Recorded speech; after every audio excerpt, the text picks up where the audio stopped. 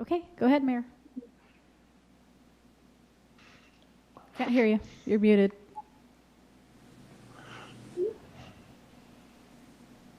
Mayor, you're on mute.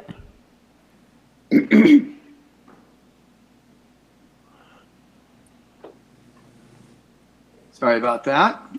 Okay, very well. Good evening. Welcome to the regularly scheduled Oxnard City Council meeting. The date is June 30th, 2020, and the City Council will be meeting in closed session prior to the beginning of the council meeting at 5 p.m. Madam City Clerk, could you take the roll, please? Councilwoman Basua. Here. Councilmember Lopez. Here. Councilman McDonald. Here. Councilmember Madrigal. Here. Councilmember Perrello. Here. Mayor Pro Tem Ramirez. I'm here. Mayor Flynn. Present. Mayor, we have a quorum, and the agenda for this meeting was posted in the City Hall kiosk on Friday, June 19th. Thank you very much. Mr. Fisher, could you read the closed session statement, please? City Council will recess to a closed session pursuant to Government Code Section 54956.9, subsection D1, to confer with its attorneys. The matter being discussed is Jose Alvarez et al. Versus City of Oxnard. Thank you very much. And Madam City Clerk, we have no speakers for the closed session item, correct? Correct. Thank you very much. So the City Council will now recess to closed session, and the regular City Council session will begin at 5 p.m. We'll see you then. Thank you.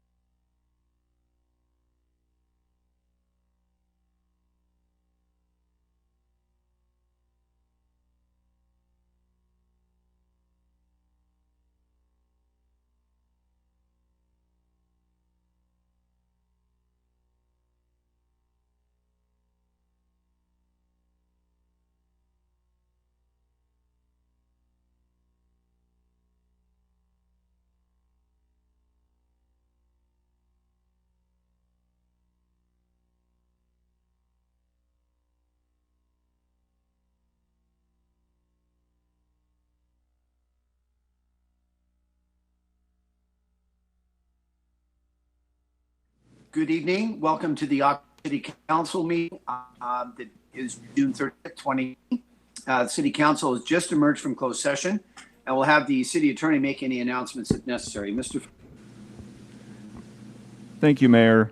The council met in closed session to confer with its attorneys on the item listed on C1 on the agenda, and did so, and there are no actions to report from closed session.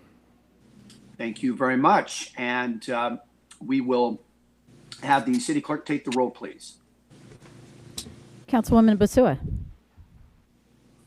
Here. Councilmember Lopez. Here.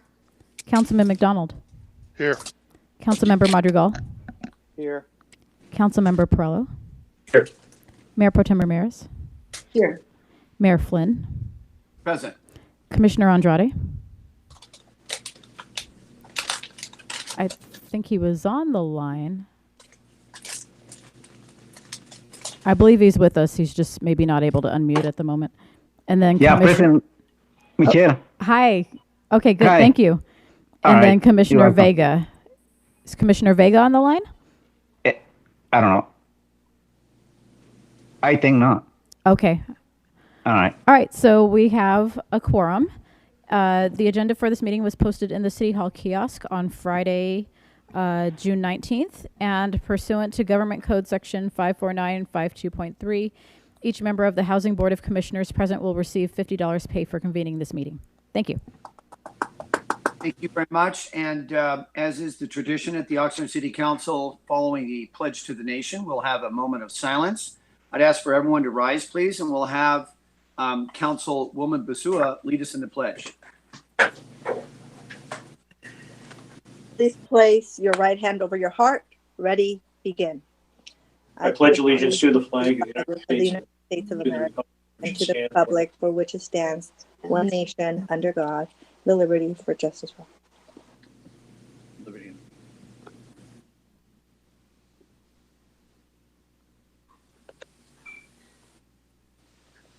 Be seated, please.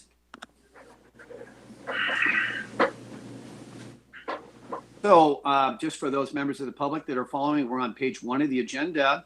And I'd just like to make a very quick announcement before we start the meeting. We have not an unprecedented number of speakers. However, one of the largest. We have close to 100 speakers this evening. Each one of those speakers will be given 2 minutes to comment on the items that they have submitted or requested to comment on. They don't have to take all 2 minutes. And I will say that because we're phoning, people are being telephoned, there will only be one attempt to reach the party. And as soon as the city clerk informs you that it's the city council meeting and that it's your turn to speak, the clock will begin. You'll be given 2 minutes, and with 30 seconds left, I will let you know that you have 30 seconds left. Exactly when the time's up, the call will just end. Your call will end. So, yes. Mayor, I just wanted to ask if you haven't already thought of that, of announcing the speakers Yeah. pretty well in advance, so they're on notice. They're going to get Yes. a call. Yeah. Thank you. Thanks. And that final point. So normally I only let the next speaker know, but I'll let the next 2 speakers know so that people know who's going to be called. Okay. Reminder to mute devices. And so, okay, thank you. So now we'll go to item E, the ceremonial item, which is subject 1. And this is a presentation of a proclamation and celebration of Pride Month. And I'll go ahead now and I'll read that proclamation. Whereas on June 28, 1969, led by leaders Marsha Johnson and Stormy De La Verrie, the LGBTQ community took a stand against brutality and began the fight for LGBTQ and rights at the Stonewall Inn in New York City. And whereas cities and towns throughout the United States commemorate the Stonewall riots each June by celebrating Pride Month. Whereas a tremendous amount of progress has been made for LGBT rights, and transgender individuals still face higher instances of hate crimes, bodily harm, and discrimination simply for being who they are. And whereas, despite these challenges, LGBTQ and people remain resilient and live in continued bravery by simply being themselves, building a community and promoting equal rights for all. Whereas LGBTQ and Oxnard residents have existed since the city's founding, and whereas many of the current residents, students, business owners within the city of Oxnard and city employees who contribute to the enrichment of our city are part of the LGBTQ community. And whereas Pride Month offers the community an opportunity to uplift and celebrate the different voices within LGBTQ and movement, including Black, Brown, Trans, Disabled, and to celebrate the work of LGBTQ and leaders and organizations who have continuously fought to create equality for all. And as a result, each generation is able to live, love, and be their most authentic self. And now, therefore, I, Tim Flynn, Mayor of the City of Oxnard, do hereby proclaim and celebrate the month of June 2020 as LGBTQ and Pride Month in the City of Oxnard, and encourage all residents to join in celebrating the culture, accomplishments, and contributions of the LGBTQ and people. The City Council encourages all residents to work to help advance the cause of equality for LGBTQ and people and their families. And I'll just close that proclamation reading with the fact that as a history teacher and resident of the City of Oxnard, the city, when it was mentioned about the coexistence of the LGBTQ community with within here in the city since its inception, there's the famous story that was noted in a recent article of the Ventura County Star about Lucy Hicks. And anyone who has knowledge, historical reference of Lucy Hicks, she was a transgender person and had become very prominent in the city of Oxnard, and is certainly part of the both accomplishments and the folklore of the city of Oxnard. And so it's very important that we point that out, in addition to just reading the resolution and, of course, those names, that right here in the city of Oxnard, we have a very famous person who was very prominent in this community about 80 years ago. So with that having been said, we'll, I believe, go on to the next agenda item. And Madam City Clerk, just to double check, we don't have any speakers on this proclamation. Is that correct? Actually, Genevieve Flores Haro is on the line and ready to speak on this Okay, item. thank you. Yes. Good evening, everyone. So this is Genevieve Flores Haro, Board President for Diversity Collective Ventura County. It's an honor to receive this proclamation on behalf of DCVC and Oxnard LGBTQ residents. So Diversity Collective is a nonprofit governed by a volunteer board of directors, and it's our mission to promote advocacy, education, mental and physical health for the LGBTQ community and those affected by HIV/AIDS in Ventura County. Since COVID-19, Diversity Collective has had to shift our work outside of COVID-19 for many LGBTQ members. LGBTQ community folks, in-person gatherings or meetings are sometimes the only affirming spaces that we have. But we at DCVC, like you, are leaning on new technologies like virtual youth groups, virtual trainings, and virtual office hours. For the last 6 years, DCVC has hosted Ventura County Pride every third weekend in August, and this year's no exception, except this year we're going virtual on August 15th, and we invite you all to participate with us. COVID-19 has changed how many of us are doing things, but it hasn't changed how proud LGBTQ Oxnard residents are, and we intend to hold space for all of our community members. Last Friday, DCVC was a proud co-organizer for a Black Lives Matter Pride March in Oxnard. And as a queer person who grew up in Oxnard, I can't describe the feeling I had marching down P Street with rainbow flags to the right and left of me, past the Carnegie Art Museum that was also decorated in rainbows. It was also powerful because it was the first time in my knowledge that we saw solidarity between Black Lives Matter and queer liberation. There is so much power in the Oxnard LGBTQ community. As the proclamation read, there is so much more work that needs to be done to support our Black trans brothers and sisters. In the month of June alone, our Pride Month, 3 trans Black women were murdered: Dominique Remy Fells, Rhea Milton, and TT Gully. We have so much more work to do. This proclamation is one step of many to be made in the march towards equity within the LGBTQ community. Let's continue to co-create a more inviting, safe Oxnard for our LGBTQ residents. I invite everyone to join us at Diversity Collective in the work that needs to be done in Ventura County and Oxnard. Thank you again for the proclamation and support, and happy Pride. Thank you very much. And Madam City Clerk, that's the only speaker. Is that correct? Yes, that's correct. Okay, very well. And now we'll proceed on the next item, which is item F on the agenda. And we're now, ladies and gentlemen, on page 2 of the agenda. And this is public comments on items not in the agenda. At this time, the legislative body will consider public comments for a maximum of 30 minutes. A person may address the legislative body only on matters not appearing on the agenda and within the subject matter jurisdiction of the legislative body. Speaker requests shall be submitted as set forth on the first page of this agenda. Based on the number of speaker requests submitted, presiding officer may impose time limits per speaker. Typically, speakers are limited to 3 minutes, but shorter times may be established as deemed necessary. The legislative body cannot enter into a detailed discussion or take any action on any items presented during public comments at this time. Such items may only be referred to the city manager for administrative action or scheduled on a subsequent agenda for discussion. Persons wishing to speak on public hearing items should do so at the time of the hearing. And so I do have a number of speakers, and I'll go ahead and call them up in the order in which their speaker cards were submitted. And let's see. So I'm just bringing that up right now. Thank you for your patience. And so the very first speaker is Lucy Cartagena, to be followed by Ray Mortimer and Henry Sapien, please.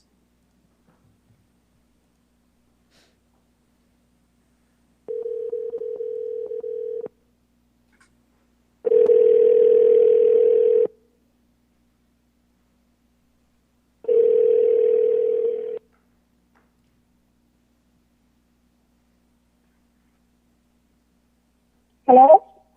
Hi, Lucy. It's Michelle from the council meeting. You have 2 minutes to speak on items not on the agenda. Please begin. Okay.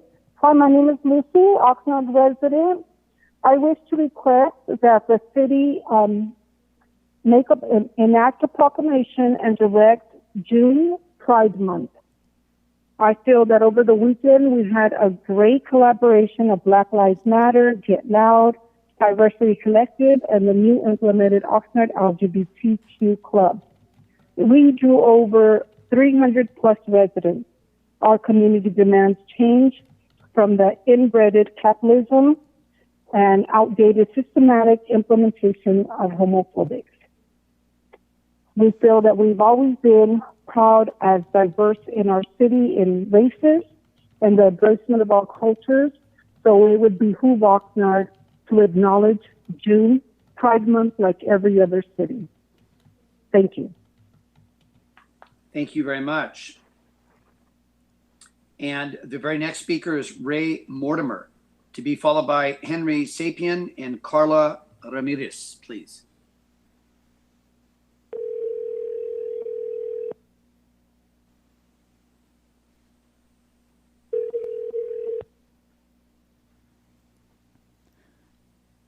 Hi, Ray. This is Michelle from the council meeting. Hello? Ray, are you on the line?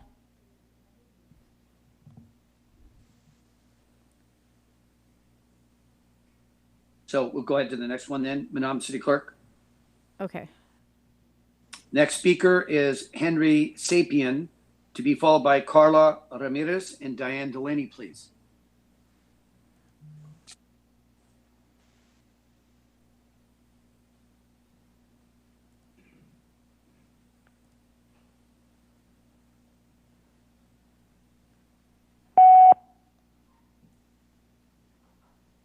Henry? Okay, it looks like it just went to voicemail. Okay, and we'll go on to the next speaker, Carla Ramirez, to be followed by Diane Delaney and Walter Hagedorn, please.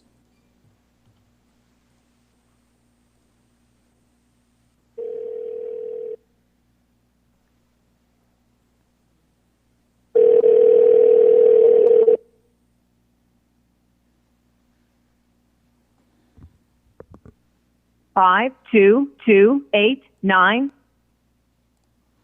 Okay, and we'll go on to the next speaker, Diane Delaney, to be followed by Walter Hagedorn and Robert Murphy.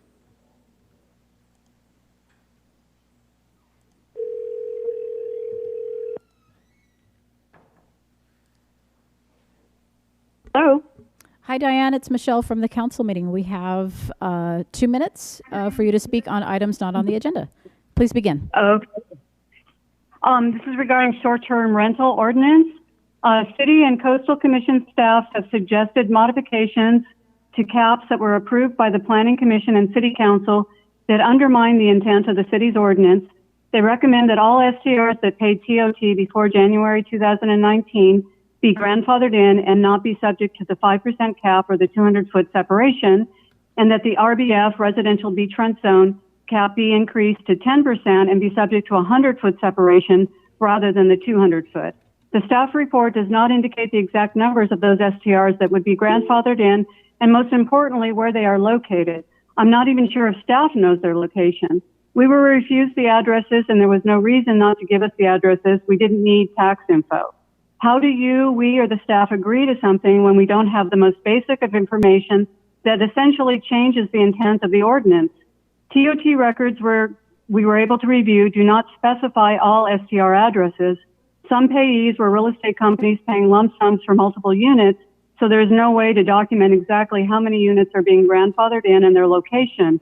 A primary purpose of the ordinance was to avoid problematic clustering of STRs. We're not happy with the increase to 10% and the 100-foot separation in the RBF. However, we can live with it, but we can't live with the grandfathering, and there's some other language that needs to be more specific. It is really improper to do these things at the last minute. Mistakes can be made. These are important issues that all of us have worked on for several years. It makes no sense to have an ordinance that protects the integrity of the neighborhood and then allow what the ordinance is meant to resolve continue on forever. Please postpone the Coastal Commission hearing and let's get this right. My understanding is the Coastal Commission staff is receptive to our changes. Thank you very much. Thank you. And now we'll go to the next speaker, which is Walter Hagedorn, to be followed by Robert Murphy and Greg Runyon, please.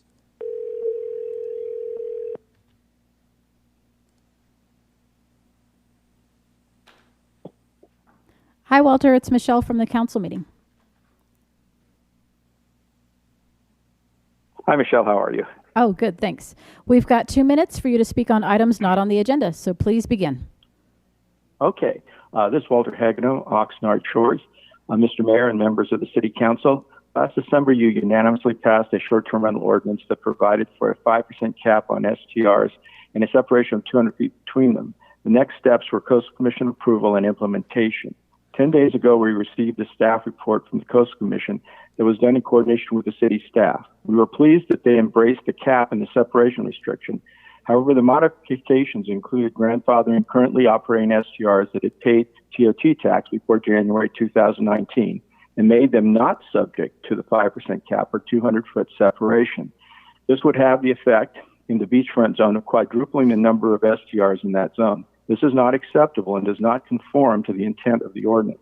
At the present time, there is no list of those who would be grandfathered in and therefore no way to know what the final solution would look like.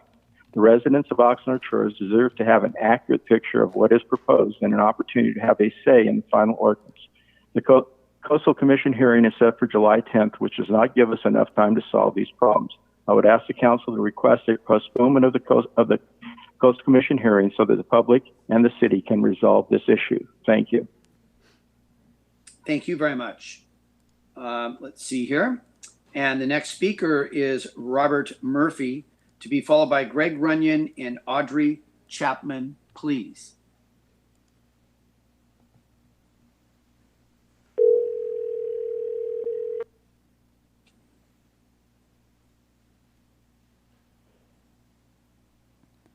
Hi, Bob. It's Michelle calling from the council meeting. Hi, good evening. Hi. You've got 2 minutes to speak on items not on the agenda. Please go ahead. Thank you. Good evening, council members. My understanding is that the staff is saying there are 15 to 16 units that will be grandfathered in.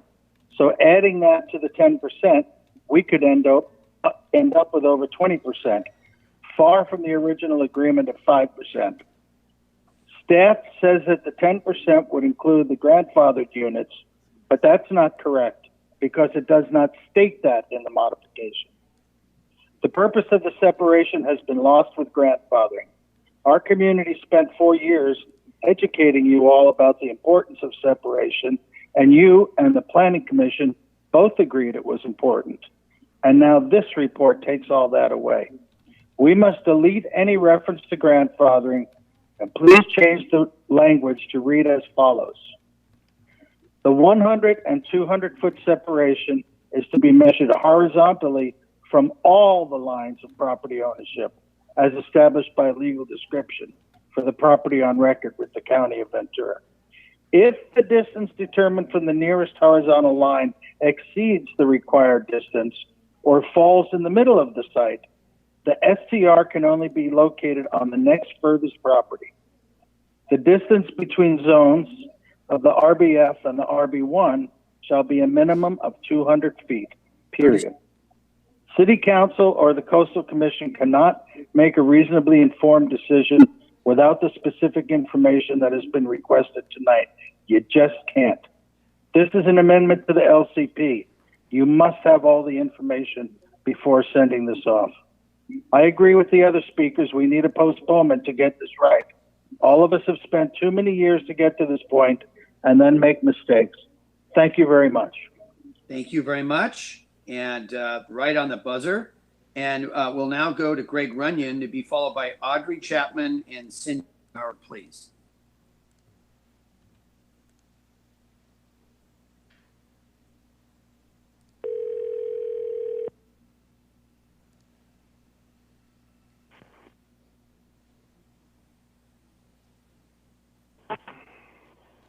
Hi, Greg. It's Hello? Michelle from the council meeting. Hi, how are you? Great. We've got 2 minutes for you to speak on items not on the agenda. Please begin. Perfect. Thank you very much. Mayor Pro Tem and council members. Sometimes I feel like a broken record because we, or at least myself, I always am talking about civility and talking with calm voices. And then in the last month, we've seen a rise in tension and a rise in anger that, though justified and though much needed in many areas, places all of us at great risk. I hope that you as council members, you as leaders in our community, and myself and others included, can begin to stand up and say the right thing in the midst of challenges instead of always going with a mob mentality. And what I'm asking and what I'm mentioning, I'm not really comfortable with because I understand that there's always blowback. But I was so impressed with our community when those that came in that began to encourage destructive behaviors were met with people saying, you know, that's not going to happen in our community. And for the most part, that was right. But now we're coming at a time where we need healing. And racism and hate and bigotry are not things that we're born with. They're things that are taught. They're things that are learned. And we all need to be at the table. 30 seconds. Our black folks, our white folks, our Hispanic folks, and any other folks that I'm forgetting. But it's going to take all of us reaching across to people that we may not have talked before and listening, learning, but that goes both ways. It goes all ways. So I hope that we all can be leaders, and I hope that we can all stand up for the truth. And pardon me for saying this, but I believe it, and I pray that God blesses America. Thank you. Thank you very much. And we really do appreciate the speakers they are staying within the time limit. So thank you. The next speaker is Audrey Chapman, to be followed by Cindy Maurer and Lawrence.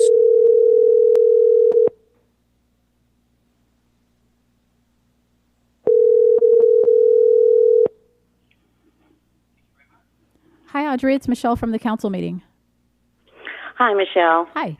You've got 2 minutes, please, to speak on items not on the agenda. Please begin. Yes, thank you. Thank you for giving me the opportunity today. My name is Audrey Chapman. I'm a licensed marriage and family therapist, and I'm a crisis response trauma counselor for law enforcement and for fire.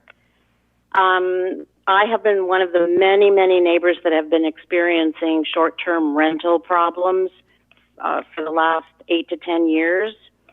I've been sending evidence and specific complaints and dates to the Coastal Commission and to many different people in government, and so I'm very interested in having our facts presented clearly. What I'm asking is that if we could postpone our participation for the Coastal Commission so that we can be fully prepared, and those of us who are interested in this concern, so that we could be fully prepared. And like I said, I have a package of videos, photos, neighbor statements, dates, times, stamped photos. I have a whole package, but I would like to have the opportunity to be able to present anything that I'm able to your committee. And so I'm asking that we can actually be postponed on the Coastal Commission agenda. Thank you very much. Thank you very much. And the very next speaker, Cindy Maurer, followed by Lawrence Paul Stein and Barbara Macri-Ortiz, please. Actually, Barbara's for the next set of speakers. Oh, next, that's correct. So Cindy Maurer to be followed.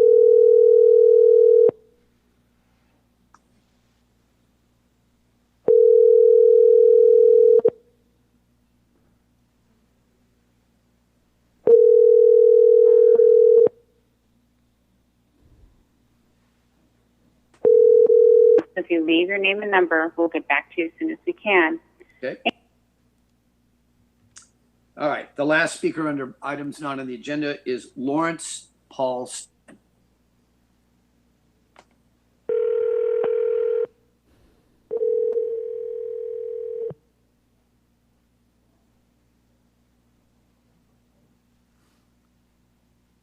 Hi, Larry. It's Michelle. Hello? Hi. You've got 2 minutes to speak on items not on the agenda. Please begin. I thought the meeting started at 6 o'clock. Do you want your 2 minutes? If so, you need to go now. All right, I'll go now. This is Larry Stein. I'm concerned about several issues. I'd like to know how much money and when the water meters for individual properties will be fixed. Last summer, City Council told me and City staff told me that the Park Master Plan would be ready in the fall. The fall staff indicated the Park Master Plan would be available in the wintertime. In the wintertime, the Park Master Plan staff indicated the Park Master Plan would be available in the spring. In the spring, I was told the Park Master Plan would be available in the summer. There seems to be a pattern here. Every 3 months, they kick back the Park Master Plan the next 3 months. This is wrong. Tell us the truth. Stop hiding the Park Master Plan from the public. When will 14,000 acre feet of Great Water be available to the public? When will 7,000 acre feet of Great Water be available to the public? I'm asking these questions without getting any answers. The city manager was asked questions, and he took him 2 to 3 weeks to respond to questions, the questions I was allowed to ask. Again, what's happening to water meters? How come not being fixed? How come we're not seeing a Park Master Plan?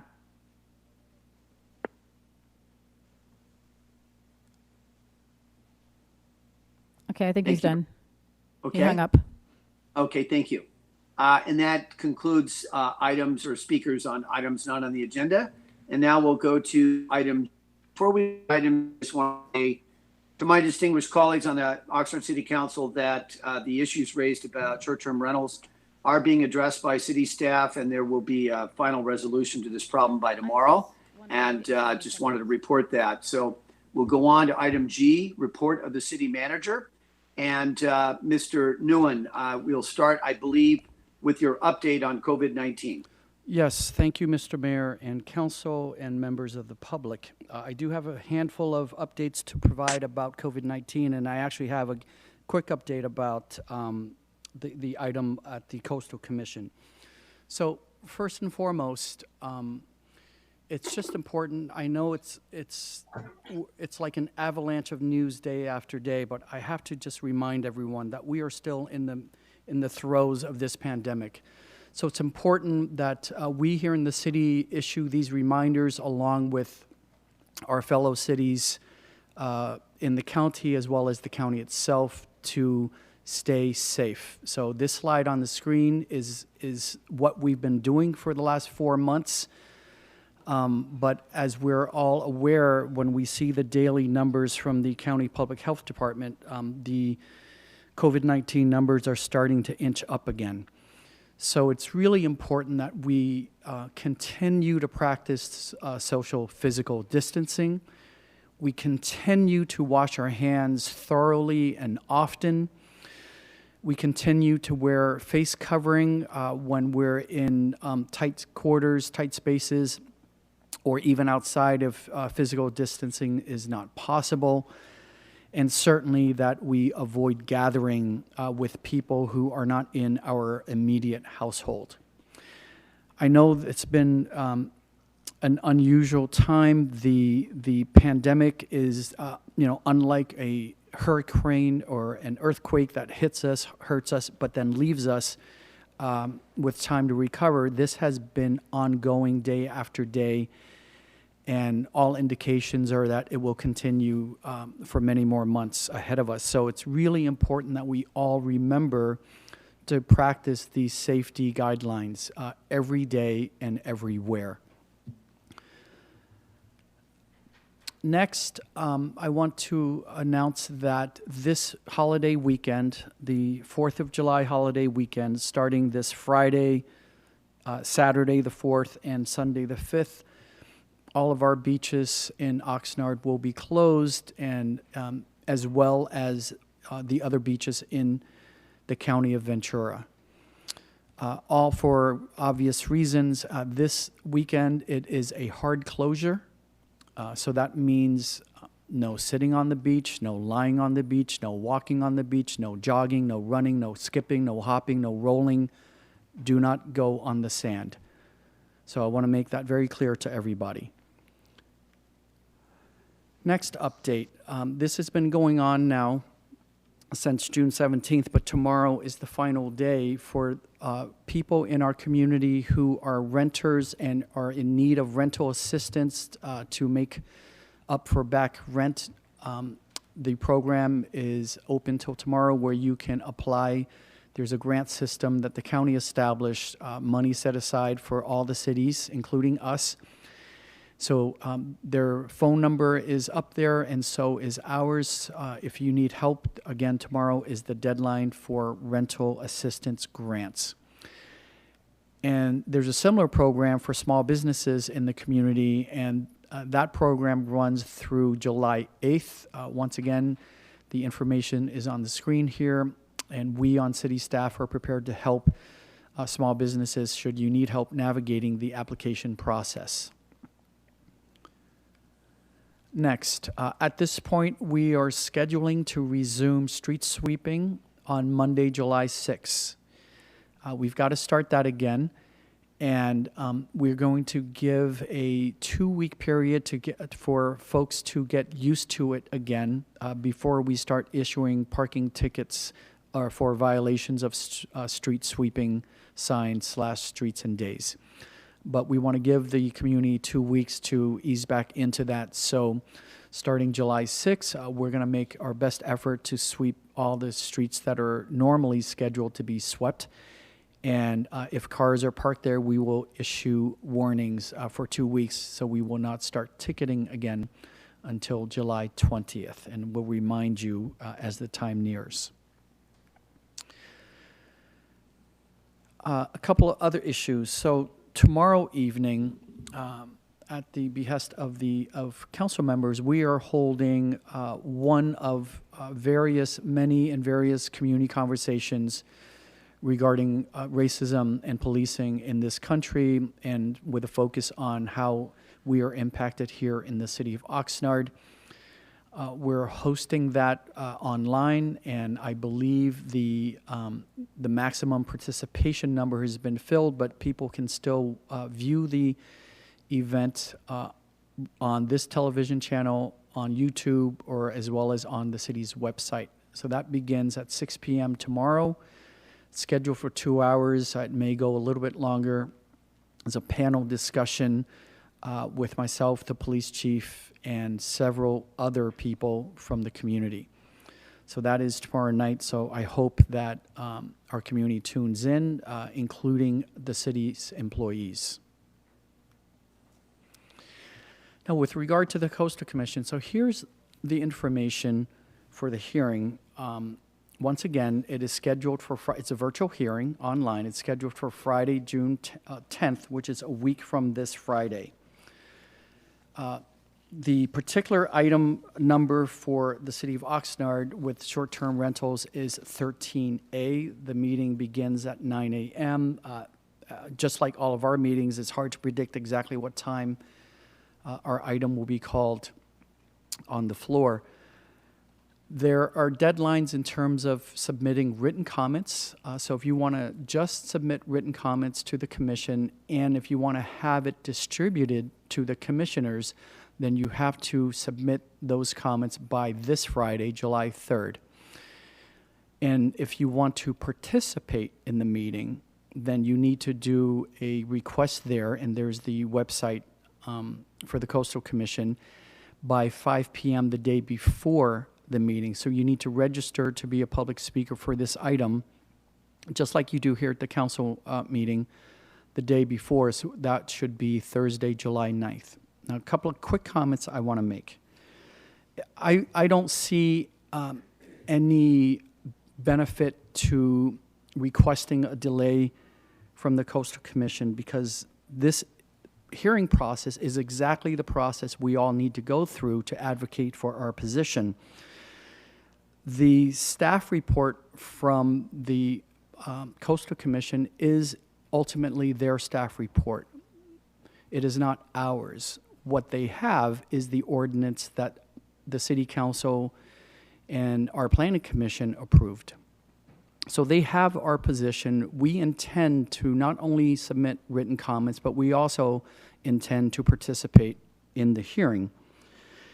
And if the Coastal Commission does make any amendments to our ordinance, then it comes back to us.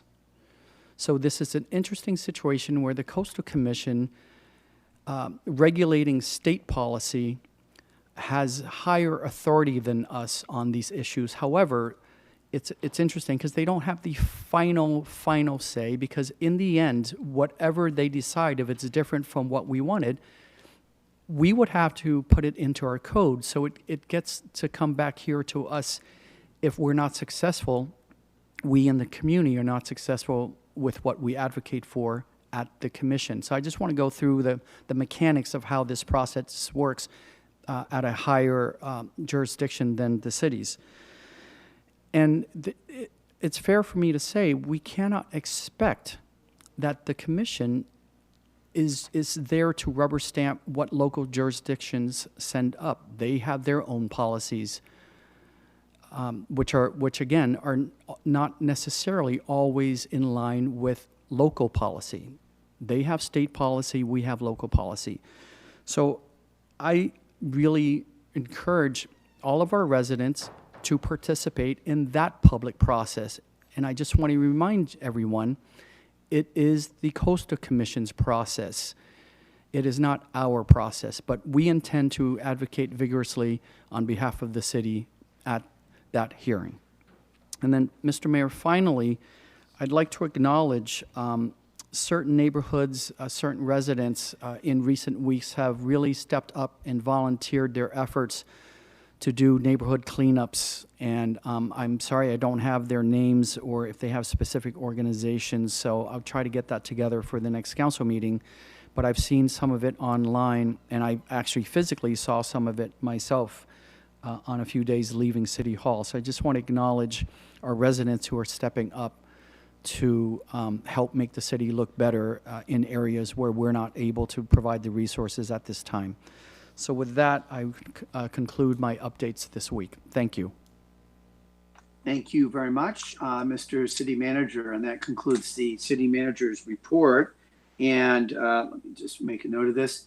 And then now we'll go to City Council business, which is item H on the agenda. And the very first item is the subject under the city manager's department.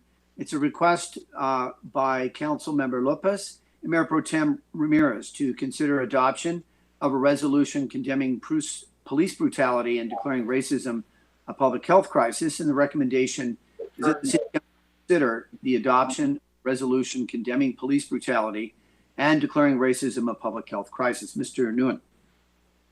Thank you, Mr. Mayor. I think, given the nature of our online meetings, I think it might be easiest if I, because it is a brief resolution, if I can just read the draft that we have here, and then perhaps you can work with the council to go around and see if there are any edits or changes that anyone wishes to make, or any other direction that council members would like to take. Is that okay? Yes. Okay. So here is the draft of the proposed resolution, and it reads, a resolution of the City Council of the City of Oxnard condemning police brutality and declaring racism a public health crisis. Whereas the City Council of the City of Oxnard holds the humanity and precious lives of Ahmaud Arbery, Breonna Taylor, and George Floyd, and all victims of racism in our hearts. Whereas racism has been a historically negative part of American history, and communities of color, including Black people, have suffered because of it for generations. Whereas the struggles of Black people have been highlighted most recently by the alarming findings that Black Americans are dying from COVID-19 at a much higher rate compared to white Americans, in part due to long-standing unaddressed health disparities, as well as systematic racism and other socioeconomic inequities. Whereas the negative repercussions of historical racism, including but not limited to Jim Crow laws, discriminatory lending practices of the 20th century known as redlining, and the current limitations and access to healthy, nutritious food have lowered educational, employment, and housing opportunities, increased rates of lead poisoning, limited access to clean water, and created other negative environmental impacts, increased rates of infant mortality, and reduced the life expectancy of people of color. Whereas the Centers for Disease Control and Prevention has found that the average life expectancy of Black people is 4 years lower than that of white people. Whereas the racism that permeates American society has historically resulted in harm to people of color, particularly Black people, including incidents of excessive force by police. Whereas there is a correlation between poor police and community relations and corresponding levels of excessive force used by police. Whereas there is a continuing pattern of disparate treatment of people of color, especially Black people, across the country throughout the criminal justice system, beginning with initial police contacts and continuing through prosecutorial decisions, jury verdicts, sentencing guidelines, and custody and post-custody determinations. Whereas the use of excessive force by police across the country has robbed communities of color, especially the Black community, of precious lives and has inflicted intergenerational harm and trauma.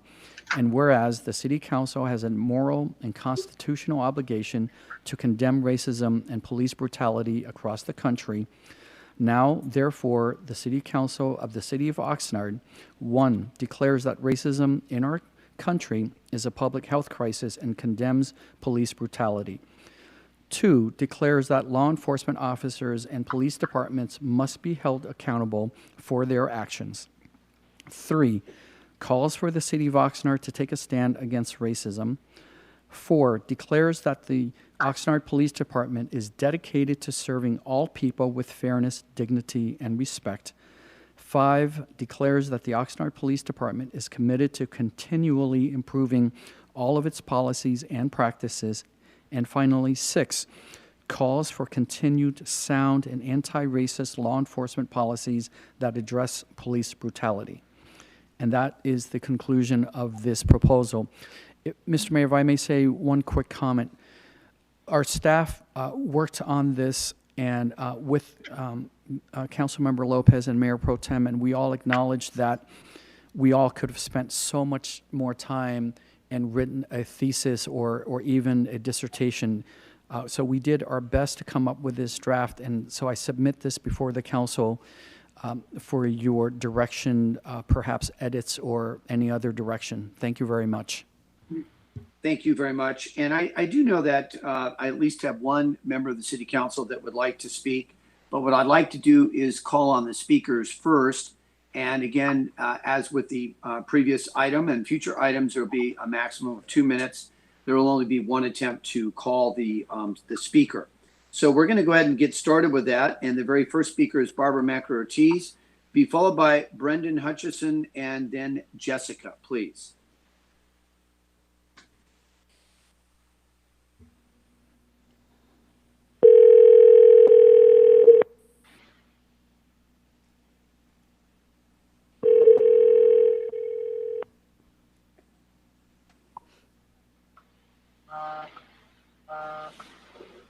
Hi, Barbara. It's Michelle from the council meeting. Yeah, I got to figure out how to mute this because of my system. Okay. We've got 2 minutes, and we're on the item, the resolution condemning police brutality and racism. Okay. Please right. begin. Okay. This is Barbara Macri Ortiz, Mayor Flynn, Mayor Pro Tem Ramirez, and council members. I absolutely support this resolution condemning police brutality and declaring racism to be a public health crisis. First, I absolutely agree that racism is a public health crisis. The COVID pandemic has exposed the dramatic effects that racism has had on the physical, mental, and economic health of our brothers and sisters who are members of the African American community and other peoples of color in our community. Second, I think it is important to recognize that this resolution does not and should not in any way impugn the leadership of Chief Whitney and the good men and women who have been serving today in our police department. Under the tenure of Chief Whitney, I believe that we have made great strides forward to improve the quality of our policing and particularly community-based policing. That said, historically, the Oxnard community suffers from a legacy of police brutality and treatment of some of our residents and communities as if they were subjects to be held down. During the tenure of Chief Art Lopez, our community was used and abused so he could make a name for himself as the guru for gang injunctions. Our community and many of our young people of color were disrespected and brutalized as we saw our police department take on a military persona. I will never forget being physically shaken while eating dinner at the Hunan Garden. I was gazing out the window only to see a military vehicle on Oxnard Boulevard that was hovering over a peaceful march of predominantly young people of color protesting police brutality and oppression that the community was experiencing under the gang injunction. This vehicle resembled a tank with wheels instead of tracks. I was frightened, and I have not been able to erase that image from my mind many years later. This resolution would begin the dialogue with this community that this community must have on this subject. Furthermore, it is time to end the gang injunction so our community can truly heal and move forward. Thank you. Thank you very much. All right. And the very next speaker is Brendan Hutchison, to be followed by Jessica and then Raul, please.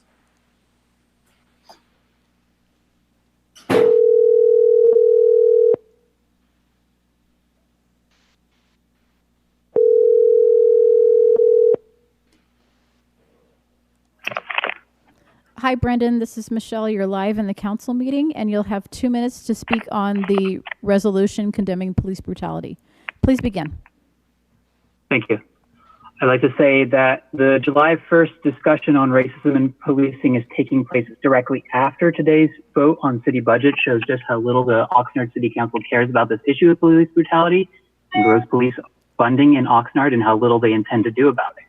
44% of Oxnard's general fund is poured into Oxnard Police. Time for you to do your job and make OPD learn to share. We, your community, have been breaking our voices on this issue. We have marched, we have tried to get your attention, we've been loud in our call to defund the Oxnard Police. All you have done is stall. I feel more politically represented by the clear-spoken youth of the city advocating for police defunding than a city council that will only play the waiting game, hoping our voices will die down so they can do their job as little as possible. Stop waiting, stop coasting. Don't tell us you hear us without responding directly to our demands. Don't pretend you care when you continue to neglect the most needy parts of your community, schools, your unhoused citizens whose funding you keep pumping into a bloated police force. Your flagrant apathy and inaction is costing your community too much. Thank you. I yield my time. Thank you very much. And I appreciate the timeliness of the comments and adhering to the time schedule. Next speaker is Jessica, to be followed by Raul and John Caravello, please.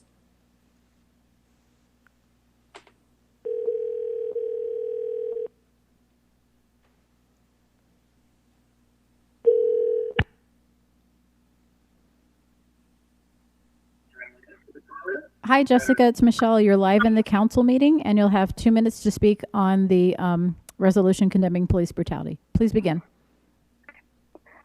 Hello, my name is Jessica Aragon, and I am here to request that the city redirect funds allotted to the police department to community efforts that provide recreational opportunities, educational activities, and support services. I urge you to invest resources that will benefit the community, especially those that identify as Black, Indigenous, and people of color.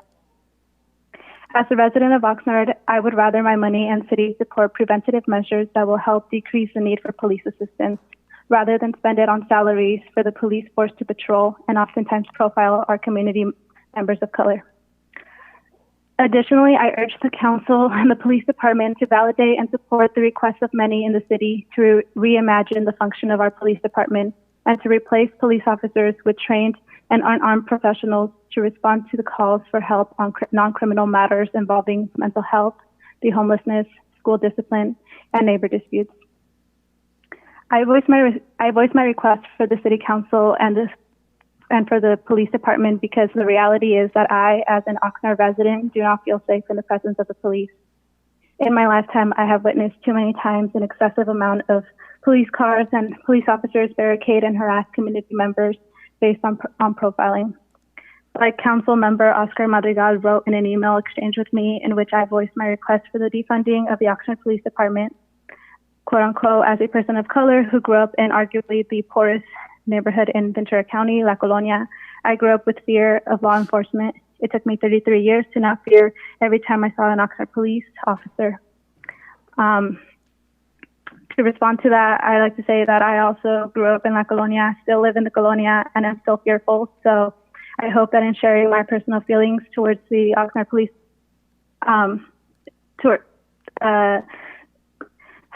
Thank you. Sorry, let me rephrase. Thank you very much. Thank you. Thank you very much. And the very next speaker is Raul, to be followed by John Caravello and George Miller, please.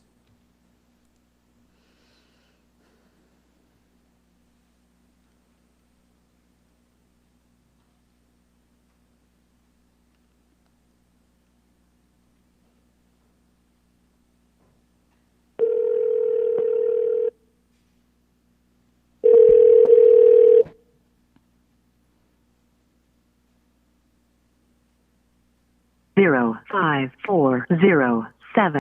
Okay. And now we'll go to John Caravello, to be followed by George Miller and Larry Barbarain, please.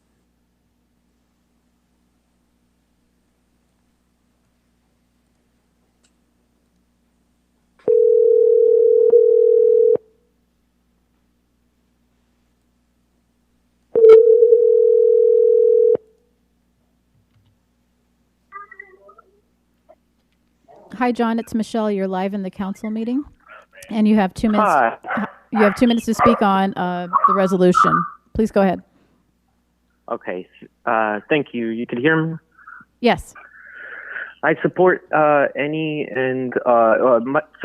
is John Caravello, and I live in District 3 of Ventura. I support any and all demands in line with the Black Lives Matter movement to reallocate funds from the police department to any projects that serve this community, be it related to real affordable housing, access to mental health practitioners, a community-controlled oversight board of the decisions made by law enforcement agencies in the city, and especially that the board formally condemn police brutality and declare racism a public health crisis. Institutional racism is an institutional plague. Oxnard cannot simply say that police brutality and racist policing does not happen here.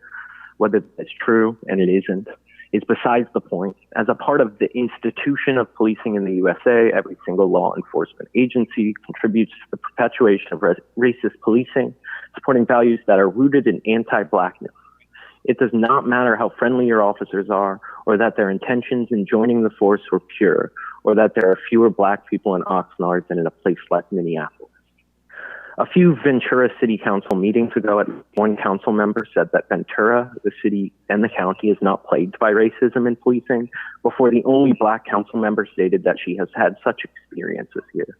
At their most recent meeting last night, the council member spoke about that experience before expressing that she felt afraid to report it. I implore the members of this board who are allies or participants of the movement sweeping the nation right now to show up for her in whatever way possible. Oxnard cannot transform without the help of its neighboring cities. This movement is a movement to de-entrench ourselves from anti-blackness, to uproot ourselves from the ground shaped and upheld by white supremacist values. A budget is a statement of values. If you declare racism a public health emergency, Up, sir. Thank you very much. All right, and the next speaker is George Miller, to be followed by Larry Barberin, please.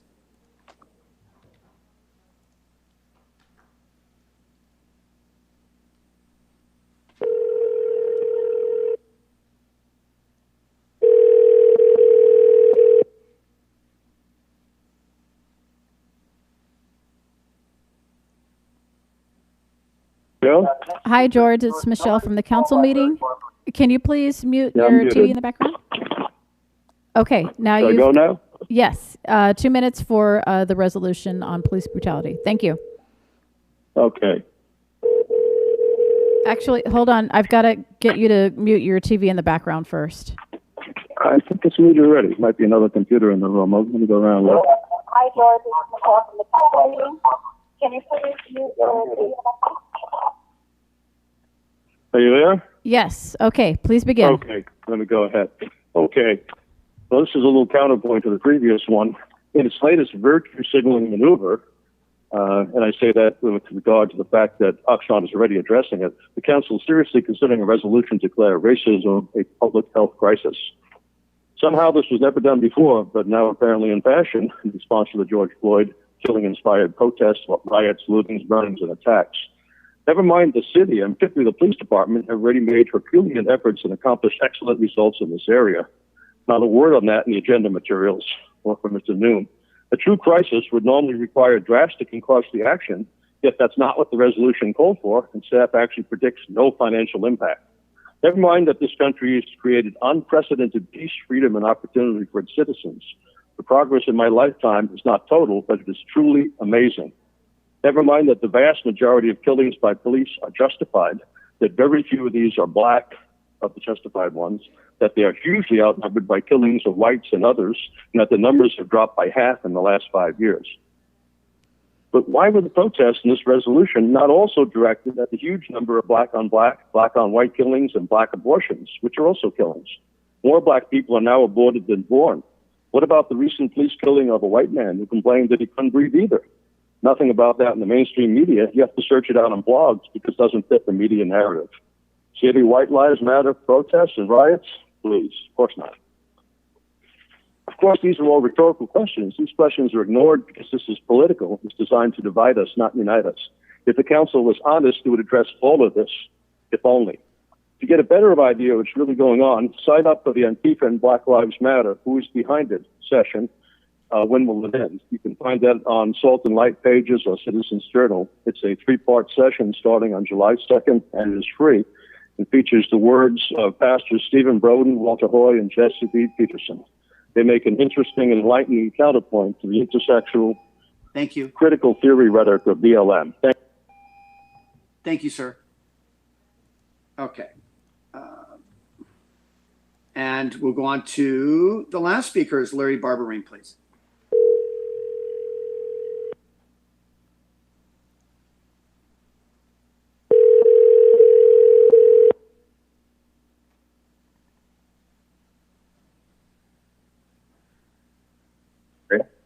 Hi, Larry. It's Michelle from the council meeting. You've got 2 minutes to speak on the resolution condemning police brutality. Please begin. Thank you, and happy Independence Day coming to all in this imperfect but freest nation on earth. And the resolution states, or implies at least, racism and police brutality are evil. But so is, I think, in reading this, the broad brush that this implies, over police in general, for you to do a resolution, and racism being termed a public health crisis. I think the real epidemic is that 70% of black kids grow up without a father, and Latinos and we whites are catching up with that. That's a huge marker for those who grow up to commit violent crime and so forth. 70% of people in prison of all different colors are violent criminals in prison or grew up without a father. This is it's interesting that the self-described Marxists who started Black Lives Matter, not the good phrase, that's a good phrase, but those that started the group, self-described Marxists, wanted to get rid of the nuclear family, which is what we really need. We need fathers, and we need to get back to morals. That's the real crisis. It's not color that's the reason for 270 times more black people killing black people than police killing blacks, as stated by Bob Woodson, who happens to be black, head of the Neighborhood Enterprise Group. And 18 times more black people kill police than police kill unarmed black folks, according to Heather McDonald. Manhattan Institute studies this for years. And more homicides are due to police in the white and Latino population than in blacks. And if this were such I just don't like the paintbrush of things. I think, with the laws, getting rid of Jim Crow, getting rid of a lot of... Okay, your time has expired. Thank you. Yeah. Time's up. Thank you. Okay, that concludes the remarks, and I will take the council member comments or requests to speak according to their when they made the request. So, very first one is Councilman McDonald, to be followed by Mayor Pro Tem, to be followed by Councilmember Lopez. Thank you, Mr. Mayor. At first blush, I thought this resolution kind of excluded some of the segments of our community, but I've gone through it a second time. But I want to make sure that if we move forward with something like this, which I don't have any particular heartburn over, that we make sure that we include all elements of our community in this, so that no one gets left unprotected or exposed to this type of terrible behavior. And I know a lot of the folks in this community. I would hope that racism would be gone. So I think this is a good thing to move forward with, but it has to include everyone, that everyone is treated in an equal fashion. Thank you. Thank you very much. Mayor Pro Tem. Thank you, and thank you to my colleagues for considering this. I very firmly believe that our city needs to make a statement like many other cities in our country. And it's my understanding that the resolution, which some people would like in a different way or stronger, and I do have a couple of very simple edits that I would like to propose. We've seen this on television, what's happened, and it has continued to happen. And the focus right now is on Black lives. And there are a lot of problems in our entire country related to poverty, historical and institutional racism, starting with how our country was founded. We just simply have to learn our history, maybe forgive, but don't forget, and try to take the actions that will heal some of this. And there's just too much to comment on, and some of the comments that people made. I understand that I really appreciated Chief Whitney's statement that he made early on, that the kind of behavior that was witnessed with the killing of George Floyd was appalling, unacceptable. Our police will not engage in that. We've had our problems in the past, but we go forward. And we have to learn our history. Our history of this country started with the removal of Native people. who initially, I think, sometimes welcomed European colonists, and then found themselves displaced and killed. Black African American people came here as unwilling people who supported their masters with their labor that was uncompensated, and sometimes they were paid with torture and the destruction of their families. And these wounds have not been healed. So it has come to the fore, and I really want our city to be an example of taking a good look at ourselves, and not just about policing in our city or elsewhere, which has been some terrible examples, but in what is going on with poverty. We know that COVID is striking African American people very hard, as well as the Latino community. We have this example of a farm workers really being hit in our community. But today I want to ask that we adopt this resolution with a couple of changes that I'd like to propose that were proposed by my African American friends from this community. And I'd like to say what they are at this point, and then we could have a conversation about it.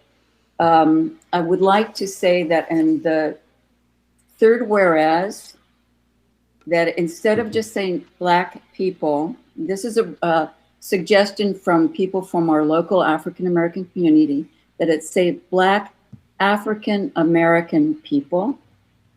And then the fourth paragraph where it says the negative repercussions of historical racism, that we start with not Jim Crow, but slavery, the original sin.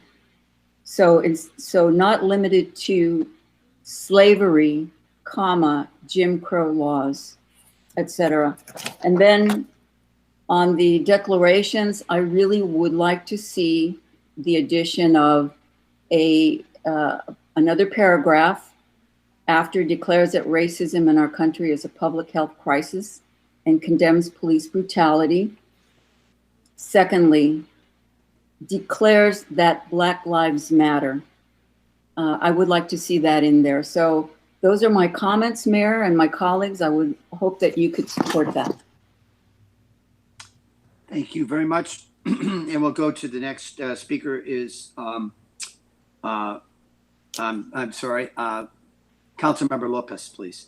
I might have gotten the order wrong with that, and Councilman Madrigal. Councilmember Lopez is next, please.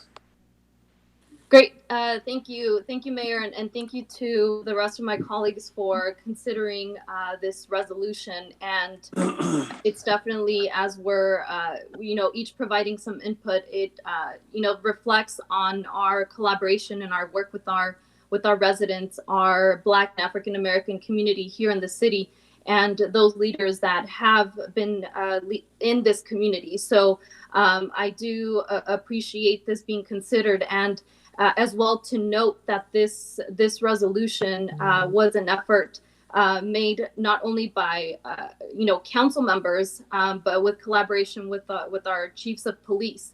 And we are all in this together, and we have to work together to make some meaningful change.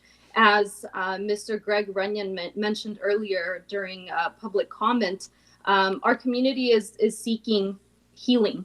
And I believe this is one step towards that, to recognize the injustices and the racism that does exist and continues to exist. So I do have, one addition under the declarations that I too would like to make an addition if the rest of our council is in agreement.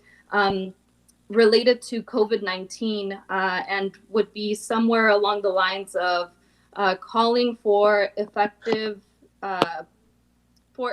public health intervention, including the targeting of resources to racially segregated communities to mitigate the threat of COVID-19 on the lives and well-being of those at greater risk.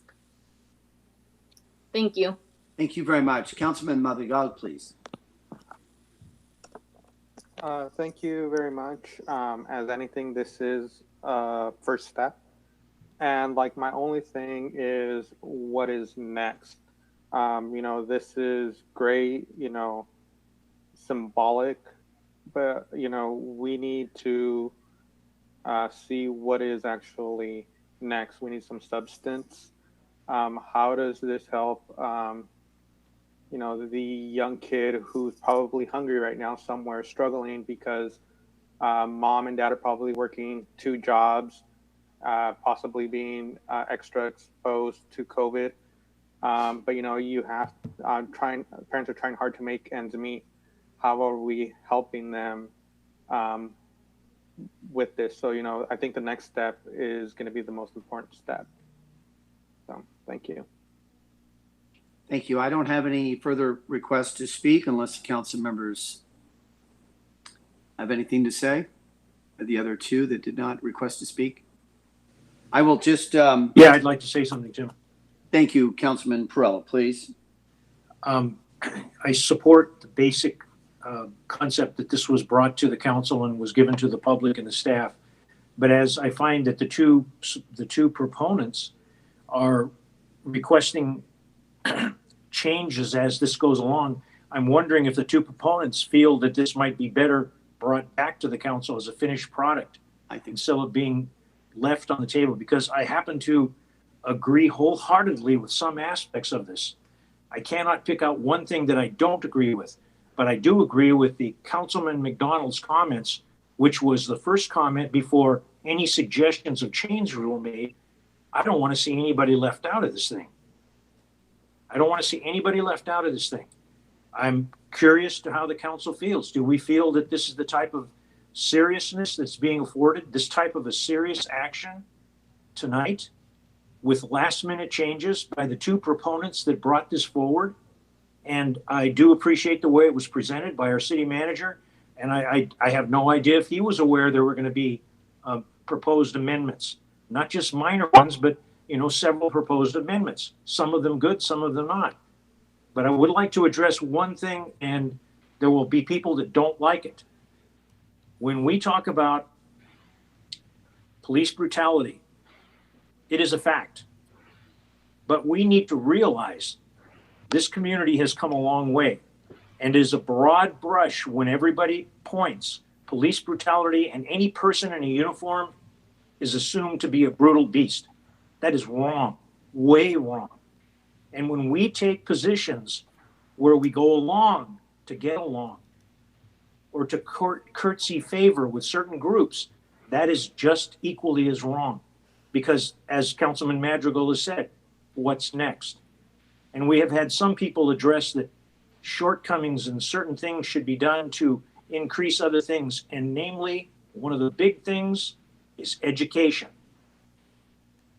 I wonder how many people realize the city of Oxnard is not involved in the education business. And that's the schools.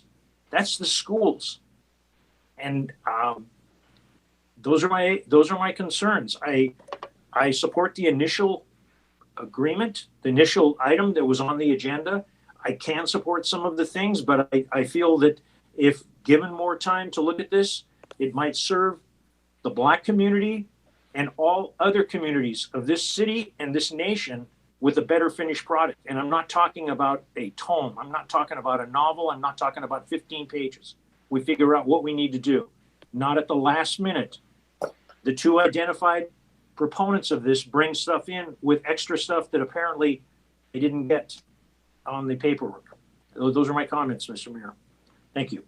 Thank you very much. And I'll call now on Councilwoman Basua, please. Thank you, Mayor, and thank you to my fellow council members for all their input. I totally agree with this resolution, even with the changes they want to make, but I think it needs a little bit more substance. I think Councilmember McDonald is correct. It needs to be inclusive. It needs to include everybody as a whole. And also, Councilmember Madrigal brought up a good point. Where do we see this going as far as the council is concerned? Are we planning on putting in some funds in order to be able to move the community forward? I mean, or is this just going to be a resolution that's going to sit somewhere? I would also like to see some action taken along with this resolution in some monetary way as far as how it is that we're going to start moving forward. And those are my comments. Thank you, Mayor. Thank you very much. And I believe all the council members have been allowed to speak, and I just want to call once again on Mayor Pro Tem. Mayor Pro Tem.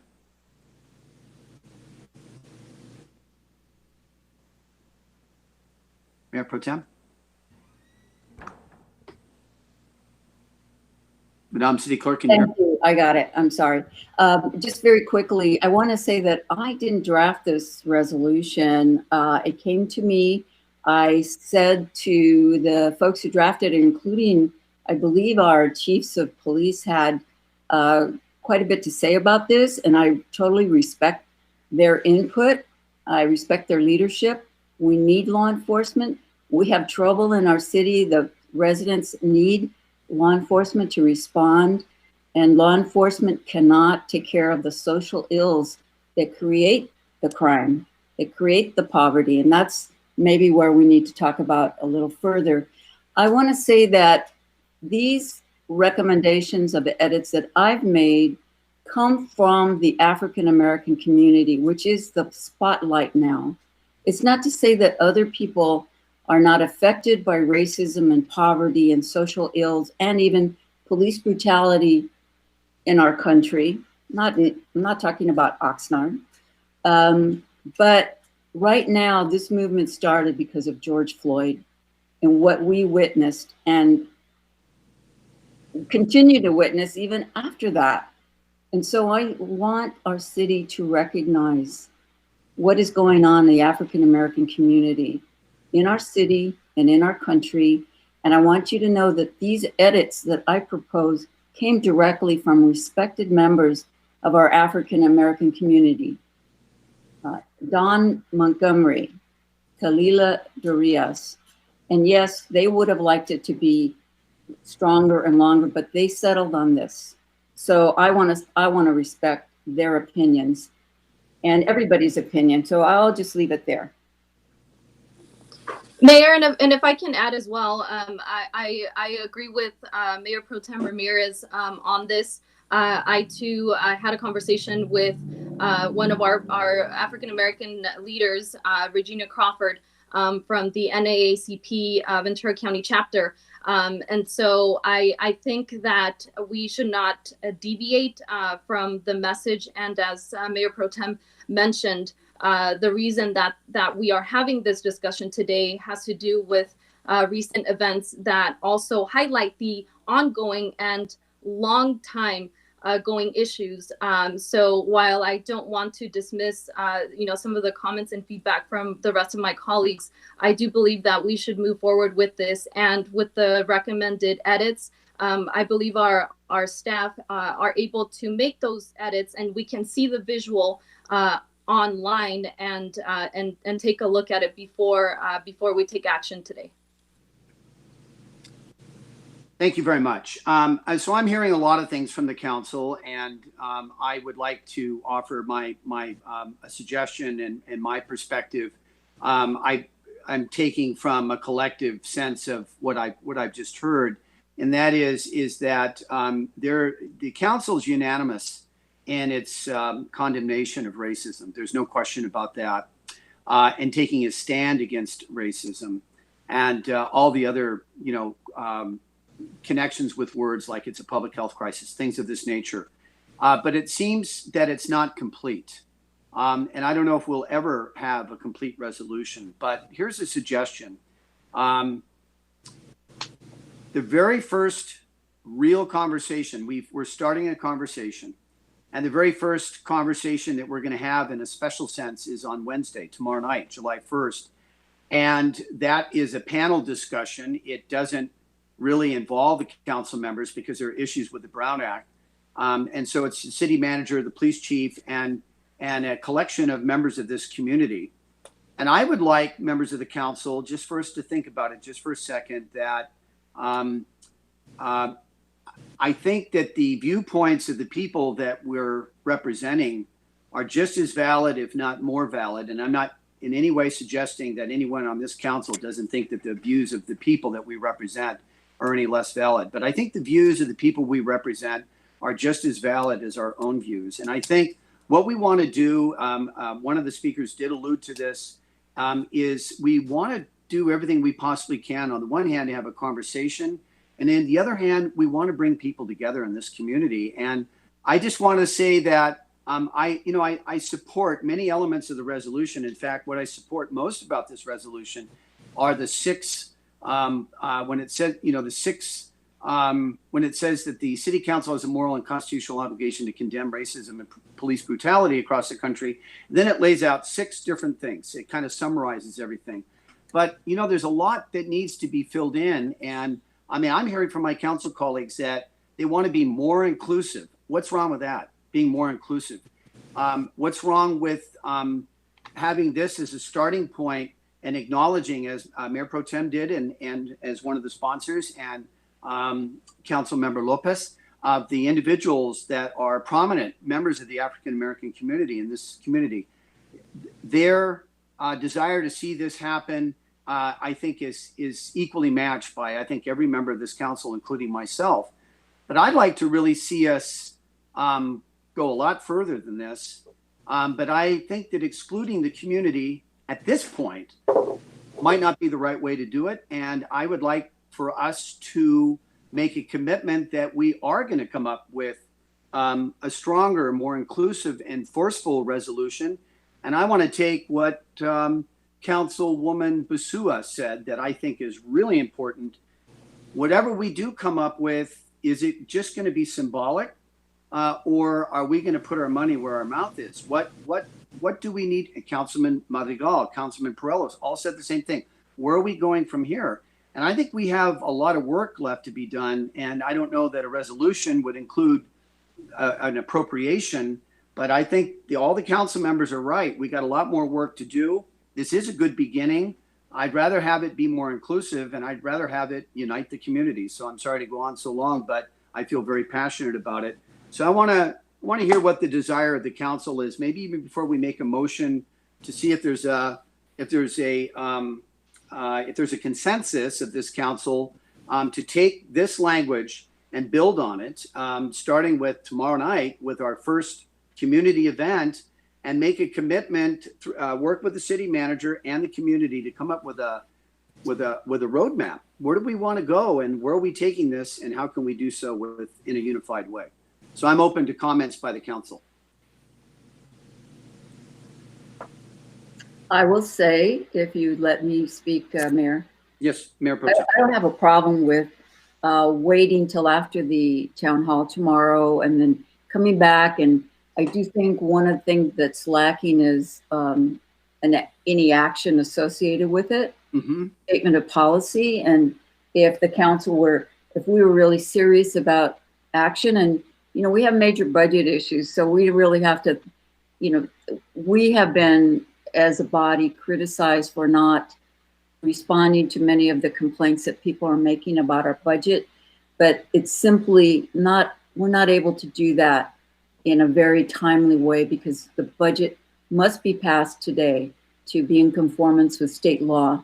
And I would love it if we could take a look at our budget and see if there is any way that we could accomplish some of the things that have been suggested.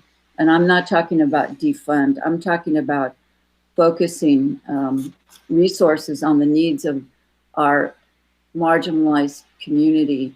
But those, as you mentioned, or Councilman Perrella mentioned, those are areas that are funded by other entities like the school district, like the county for health.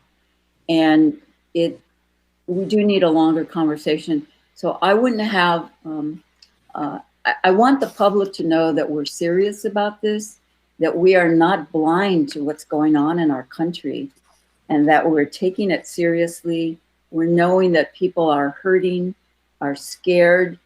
They're scared for their children when they go out in public, what might happen to them. We see it every day on the news. Maybe not in our city, but it's happening. And I want us to be cognizant of this historic moment that we're in. So I don't have a problem putting it off for a little while so we can get more community input. Okay. Mayor. Mr. Mayor, may I? Mayor. Yes. Oh, hold on one second. Mr. City Manager. Oh, no, go ahead. I'd like to try to add some value here, but I'd like to wait until the council members speak. Okay, very well. Let's. I don't want to, members of the council, very quickly, just because of the amount of speakers we have, the issues we have before us, there's always this challenge, right? That we want to be, we want to act, and we want to act decisively. I would just ask if council members have comments to make, limit it to a minute. Let's come to a consensus. Let's go forward. So who? Let me just start with. I want to be fair about it. So let's go to Councilman McDonald. Councilman McDonald, what would you like to see? I have no other comments at this time. Okay. Let's go to Councilman Perillo. Councilman Perillo, what would you like to see happen? I do not want the community to think that we're blowing this off. This is a very serious matter. I am not blowing this off. Black lives do matter. But the issue is I don't feel that with some of the things that have been brought up and the changes, I do not belittle them, but I think it would be a little better product that more people could feel buy-in if we took a little more time. And Okay. I believe that we need to put a time frame on what that time, not kicking the can down the road. We're very fortunate that we have current policy in the city of Washington. We get these things almost 2 weeks in advance, almost 11 days we've had this. So a short period of time to figure this thing out, go through the meeting tomorrow. But I do not want people to perceive that I'm against this or that any member of this council is against this. I think we can do a better job. Thank you. That's all. Okay, and why don't we go next to Councilman Madrigal? Mayor Pro Tem has made herself clear. You made yourself clear about it. And then we'll go next to Councilman Madrigal. Councilman Madrigal, what would you like to see happen? We need to approve it today. This is kind of absurd that we can't pass a simple resolution. I understand that, we all have different concerns, mine being the next step, but if we can't pass this, then we are blowing it off. So, at the end of the day, it's something simple. It is symbolic. But if we can't even pass it, then, then there's something wrong. Okay, and let's go next to Councilmember Lopez. Thank you. I follow in my previous comments. This resolution is our way to committing to our community that we are going to look at what next steps we can take.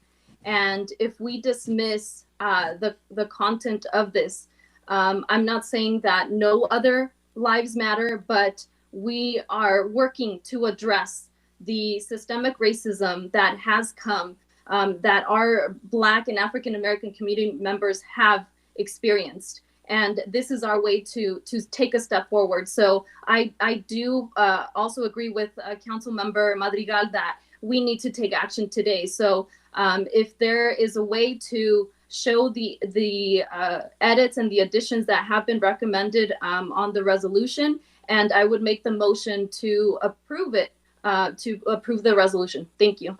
Okay, so we do have a motion, and I'll second that. Okay. So, and then let's go to Councilwoman Basua. And what would you like to see, Councilwoman Basua? I agree with my colleagues. We need to be able to go ahead and pass this forward, but I think we should also do it in a way where we're not going to forget that it's sitting somewhere. We should ask that we continue to work on this resolution to improve it, and also figure out a way how we as a council member, as a city, how are we going to be able to be engaging with our community to assure that what is in this resolution is brought forward to our city. So I guess I'm going to recommend that we do approve the resolution, but then also put a time frame to come back and to continue to have this discussion on how we as a city are going to move forward with this. Okay. All right. We have, Madam City Clerk, a motion by Councilmember Lopez and a second by Mayor Pro Tem. The vote, please. Question, Mayor. Is that with the amendments or without the amendments? With the amendments. Amendments. Mayor Pro Tem Ramirez, Yes. Councilmember Perrello, I still stand by my guns, but I will support this because I believe we need a united front on this, and I believe we could have done a better job, but I will support this. Councilwoman Basua, Aye. Councilmember Madrigal, Aye. Councilmember Lopez, Yes. Councilman McDonald, Yes. Mayor Flynn. Aye. The motion to approve with amendments carries 7-0. Thank Very well. All right. So, and now we're going to go to, let me just write this down. Okay. Now we're going to proceed on the agenda, and we are going to go to council member comments. And I just want to say to my distinguished colleagues that that issue kind of took a little bit more than what we had budgeted. If we could try to be very terse with this, I would really appreciate it. And I would ask, well, anyway, let's just go ahead with the council member comments. Mayor Pro Tem. Thank you. I'm glad we got that straightened out from City Manager Nguyen about the short-term rental issue. It is going to come back to the city for review. So I think that we're going to get more news tomorrow, I understand, from City Manager. So that's good. It's a major concern. There's going to be, there's an effort to do antibody testing, particularly in South Oxnard. I hope that the city can post it. It actually has been posted on the city website. It's very important for people to find out if they've been exposed and maybe now are protected. And that gives us more information about where the virus is in our community. I'm very glad we did the Pride Declaration. It comes on the heels of the U.S. Supreme Court finding that companies cannot discriminate against people in that community. We've come a ways. We have a long ways to go, and I appreciated Genevieve Flores-Haro's comments today. And we've been a little bit criticized by some members of the community for not having meetings go back to normal with the public there. And I just want to say we are now experiencing a rising number of virus cases. We have to keep our staff safe, the public safe. And there isn't a way to do these meetings, I think, that is safe enough for our small staff, our council, and our public to go about going back to normal. So please, everybody, be careful. Our hospitals everywhere are getting overwhelmed. People are getting sick.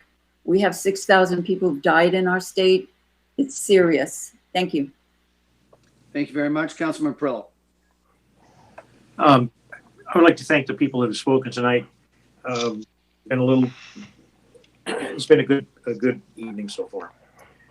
I would like to thank the city manager for taking the action on closing the beaches in Oxnard. With everything that is going on, with the recent increase in people that have been exposed, with LA County shutting their beaches down, the normal action is if you're in LA County, you're going to go south, you're going to go north if you want to get near the water. And there has been more exposures. As a matter of fact, a past chair of one of the beach community neighborhood councils has tested positive. And my heart goes out and my best feelings and members that have volunteered to help our community, neighborhood councils, employees, everything that have volunteered to help and to be impacted by this. I hope that everybody can wish them fast and speedy recovery. The other part, a little bit different. I had an opportunity to attend a citizenship event, a citizen swearing-in event. It was extremely, extremely impressive. A small group of people, but the stories are very interesting. And you realize that you don't know enough about things until you hear a citizenship swearing in. And you realize what you take for granted. Along that line, we all take for granted our health. Ladies and gentlemen, need to not play around. I've attended many restaurants where I've seen situations that are not comfortable. When we have people mobbing the people that are trying to maintain the health, they come up, they're much too close, they wear no masks, and they basically start to intimidate people with restaurants. They start talking about rights and everything else. I appreciate the option of taking caution to prevent illness. I don't want to roll the dice with somebody else's life. And by doing that and exposing yourself and other people exposing you, that's what you're doing. You're putting somebody else at risk. Those are my comments. Thank you very much. Councilman McDonald? I have no comments. Councilman Madrigal? Thank you. Again, echoing my colleagues about COVID here in the city of Oxnard. Please wear your mask. Please be careful. You know, we will have plenty of time to get together with friends and family after this is all over. We've gone, the numbers here in the city of Oxnard have gone up drastically in the last couple of weeks. We had an outbreak at a farm worker housing, and as of an hour ago, there has been 176 positive cases coming from this farm worker housing out of 216 people that live there. So that is a very high percentage of people who have tested positive. So please, you know, take care of yourselves. Please take care of your family. And lastly, have a very happy Independence Day with right there at home, and enjoy it with your family. Thank you. Thank you very much. Council Member Lopez. Great, thank you. Very quickly, I do want to express my concern over the recent number of positive cases that have been going up, especially in our city and South Oxnard in particular. So I do hope that our county leaders are working with us to make sure that we have some resources and we are protecting our residents and increasing testing, especially in the communities that are more densely populated, where we have many more farm workers who live there. And this is all coming from community members who are also concerned. So I do want to thank Genevieve Flores Haro and Mike Kopp for taking the lead on bringing some of those conversations forward so that we can better serve our residents. So in addition to that, I do want to say, as it is the last day of June, to say happy Pride to everyone out there. I did have a chance to stop by the Black Lives Matter Pride celebration march, on Friday. And it was beautiful to see all the color and all of those people who came out to stand with Black Lives Matter and our LGBTQ plus community. So thank you with that, and have a nice weekend. Thank you very much. Councilwoman Basua. I've got nothing. Thank you. Thank you, and I have no comments to make. So that concludes the council member comments. We'll now go to item K, which is the information consent agenda. The city manager has said that item 7 needs to be pulled, and I believe, Mr. City Manager, there will be an explanation on that. But before we even do that, let's solicit the views of the council member. I haven't had any requests to speak on any of these or for any member of the council to speak on any one of these to pull. Is that correct? I would like to speak on number 2 for a moment. Okay, Councilor Perrello, is that the only one that you want to speak on? Yes, and I need to recuse from 9 and 10. Okay, why don't you speak on 2, and then we'll go to 7, please. I had an opportunity this past Thursday to attend an ODMD meeting, Oxnard Downtown Management District meeting. A comment was made by one of the board members that they wished they had been informed about a city meeting, committee meeting. And I've asked some information about it, and it's come to my attention that their management is given information, but maybe it would be more helpful if all of the board members of that organization could be put on a list, or anything that has to do with their areas of representation, they are notified directly, so there will be no excuses that nobody told me. Now, on the second point, at that meeting, a member of the public, prominent member of the public, spoke up and made some accusations.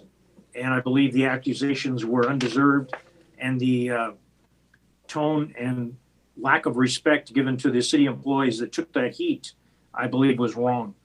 And I need to say that publicly.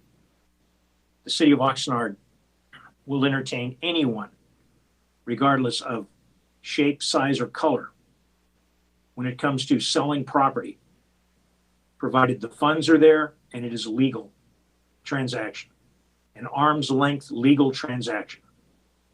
And those are my comments. Thank you.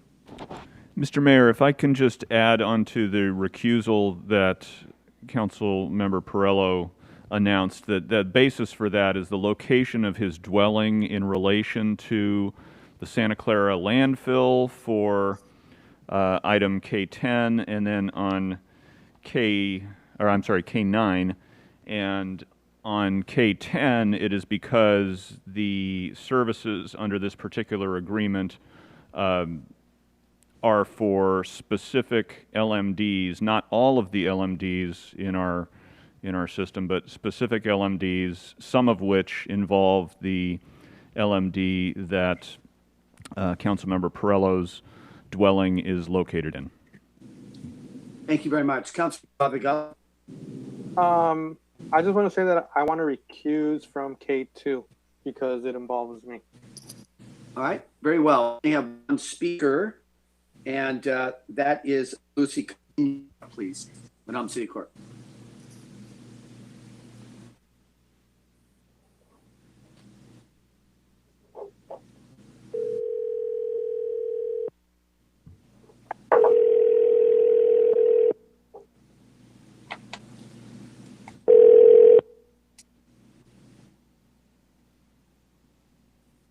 Hi, Lucy. It's Michelle again. You're live in the council meeting, and you are given 2 minutes to speak on the info consent agenda. Please go ahead. Okay. Hi, this is for the downtown, and my concern is I have three concerns. One is the downtown Oxnard is our heart of our city, so I wonder, one, we're having a problem with our council member making a meeting. He's up for re-election, so is he going to be able to fulfill his duties in November? Two, our city manager is overreaching, stripping our city's ability for checks and balances. Maybe he's just too used to going his own way. How does Riverside say? Come and innovate the community. But our current city council is, you guys are weak. You should not be allowing city staff to turn around and take on responsibilities and duties that we elected people to do. So one of you guys needs to step up and take that. To have the city staff take over the downtown management is ridiculous. It removes all checks and balances. That's why we elect officials to do the checks and balances. If not, we have the same thing like we did just not too long ago with the district attorney coming in and checking. The city already owns the downtown money. So to turn around and start doing robbing Peter for Paul makes no sense. You guys need to fix that. The downtown management needs to be overseen by city officials, not city staff. Thank you. And Madam City Clerk, I don't have any additional speakers, and you do have noted those council members that are abstaining from certain information consent items. What's the pleasure of the council? Mr. Mayor, we still have the item that staff needs to provide a quick update. Yes, go ahead. Yes, it's item number 7, and we have the risk manager. It is an update with regard to the change in the insurance market since we published. So this will be very brief. Okay.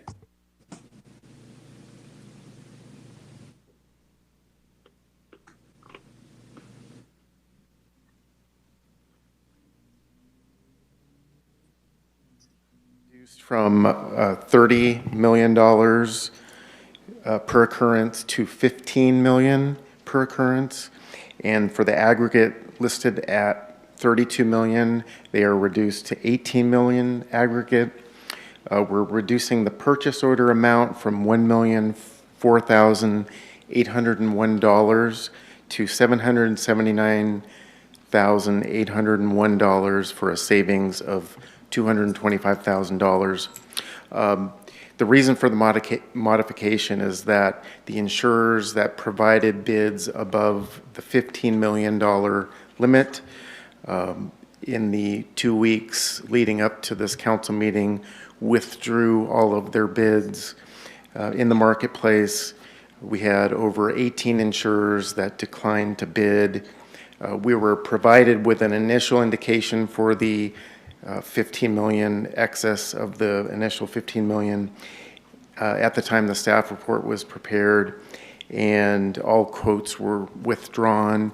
We understand that all quotes were withdrawn from many other cities, and our insurance broker, Susan Blankenberg, is on the line. She's with Arthur J. Gallagher and Company, and she would be able to address any of the concerns regarding the insurance marketplace, but I just want to emphasize that this is a market-driven issue and not specific to the city of Oxnard. Staff believes that the $15 million is adequate coverage. One reason is that the city has never had a claim larger than $7.2 million, so the coverage that we would have is more than double our highest claim ever. Secondly, the coverage is much better than what we had a couple of years ago through BICEP, one example of which being that the defense costs are not included in the 15 million, so they do not erode that layer. They are above and beyond the coverage. So, and that's usually one of the higher expenditures when you have a claim is the defense attorney's costs.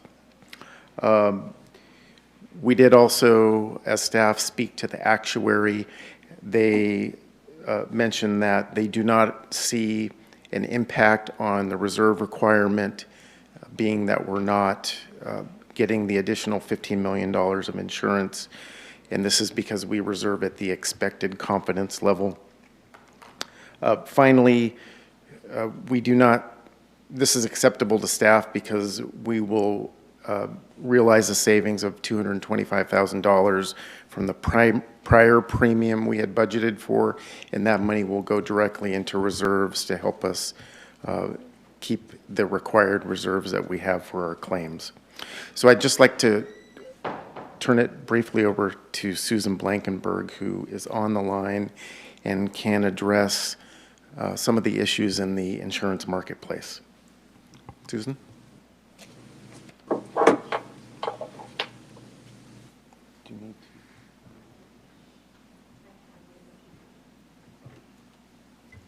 I think she is going to have to unmute herself.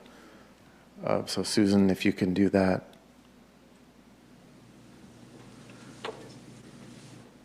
In the meantime, are there any questions from the council, please? Yes, I have a question. Go ahead, Councilman Perillo. Thank you, Mayor. Being the past representative for BICEP before BICEP was done away with, Mr. Moore, can you please explain a little more clearly the information you gave with respect to the coverage from defense costs and the amount of money? And maybe if the young lady can't answer, you could. Was there one specific issue that made all the insurance companies pull out at one time? As you mentioned, not just our city, basically across the board, I would assume across the nation. A little clarification would go a long way.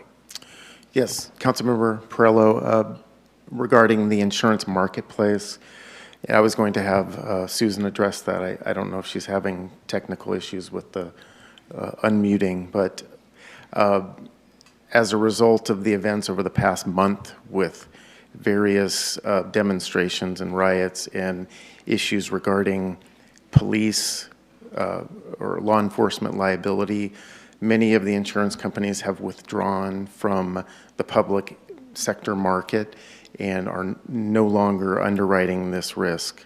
And so there is a lack of insurers willing to take on the premium dollars to cover those liabilities. With respect to the issue on BICEP, BICEP, as you recall, had a $25 million aggregate limit for insurance. If we had to defend a claim and the defense cost $2 million, let's just say as an example, then we would only have $23 million available to us to pay any claims. So in our new policy, if we have a $15 million occurrence, the cost to defend the claim with attorney's fees is over and above the 15 million. So we're covered for the claim up to 15 million, and then whatever it costs for the attorneys to defend the claim. Thank you very much, Mr. Moore. At least personally, I feel that's a very much clearer explanation. Thank you again. Thank you. And Susan is up. And so, Susan, thank you for joining us. Susan, you're muted. If you could just click the microphone icon on your screen. Still can't hear you. Is it necessary, Mr. Moore or Mr. City Manager, that we hear? I mean, okay, that's all we had. Susan, I think we'll move forward if there's no other questions. Thank you. absolutely. So what's the pleasure of the council on the information consent agenda, please? Move the recommended actions. Okay, Madam City Clerk, we have a motion by Mayor Pro Tem. Do we have a second? Second. And a second by Councilmember Lopez. The vote, please, given the abstentions. Mayor Flynn. Aye. Mayor Pro Tem Ramirez. Yes. Councilmember Perello for everything except for K9 and 10. Yes, yes on everything except recuse 9 and 10. Thank you very much, Clerk. Councilmember Lopez. Yes. Councilmember Madrigal on everything except for K2.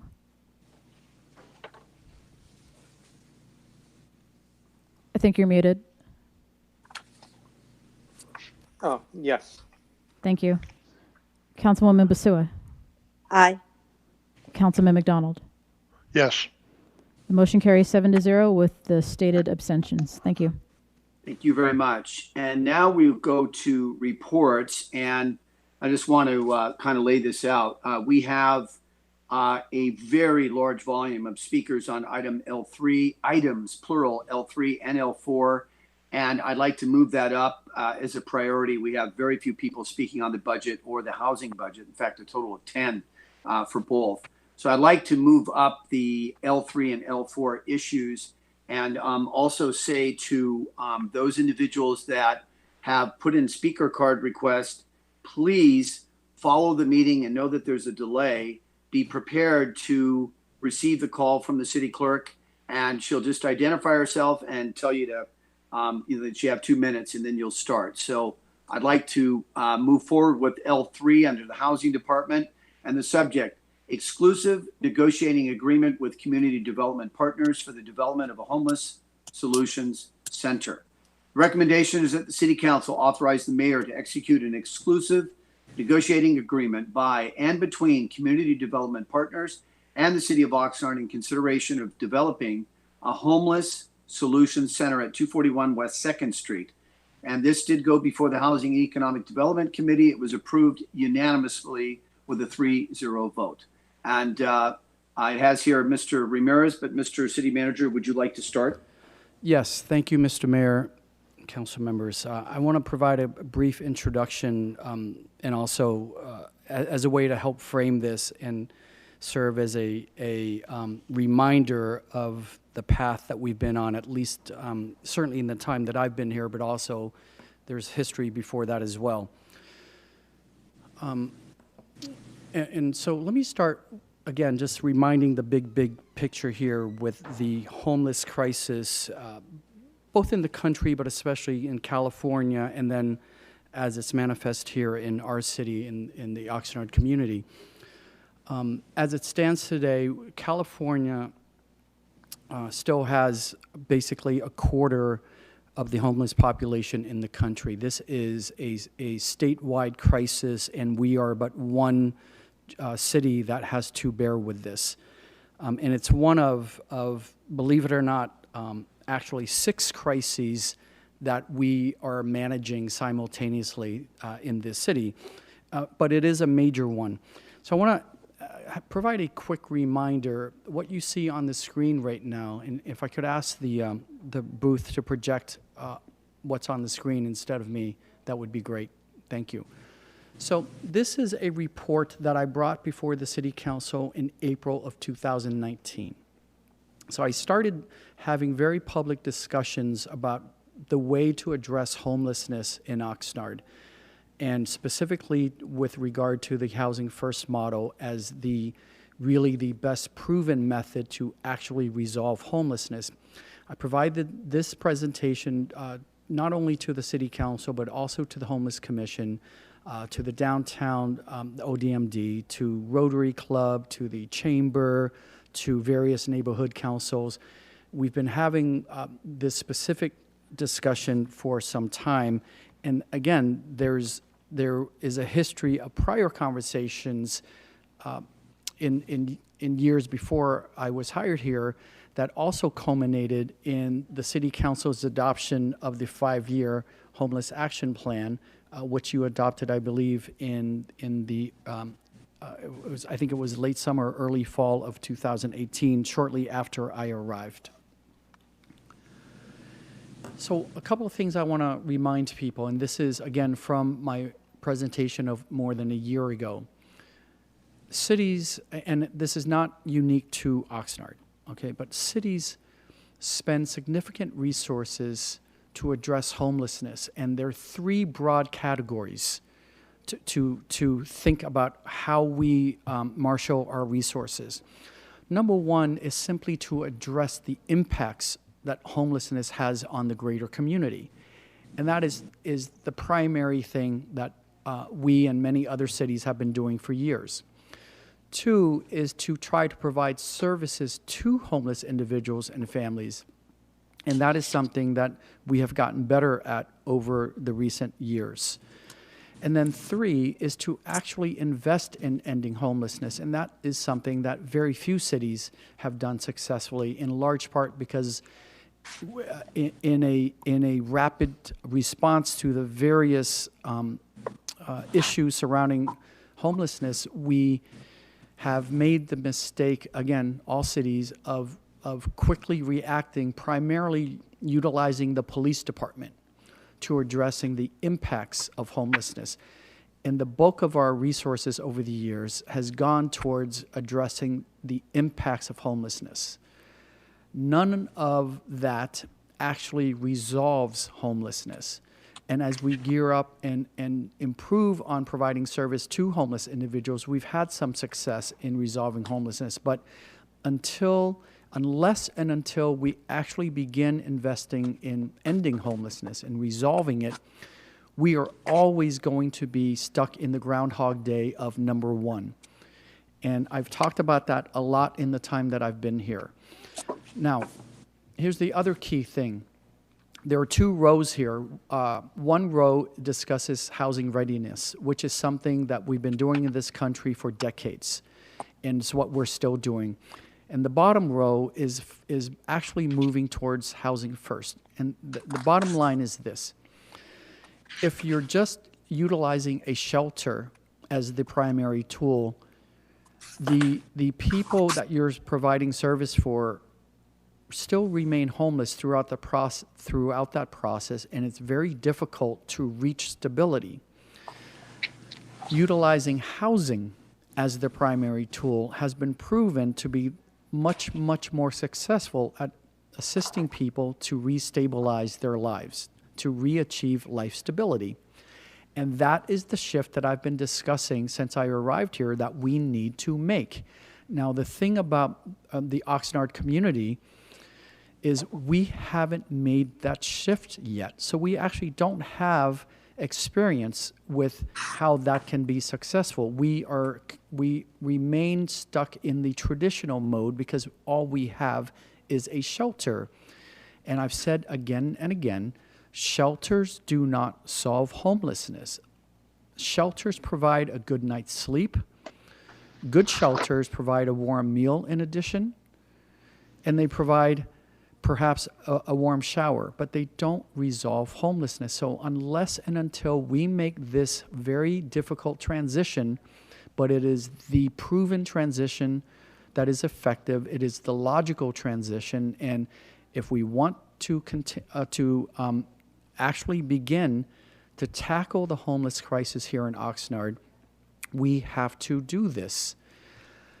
Now, when you stick with the housing readiness, when all you have is a shelter, you end up with the continuation of the unsheltered homeless population in various parts of our city, whether it's in the river bed here, whether it's here downtown, whether it's in some of the business districts, or whether it's out at the beach, right? We have, on average, between 500 and 700 homeless people in our community who are unsheltered, and they are everywhere.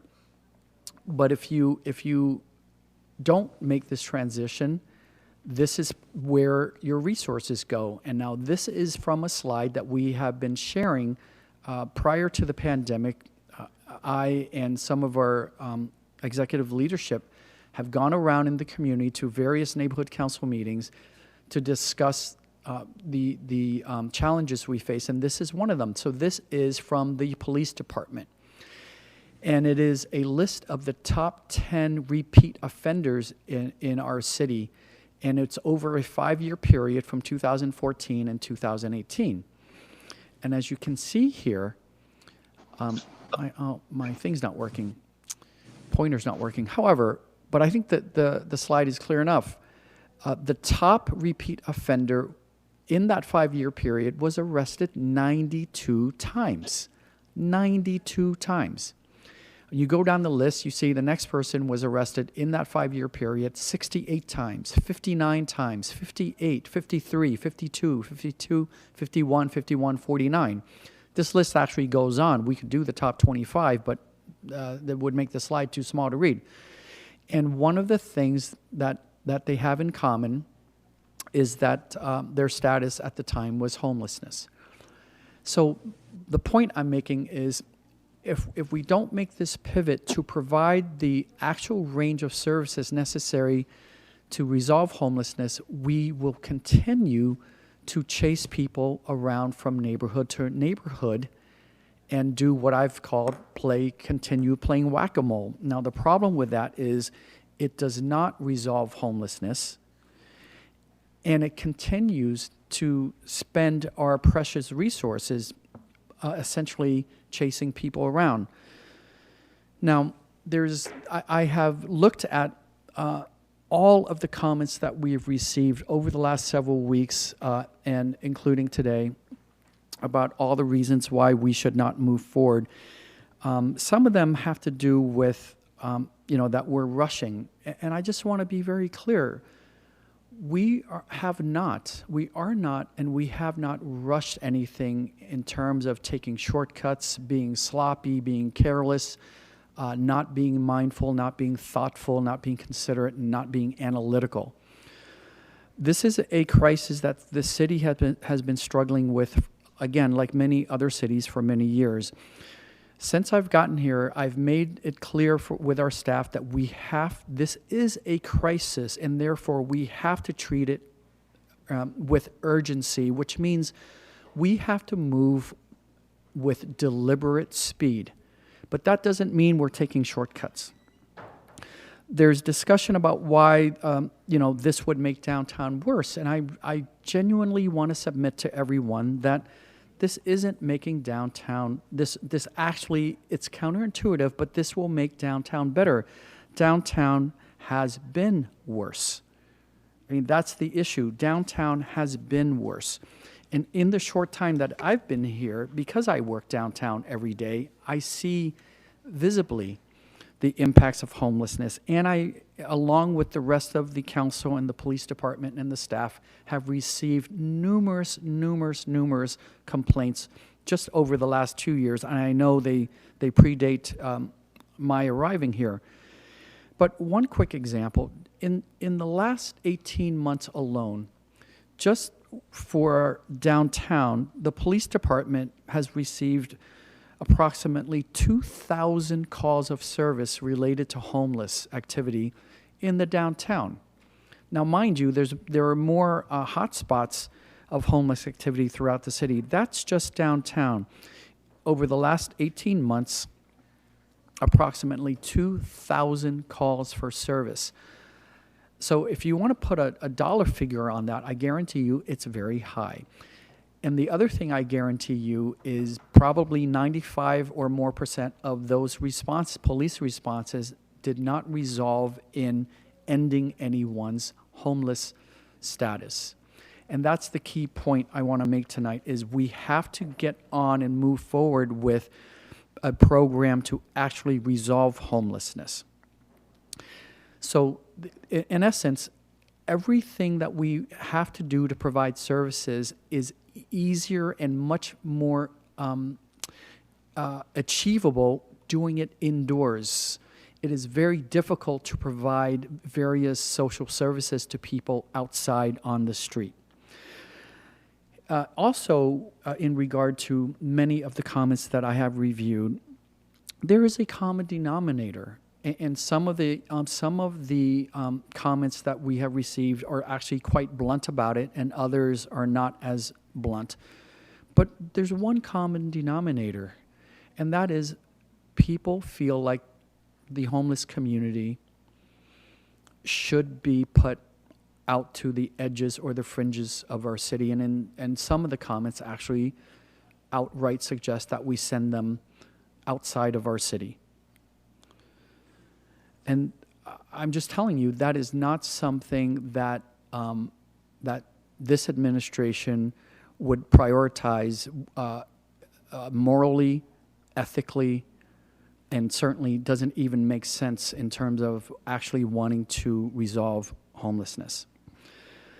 There have also been accusations about my relationship with Mercy, the organization that actually was hired by the city of Oxnard in collaboration with the city of Ventura prior to my arrival here, and accusations that I'm friends with Mercy House or that I'm somehow going to benefit from these transactions. And I just want to be very clear about this. Besides for not being friends with Mercy House, and besides for the fact that they were actually selected to serve this community before I got here, I want to be very clear. I have the utmost respect for that organization. They represent the gold standard in providing homeless services, certainly in California, and I'm sure they would stand toe-to-toe with any other organization in California or anywhere else on the West Coast. So I believe that we're fortunate that they are working for this community. There's another issue that is raised repeatedly that I want to also address, which is, well, this, what we're proposing here is only going to serve 150 people, but we have 700 or so homeless people. I don't think there's an argument to be made there because we must start somewhere. We must start somewhere. And it's obvious that we can't serve all 700 people at once for a variety of reasons. But I guarantee you, if we move forward and act on this and we are actually able to serve up to 150 people, it will make a drastic impact in our city, not just in the downtown, but in our city. And we would continue to do the added work down the road to provide services for the rest of the homeless community. So thank you for letting me make this introduction and just trying to reframe the big picture here, because I know that this is a very difficult decision when we're coming down to the wire to cite a location. And finally, we are not citing just a replacement shelter. This is not a one-for-one trade-out for the shelter on K Street. This is a comprehensive facility, is why we call it a Homeless Solution Center. It will provide, as you'll hear in Mr. Ramirez's presentation tonight, it will provide much, much more than just a shelter. So, Mr. Mayor, with that, I'm going to turn it over to Housing Director, Mr. Emilio Ramirez. Thank you.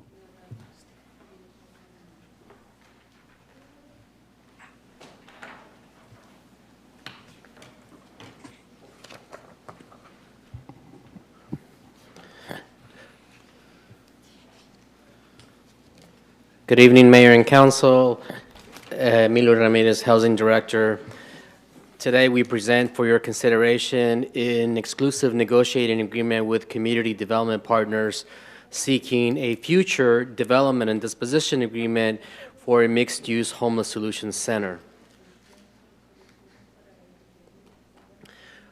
Homelessness clearly is evident in Oxnard as it is throughout the region and in California. And the recent points in time counts identified an increase in overall homelessness of 19 people from 2019 to 2020. However, that same point in time count identified a reduction in the unsheltered homeless population of by 76 persons. This is a direct result of opening the Oxnard Navigation Center on K Street. The existing Homeless Services Center is located at the corner of K Street and 2nd Street in Oxnard. It offers a 110-bed shelter for single men, women, plus supportive services. The center is operated by Mercy House, a private nonprofit homeless services provider. The current Navigation Center is operated out of the former National Guard Armory building at the corner of 2nd and K.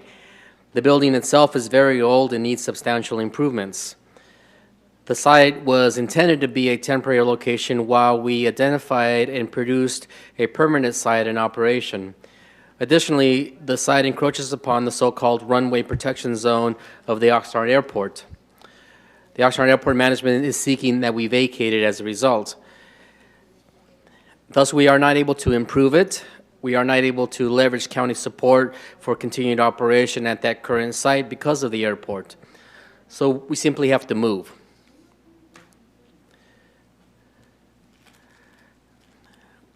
So let's compare the possibilities of a potential center to serve homelessness.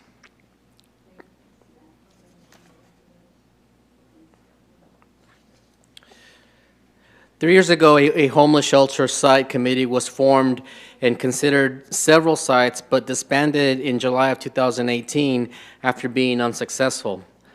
Then, after City Council approved a 5-year homeless plan and strategy, it called for the permanent siting of a shelter.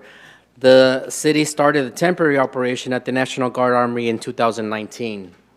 In July of 2019, the Housing Department relaunched its effort to find a permanent site. After considering 21 different sites throughout Oxnard, Council approved a lease to site the potential Navigation Center at 1258 Saviors Road. But that lease was terminated in January of this year, and staff was asked to resume a search, this time seeking, quote, a more complete solution. Staff considered multiple sites, and the majority of these sites were not interested in renting to the city for this purpose. That's what O&I means, is not owner not interested. You can see all the sites that we identified and pursued. But we wanted to work on a project that, as the city manager called, offered a more complete solution. So in comparison, the current site at K Street is only a shelter. It's a navigation center. It's a shelter that is in a very old building that does not allow us to improve it. In fact, we have a current system where the bathrooms and showers are outside and portables because the existing bathrooms and showers are not up to par. And that operation at the shelter is costing at about $2.5 million a year. So in an effort to replace that shelter and that operation, we would have to site a new place and build that new shelter. We think that building a shelter only, a navigation center only, would cost approximately $8.5 million, assuming that we don't have to relocate an existing use, and then continuing to operate it with the same $2.5 million a year cost. However, if we consider the possibility of developing a homeless solution center as being proposed, one that offers a mixed use of housing first units or permanent supportive housing units combined with that support services and navigation center, then we are able to leverage the cost of building the structure and not have to build out the center alone, therefore saving that $8.5 million. The development of the project is viable because it is a mixed unit project and it is able to be built with affordable housing cost. Admittedly, the operational need is the same and the cost does not change for that operational need, but what I will talk about in a little bit is that savings that is incurred from being able to build it in a mixed use capacity. The proposal is at the corner of 2nd and B. It's a city-owned site that formerly housed the City Code Compliance Division. Been vacant for about 10 years, more than 10 years. The site is approximately 22,000 square feet. And on screen is a concept of a site plan that identifies that navigation center on the ground floor, about 13,500 square feet. Should mention, by way of comparison, the current center is a little less than 10,000 square feet. The proposal also includes building permanent supportive housing units, 56 to be sure, on the floors above the first floor. The concept rendering on screen shows a 5-story tall urban downtown building that would offer the more complete homeless solution center.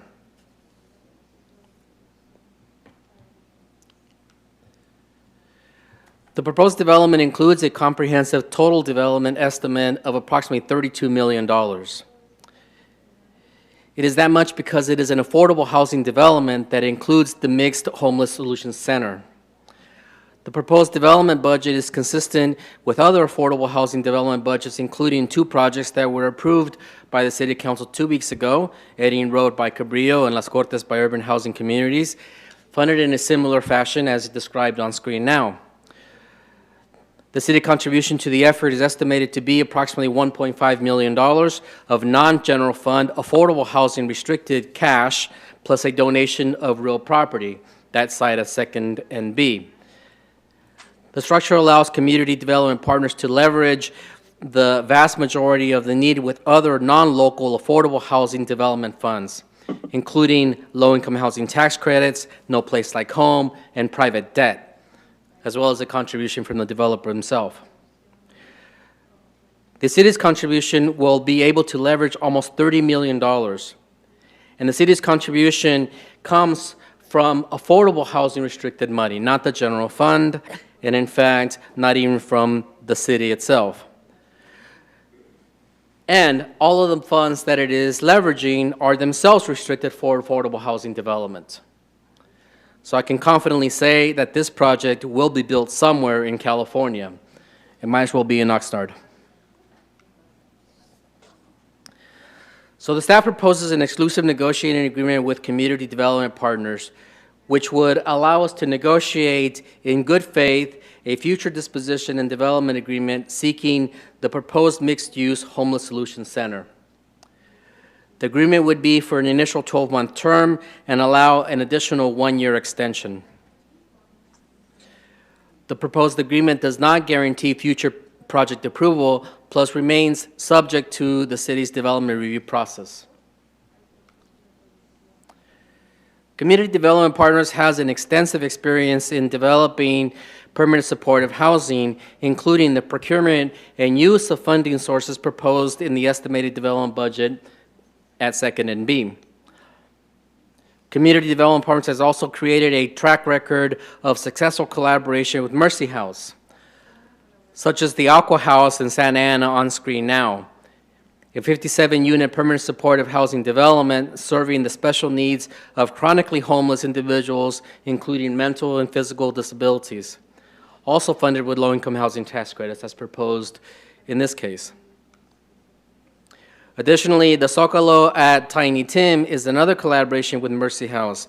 They're offering 51 units in a mixed-use development, again with low-income housing tax credits. Prior to the Oxnard pandemic, staff undertook a series of community outreach efforts regarding this proposal, including the Wilson neighborhood, which identified support, 2 town hall-type community meetings, a meeting with the faith-based community at a local church, the Oxnard Downtown Management District. Staff also presented the proposal to the Commission on Homelessness, who actually considered a motion to object to the project, but that motion failed. Staff recommends that the City Council approve an exclusive negotiating agreement with Community Development Partners for a mixed-use homeless solution center at 241 West 2nd Street. I'd like to introduce the development proponents, including Kyle Payne from Community Development Partners and Larry Haynes from Mercy House, who is available to speak at this time. Can we transition to?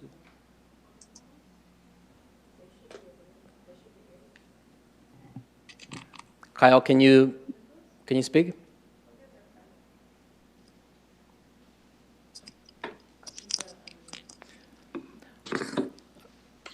Well, I can go ahead and get started. My name is, if that's okay with you, Emilio? Do you mind if I go ahead and get started? By all means, Larry, go ahead. Go ahead, Kyle. My apologies, sir.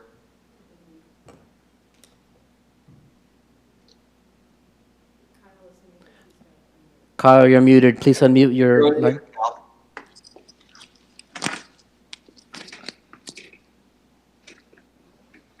All right, can everyone hear me? Can everyone hear me? Yes, please proceed. Yes. All right, great. Hi, everybody. This is Kyle Payne. I'm president of Community Development Partners. Emilio, thank you for the introduction. Mayor Pro Tem, and council members, thank you all for listening tonight to this proposal and letting us speak. So Community Development Partners is an affordable housing development company based here in Southern California.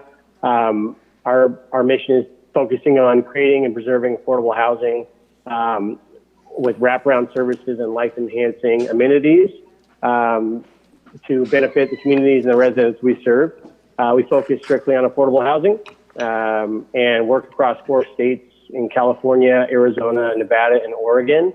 Started the company, my brother and I, in 2011, and have been focused on populations, both low-income families, seniors, homeless veterans, chronically homeless, those with severe mental illness, and those with special needs, including Native American populations and those who suffer from substance abuse. So we do both new construction and acquisition rehab. We've completed 1,600 units in our short tenure as a company and over 22 properties. We own and operate the buildings long term. We act as the developer, and we partner with nonprofit and local community organizations such as Mercy House in order to make sure that our communities both have our high quality residents as well as wraparound services to help support and maintain occupancy. CDP's experience is really on the financing, construction oversight, and operations side. We work on very complicated projects with very complicated financing structures.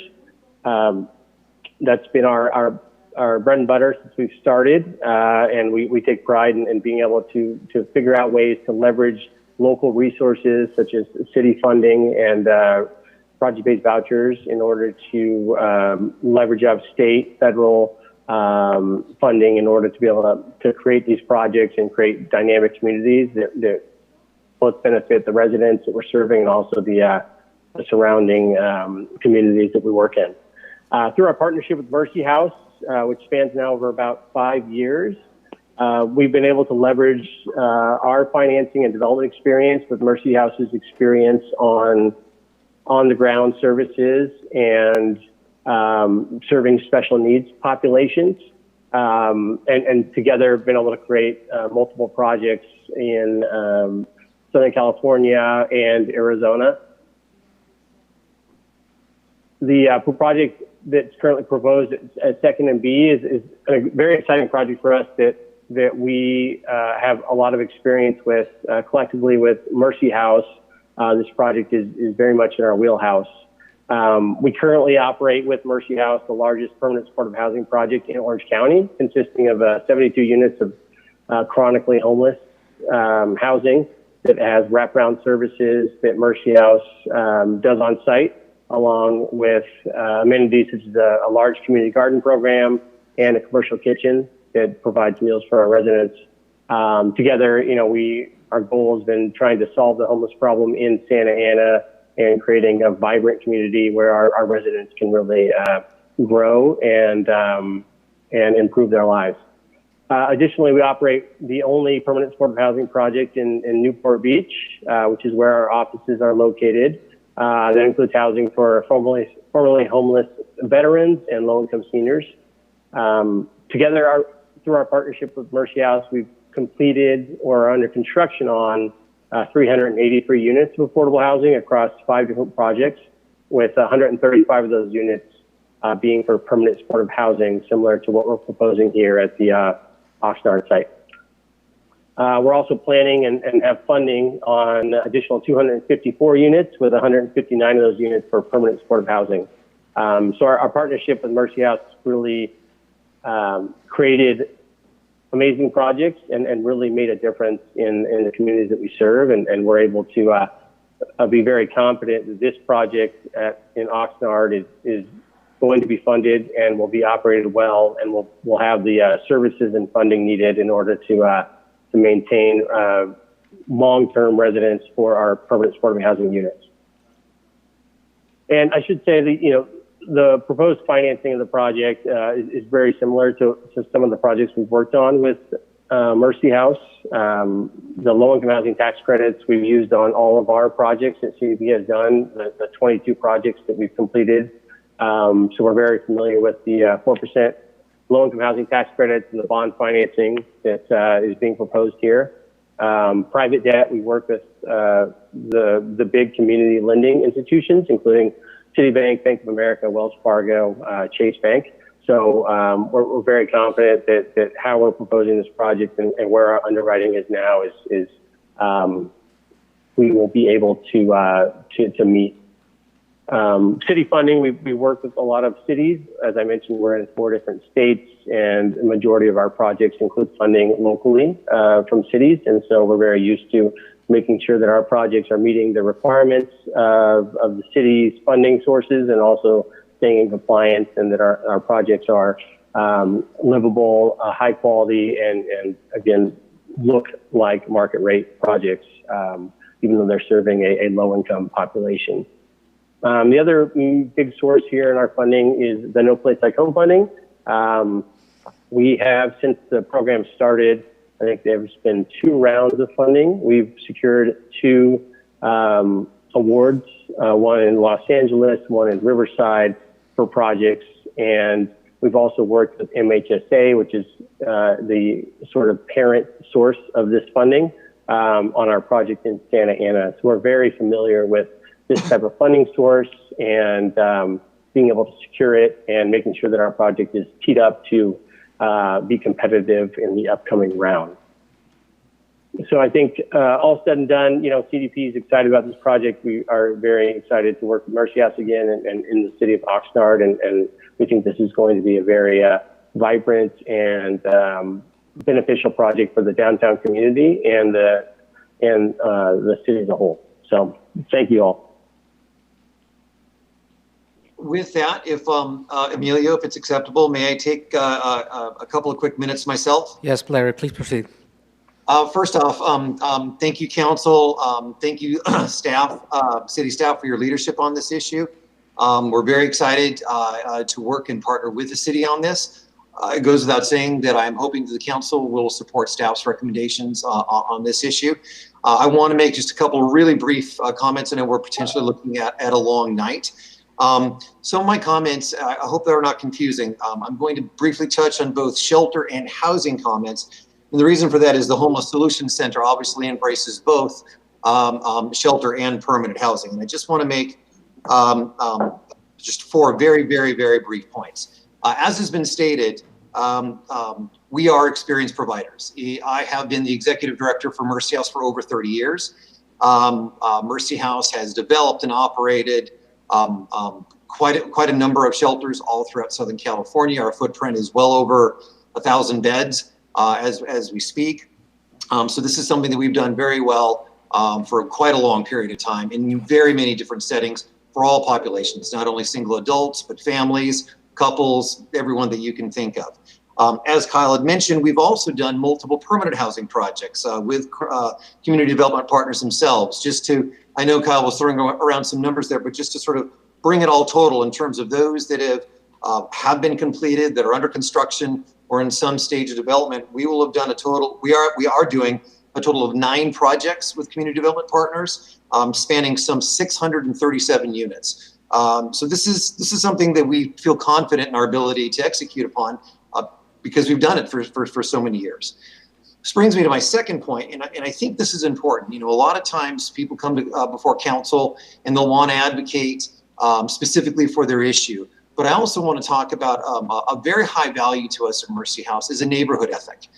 It is important to us that we do not have a negative impact on the surrounding community, be it a business community or residential community. And we have built and operate both shelters and housing in all sorts of communities that you can imagine. This is something that is incredibly important to us.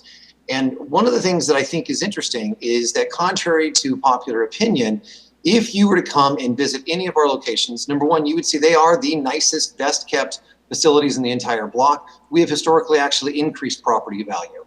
Even shelters where we've opened, where we are operating in a temporary site and are moving to a permanent site, typically our response is the neighbors want us to stay because we've been such a stabilizing influence. And I think specifically to the city of Oxnard, to the best of my knowledge, and I did check with both my staff and city staff on this next claim, to the best of my knowledge, since we've begun our operations in the city, we have not had one complaint from the surrounding neighborhood in terms of our operations. This is also, as we know, under imperfect conditions, right? Under new impositions and new difficulties with the coronavirus. Still, we've been able to operate in good faith as a good neighbor. And the reason that we do that, and I know I'm off homelessness for a second, but it's because everything that we do is interconnected, right? If we come and operate in a way that lowers property value, that has a negative impact on the surrounding community, that is going to hurt all of us. But we believe that that we provide support for a healthy community, we're going to all prosper, both the haves and the have-nots. And we think that's important. And so I want to say, I've said it before, I'm going to say it again publicly, how important this value is to us. And I think our history shows that. Third very quick point is we have kind of a unique opportunity here. And maybe this is sort of the geek in me, maybe this doesn't really appeal to everyone, but this is new construction, right? We've been able to make do and operate pretty well under some less than perfect conditions where we're currently at over on K Street. But Amelia kind of touched on it. We have an opportunity to build something special, to build something state of the art, to build something that takes the COVID virus in consideration, that has appropriate showers, that has dignified sleeping spaces and congregational spaces. We have an opportunity because we're building from the ground up. And we at Mercy House have done this before and look forward to working with the city teams to build something that is really quite extraordinary and really could be the envy of the region. And finally, I want to talk about housing. And I just cannot agree more with some of the comments the city manager made to start us off. Let me talk a little bit, though, before I do, about Mercy House's direct experience when it comes to operating permanent supportive housing. As I've said, we've done this for many years. Contrary to what folks might think, our annual retention rate in all of our permanent housing projects, but especially permanent supportive housing, is somewhere in the low to mid 90% year to year. We do not have a bunch of people going in and out. Housing works. Housing works for nearly everyone if it's built well, if it's managed properly, and if you provide the surrounding housing stabilization services, which we do. I think this next bit is also important. As I said, I have been the executive director for Mercy House since its beginning. I'm its first employee. I've been there over 30 years. In 30 years' time, in operating shelters, housing, all the programs that we run, in 30 years, in historical preservation districts, in high-end neighborhoods, in low-end neighborhoods, we have never had a single complaint. We have, now that is not to say that something won't happen. That's an impossible claim for anyone to make. But what I can suggest to you is the following. What I can suggest to you is that our history would support us being a good operator and a solid and reasonable partner, because our history is such that we simply do not have these problems.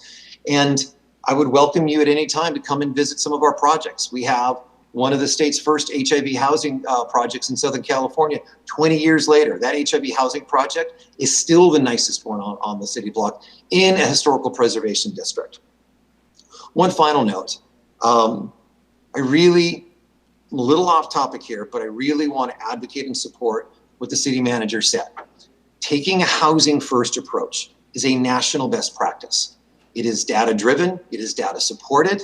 The evidence is in, it's been in for over a decade. The jury is out on this, or the jury is in, there is no dispute. The housing first approach that your city manager is leading you on is the right way to go. It is the most nationally respected approach. And he is absolutely right. Shelter alone will not end homelessness. It must be paired with housing. The key to ending homelessness is housing. Your staff is 100% right. It is a privilege to work with you. I urge you to support staff's recommendations, and I will be here for any follow-up questions that you might have. Thank you so very much.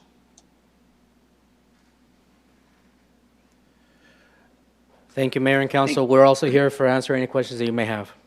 Thank you very much. And as I stated earlier, members of the council, we have a number of speakers and on this item, and I'm going to call them up now in the order in which they were submitted. And just as a quick reminder, it's 2 minutes. Please follow the meeting. And as soon as the city clerk introduces herself as, why she's calling, the 2 minutes will start. You'll be warned 30 seconds prior to the ending of the 2 minutes that your time is up. Very first speaker is Samuel Gallucci, to be followed by Sue Brinkmeyer, please.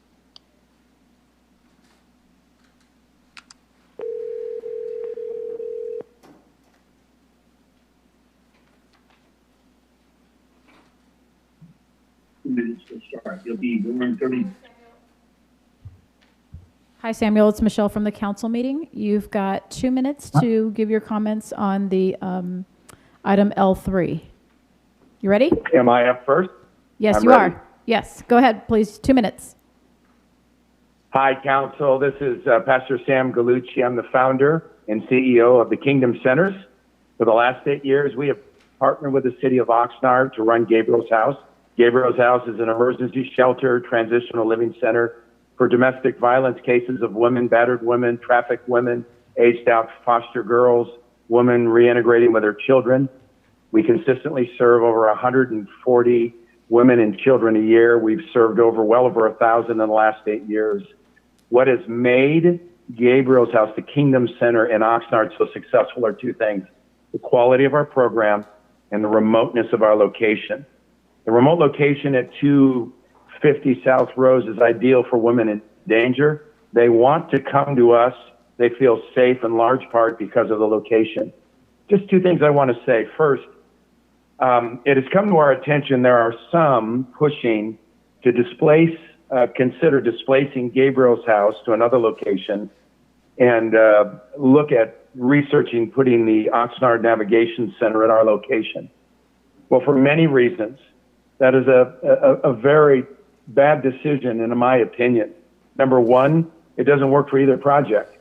Displacing a remote location for a domestic violence shelter greatly impacts our services and what we're able to do, puts us in the same NIMBY situation, with the same situation. The second thing is the service provider and the program the city manager and the housing director have brought to you is state-of-the-art.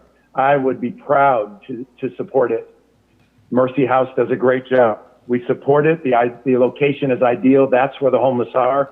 It will help the city. It would put us on the map to be one of the leaders in solving this problem. I encourage you to support this project. And I thank you. And we look forward to working with Mercy House.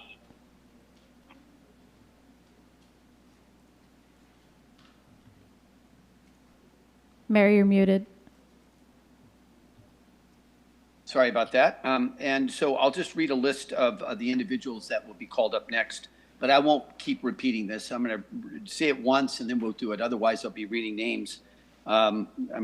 Sue Brinkmeyer is going to be next, to be followed by Kathy Nye, Melissa Campbell Langdell, Barbara Macker-Ortiz, Chris Ridge, Jose Negrete.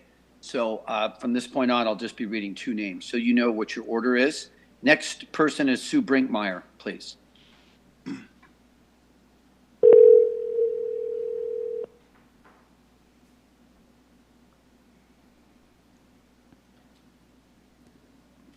Hi, Sue. You're live in the council meeting. Hello. And you've got 2 minutes to speak on item L3. Please go ahead. Thank you.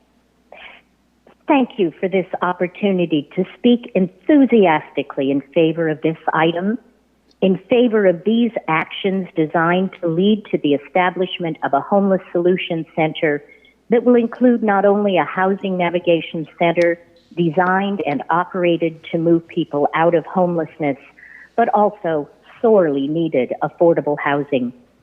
In my former roles as chair of the Ventura Social Services Task Force and former member of this city's Commission on Homelessness, I visited a number of developments similar to the one proposed here. In each case, I saw positive impacts both on the lives of the residents of the developments and on the quality of life in the neighborhood surrounding the center. People living in the centers I visited, both in San Diego and in Los Angeles, were actively engaged in job search, education, or steps toward their own long-term mental and physical health. The residents did not hang out in the neighborhood outside the facilities without purpose. Each of the neighborhoods was peaceful, clean, and orderly. I visited other areas in each city far from the developments, and there I saw the problems that happen when people have no place to live and nothing to do. 30 seconds. Tents, shopping carts, and people sleeping, sitting, and standing around aimlessly on the sidewalk and public areas. I love this city, and I want to see us become even more so a city that takes care of all of our residents, a city that will not have people who are homeless and with no place to go. Therefore, I ask you to approve the exclusive negotiating agreement. Thank you, Mayor. Thank you so much. And the very next speaker, excuse me, is Kathy Nye, to be followed by Melissa Campbell Langdell, please.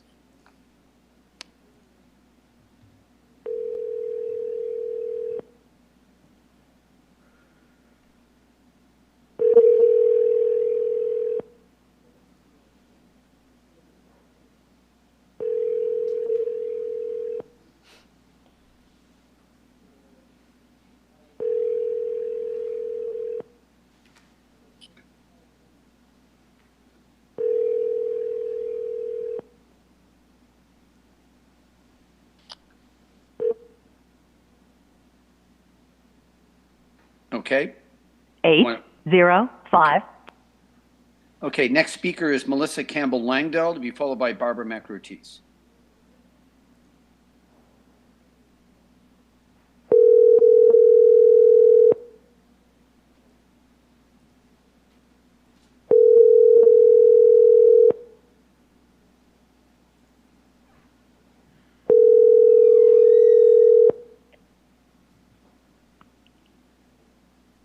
Hi, Melissa. You're live in the council meeting, and you've got 2 minutes to speak on item L3. Please begin. Thank you so much. Good evening, Mayor Flynn, Mayor Pro Tem Ramirez, and council members. My name is Melissa Campbell Langdell. and thank you for allowing me the opportunity to share my thoughts with you. I support the plan to construct a homeless shelter and services and transitional living space in downtown. I'm also opposing considering the space, using the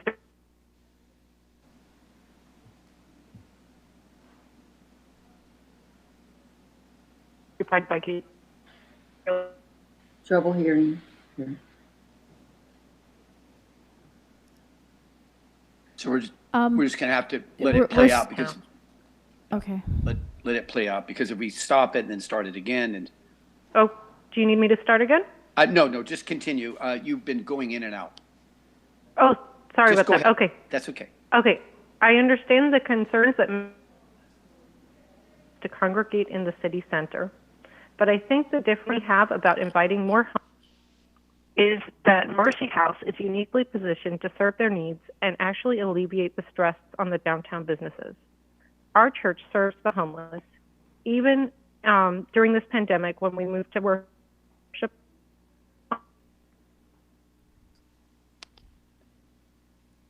30 They're not seconds. run entirely 30 by seconds. members of our parish. Great. Thank you. But are truly community efforts. I know that our staff and volunteers would appreciate having a place nearby where we can send folks who have needs that are beyond our purview. For these reasons, I urge you to support moving forward on the down and allow Gabriel's House to continue their work without interruption. Thank you Thank so you. much for your consideration. Thank you so much. Okay, the next speaker is Barbara Macro-Ortiz, to be followed by Chris Ridge.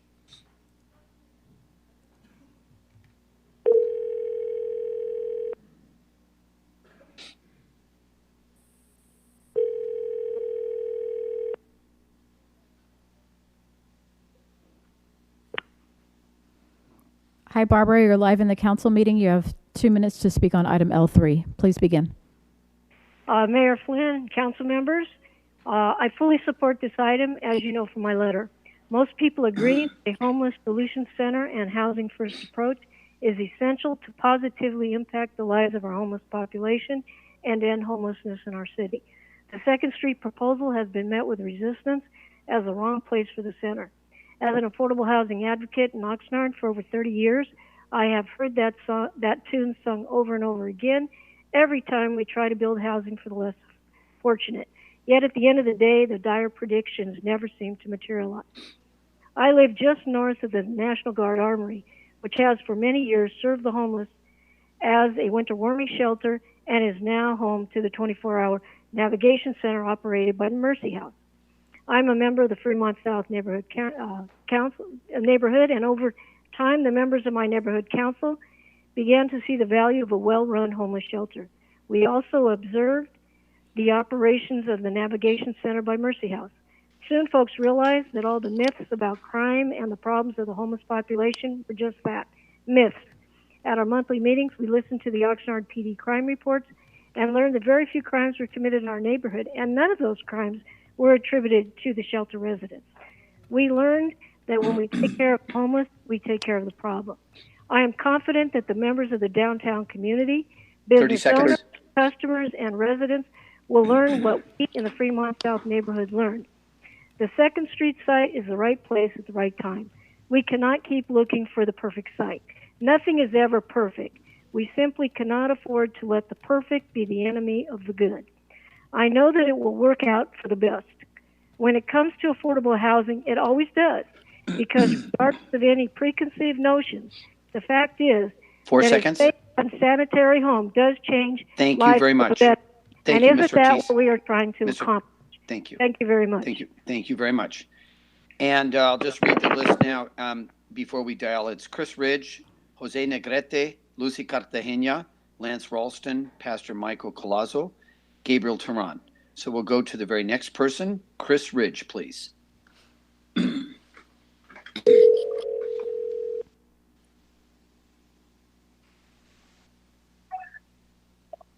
Hi, Chris. You're live in the council meeting. You have 2 minutes to address the council on item L3. Please begin. Thank you. Good evening, Mayor, Mayor Pro Temp, and City Council members. My name is Chris Ridge, and I'm an Oxnard resident. I'm also Director of Pupil Services for Oxnard School District. a district that serves nearly 16,000 students at 21 school sites. And I'm speaking in favor of item L3 on the agenda to approve the development of a homeless solutions center at 241 West 2nd Street, which will include 13,500 square feet of homeless shelter, navigation space on the ground floor, plus an additional 56 units of supported housing. Can you imagine trying to focus on your schoolwork when you don't know where you'll be sleeping tonight, or knowing that you'll be sleeping on the dirt floor of an unheated garage where your family's staying? Those circumstances are a reality for many children in Oxnard. This school year, Oxnard School District served 738 students whose families were experiencing homelessness. More than anything, those students need safety, stability, and services. The proposed Homeless Solutions Center would meet all of those needs in one location. It would provide the support that our families need to get back on their feet again. The Homeless Solutions Center is a well-planned, financially prudent proposal. The City of Oxnard's cost for development is projected to be about $1.5 million of non-general fund and affordable housing restricted funds, plus a donation of land, which will leverage approximately $30 million in non-city affordable housing, private and public funds. In addition, the County of Ventura has committed to contribute half the capital cost of the shelter component 30 and seconds. half its operation. It's important to note that the security will be in place on the premises 24 hours around the clock, and the proposed operator, Mercy House, has significant experience in operating such facilities with a proven track record and being a good neighbor. I want to commend the city staff for their outstanding work on bringing forward this proposal, and I strongly urge you to vote yes on this measure. Thank you for your consideration. Thank you very much. Excuse me. The next speaker is Jose Negrete, to be followed by Lucy Cartagena, please.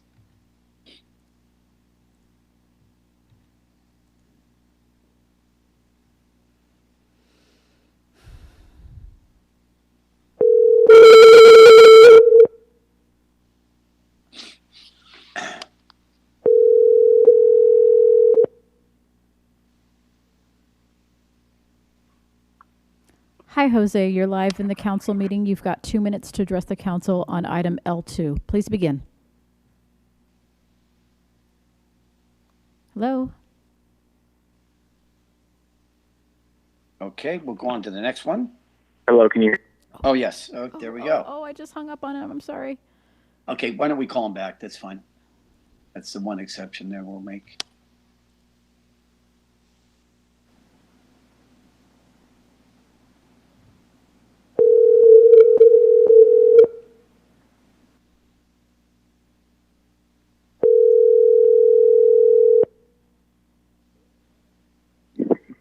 Hi, Jose. I'm so sorry. You've got 2 minutes. Please begin. No worries. Thank you.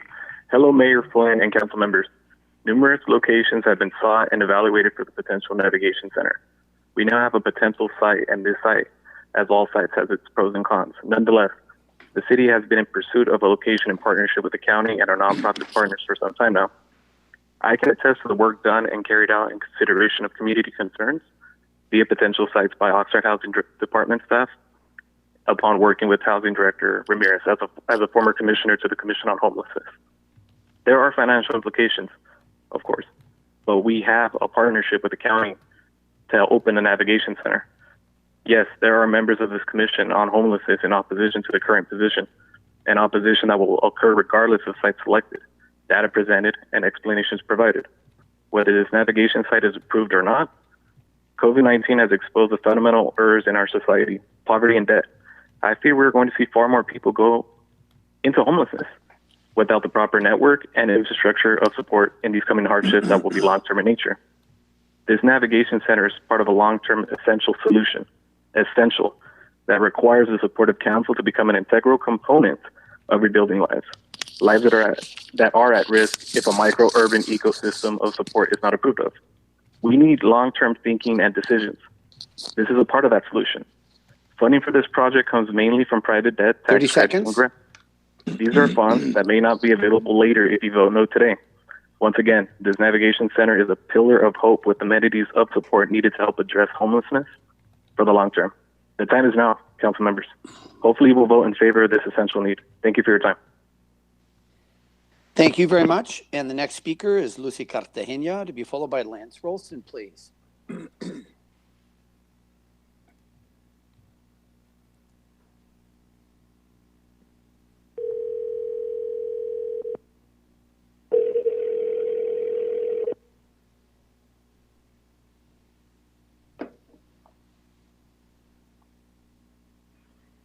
Hi, Lucy. We're back in the council meeting on L3, and you have 2 minutes. Please begin. Hi, this is Lucy Cartagena, former Vice Chair of the Homeless Commission. And I am calling in not in favor of this site, not in favor of the price. Everybody seems to neglect the $32 million attached. What I don't understand is how other cities all over America are able to build so many other projects for 2.5, 3 million, 5 million. We started this project at 27 million on a site that wasn't ours at the Savers Road, and now we have a site that belongs to the city that jumps up to 32 million, 35. That's crazy. That is crazy. I'm also not very comfortable with the bedfellows of the Riverside Clan. The Riverside Clan meaning that I think it's a conflict of interest that our city housing director is working with a company from Riverside where his wife is the housing director. That's a huge conflict of interest, but yet we're working as bedfellows here. It's not right. There's so much more we can do with that much money for our city. We keep talking about the 5-year plan, but that 5-year plan, I sat there when we made it. It included the Safe Sleep program, which is still not implemented. It included prevention and education, which is still not implemented. It included a dump site for our RV trailers that we still don't have in the city of Oxnard. 30 seconds. We still do not have half the things that we should be implemented in our city, a tent city, ADUs. We have so much things that the city needs to really invest in and not possibly 100 people that we may or may not help. Thank you. Thank you very much. And the next speaker is Lance Ralston, to be followed by Pastor Michael Colasso, please.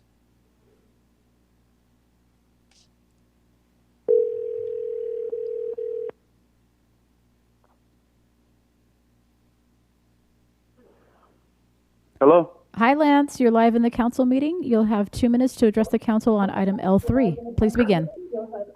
Oh, and turn down the sound in your background. And then when you begin, we'll start the time. Okay.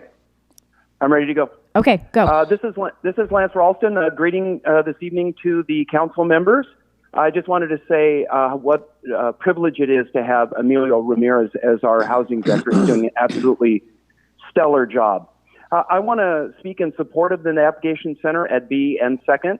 I understand the area's businesses and residents being hesitant at the prospect of this facility, but I believe that their concerns would actually be ameliorated by the presence of the center.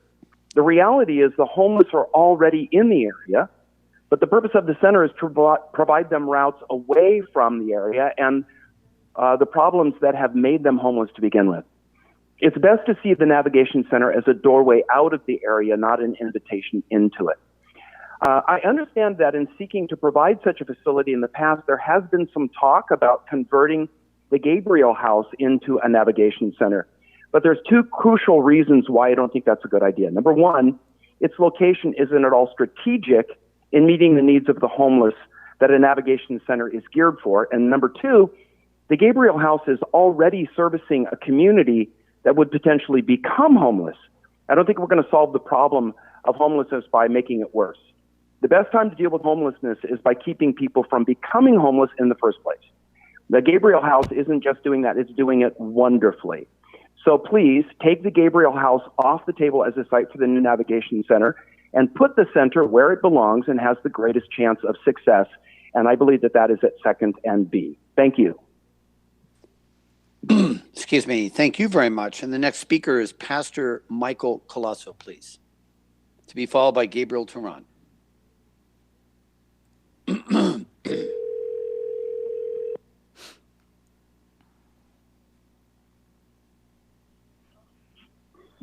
Hi, Michael. You're live in the council meeting, and you'll have 2 minutes to address the council on item L3.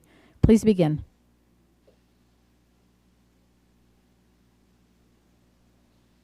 Oh, it looked like it connected, but it dropped somehow. Should I try again?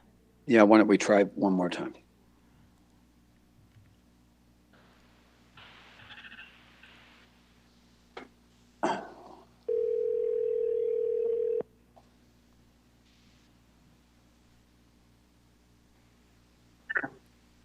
Michael? Hello? Oh, hi. Okay, we've got you. You're live in the council meeting. We're on item L3. You have 2 minutes. Please begin. Thank you, Mayor Flynn and the council people. I've had the opportunity of actually meeting some of you at Gabriel's house at one of our functions. And I really like what the housing director, Ramirez, had talked about creating a home instead of just a shelter. And I believe that's what Gabriel's house has done. It's more than a shelter. It's more of a reentry home for women who are battered and their children. And our location is such that it's very private and kind of hard to enter into. And that's why I want to talk about the new shelter and the development center being over on, B Street, because of access to, local and surrounding supermarkets and businesses and things. They're actually a really big plus. And I want to applaud Mercy House. Listening to their director talk about how wonderful these other projects were, what it does is it restores the dignity of those who are involved in those type of things. And homeless are looking for dignity. And to be involved in something and work with Mercy House and to see the success they had, it just makes me excited to know that we could support that type of work on B Street. And instead of hiding in the Ormond Beach or the Perkins areas or trying to hide our homeless, we've got them right up front showing people that Oxnard could be a pinnacle of this type of work. And so I'm looking forward. First, I want to thank the council and the housing director and the acting director in front of homelessness to see that they've come up with a solution. It's not about the money that's not being spent correctly. It's about the money that's being spent to promote an answer to these problems. And I am so in favor of that, as are a lot of people in our community. At Gabriel's house, we have a lot of volunteers that support us, different organizations, and I can see the same thing happening with a shelter on B Street. I'm not only running by Mercy House, but having community involvement and local support from all our churches as well. Thank you. Thank you very much. God bless you. Thank you. Okay. Now, what I like to do before we call Gabriel Teran is read the list again. Gabriel Teran is next. Pastor David L. McGee Jr. follows him, to be followed by Margaret Cortese, Peggy Rivera, Yukio Okano, Ruby Dorias, and Ed Schulte. So we're going to go now to Gabriel Teran, please.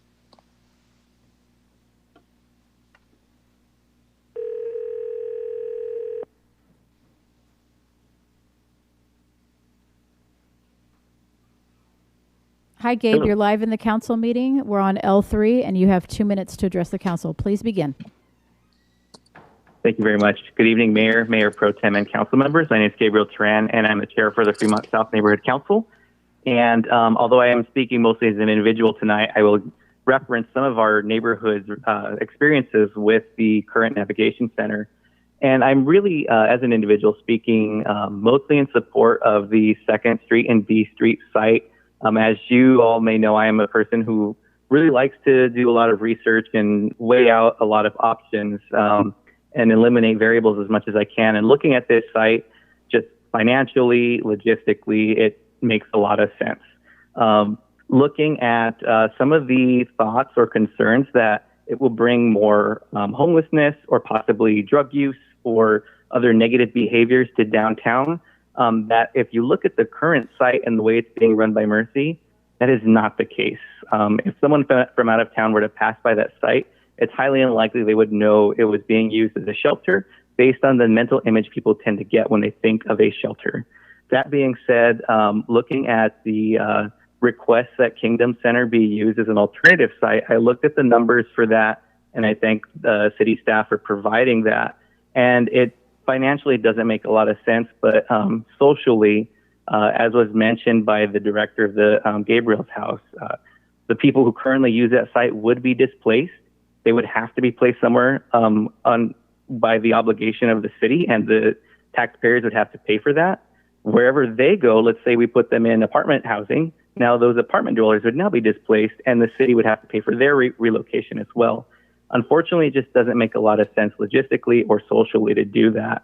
And so I hope that you'll go forward with this. And I also ask that city staff please be inclusive of residents and businesses in downtown as they move forward. Thank you very much.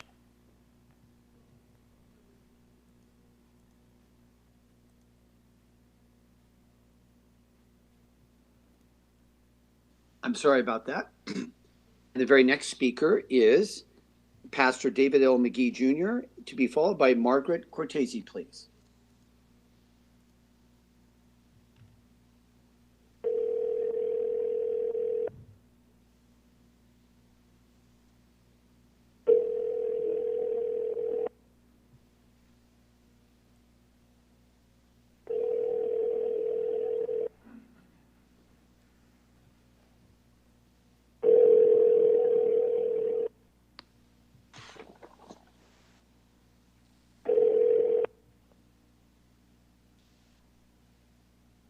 Message, and I will get back to you as soon. Okay, the next speaker is Peggy Rivera. Margaret Cortese is next. I'm Margaret Cortese. Oh, I'm sorry. That was David McGee. Sorry.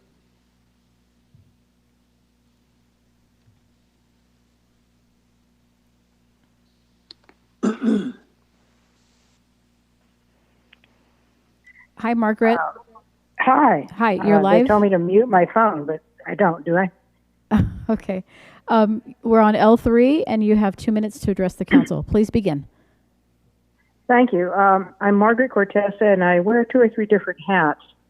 I worked as a psychologist with the county behavioral department, behavioral health in Oxnard, and I'm also currently a member of the Behavioral Health Advisory Board. And I chair the Committee for Transitional Age Youth. I am speaking on my own behalf. I'm not speaking on behalf of the board, but I just want to say that I strongly support this project of providing housing and services to homeless persons, and in particular look forward to the provision of these services to the younger homeless population. They are at a point in life where hopefully things can be turned around for them to become self-sustaining citizens. I also am the director of Teatro de las Americas, and we're in the process of opening a venue about 4 blocks away on 6th Street. And I've in the construction work that we've been doing, we've had plenty of contact with the homeless who hang out over in that neighborhood or in that area. And it would be very nice to have those homeless people part of the program over there on 2nd and B. I expect that actually we'll have less of a problem with homeless intrusion once this project goes. So I strongly urge you to vote in favor and do it. Thank you. Thank you. The very next speaker is Peggy Rivera, to be followed by Yukio Okano, please.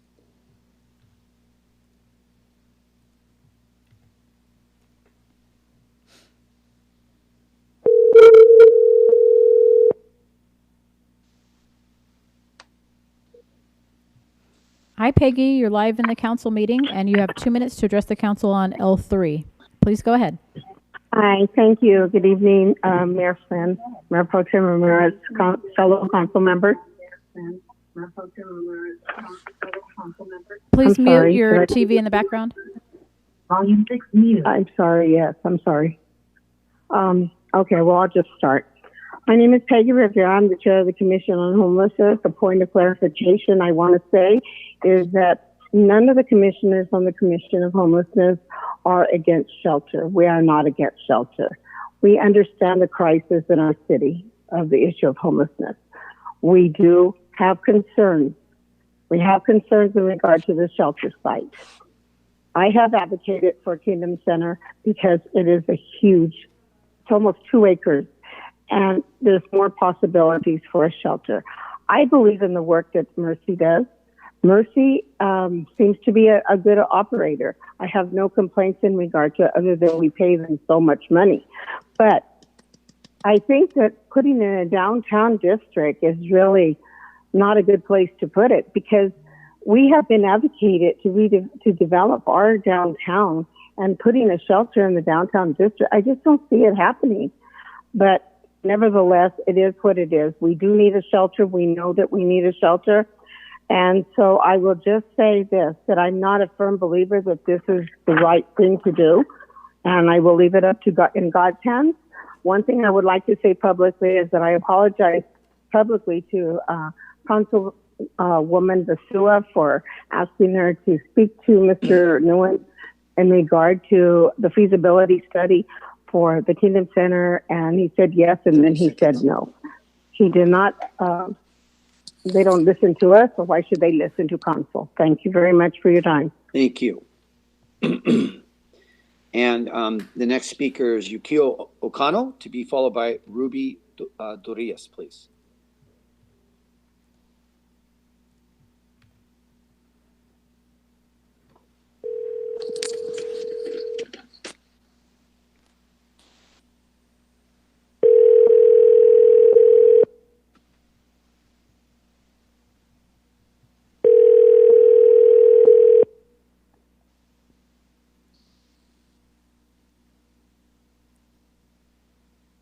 Hello. Hi, Yukio. You're live in the council meeting, and you have 2 minutes to address the council on item L3.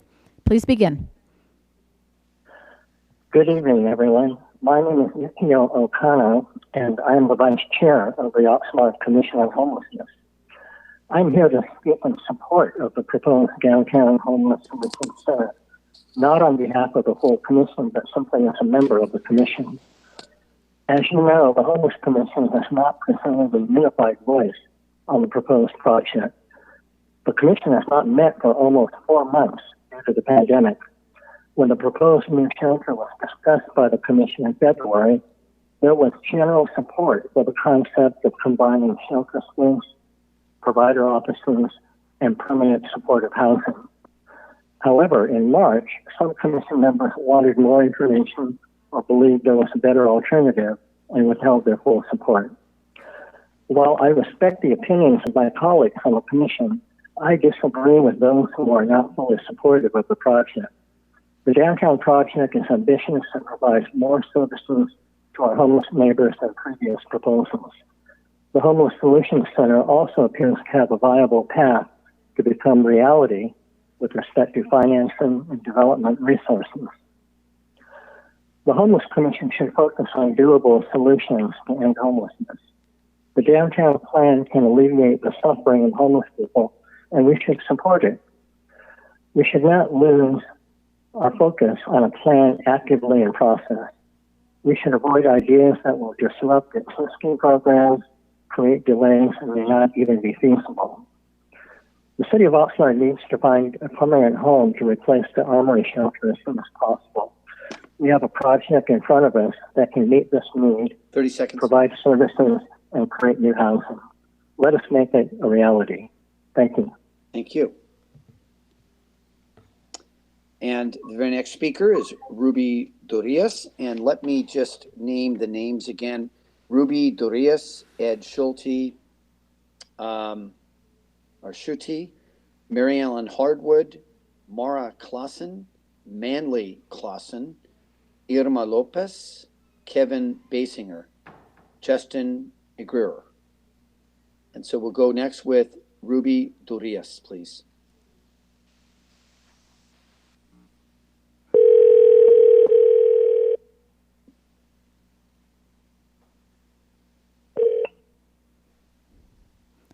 Hi, Ruby. Hello. Hi, you're live in the council meeting. You have 2 minutes to address the council on item L3. Please begin. Thank you. Good evening. My name is Ruby DeRouse, and thank you to the City Council and other city officials for allowing me to speak to you this evening. And also, I'd like to say thanks to the council members for that resolution on racism as well. A little bit about myself first. I'm an Oxnard resident. My family moved here in the late 60s. I'm a grad from Channel Islands and high school, and then UCSB as a first generation graduate. I returned to Oxnard after graduation from college to teach mathematics and did other administrative work in Oxnard School District, and retired after 31 plus years. I give this background so you can know where I come from, to know that I am vested in Oxnard and making sure that Oxnard has the best. So I support this proposal that's being set forth to the council tonight. In 2019, I joined the Homeless Commission to continue helping my community. After seeing the homeless situation all over town, and decided to do all I could to help eliminate or solve this problem or make it better. I saw firsthand while teaching what the homelessness did for my students who were homeless, living in cars, coming to school dirty and smelly. So I knew something had to be done. I know that I volunteered to get something done, or at least an opportunity to invest it. But this can't happen if we keep coming up with different things to 30 block. seconds. Okay? I urge the council members and all entities involved to vote in favor of negotiating an agreement to conduct this proposed Homeless Solution Center. Please, let's not lose this battle for our homeless. The longer we wait, the more lives are lost. This crisis is only worsening. Governor Newsom stated, and I quote, "Every homeless Californian living on a boulevard of broken dreams is a casualty of institutional failures. A person who has fallen through every possible hole in the safety net. Let's provide that net." Thank you so much. Thank you so much. And the next speaker is Ed Schutte, to be followed by Mary Ellen Hardwood. Please.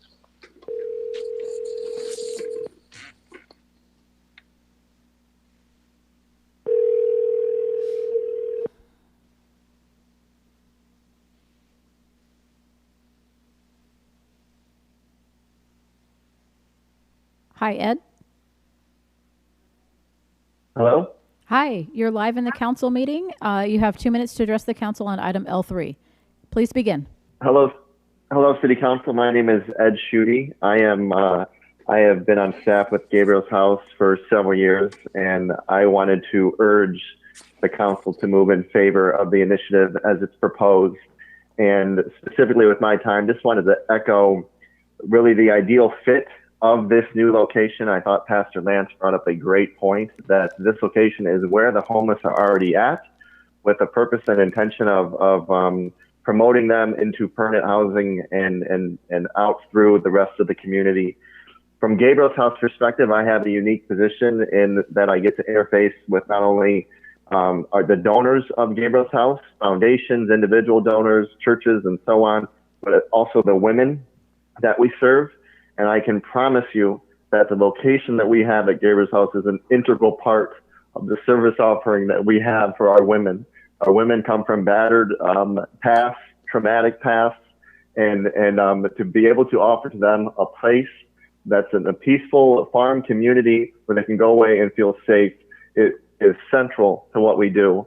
And any attempts to change that space will result in a whole lot more than a removal of beds and a transition time, but will radically negatively affect the women and the children of our community. Thank you. Thank you very much. And the next speaker is Mary Ellen Hardwood, to be followed by Mara Klassen, please.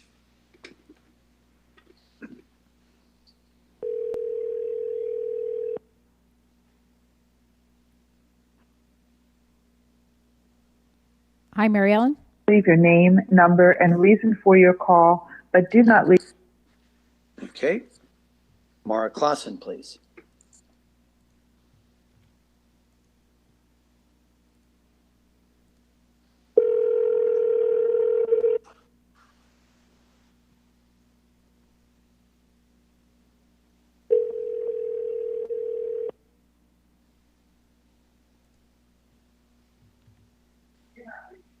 Hi, Mara.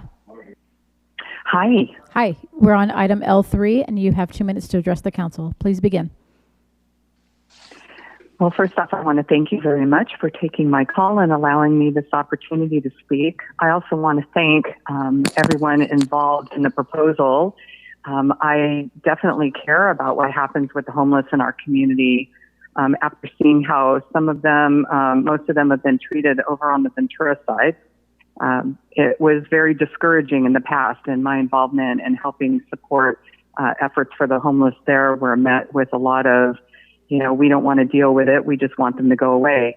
So the fact that there's a proposal here that's actually trying to come up with a solution is very encouraging. So with that said, I want to say that I completely support what the discussion has been about the proposal its current location, and that I would like to encourage everyone to move forward and not delay any longer. It's been delayed way too long as it is, and the sooner that we put something in place to help address it, I think the better the community is going to be.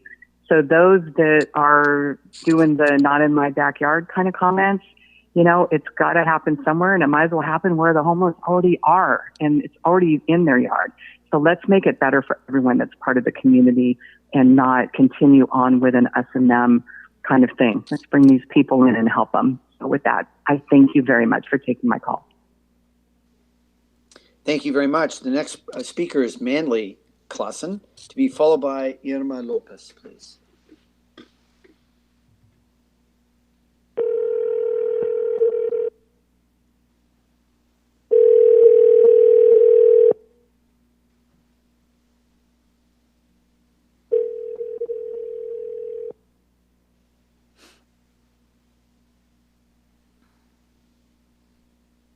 Hi, Manley. Hello? Hi. Yes. We are live in the council meeting. We're on item L3. You have 2 minutes to address the council. Please begin. Thank you. Mayor and City Council, I thank you for allowing me to speak. My name is Manley Clausen. I'm a resident of Oxnard for the past 16 years.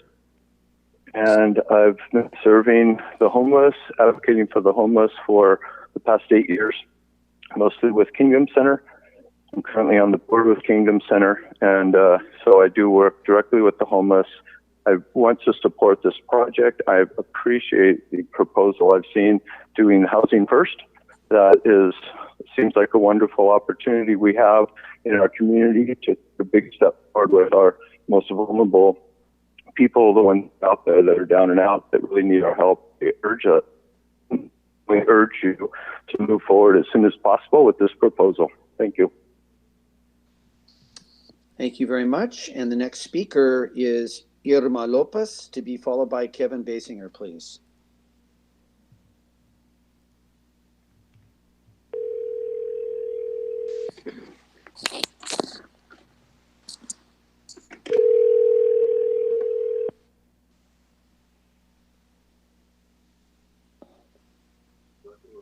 Hi, Irma. Hi. Hi, we're on item L3 in the council meeting. You've got 2 minutes to address the council. Please begin. Right now? Yes. Do I have to use, do I have to mute my phone? No, just speak into your phone. Just start right now? Yeah, please. Okay. Okay. Oh my gosh.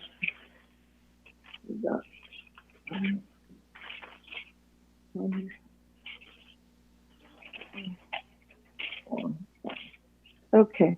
Mayor, Oxnard City Council members, my name is Irma Lopez.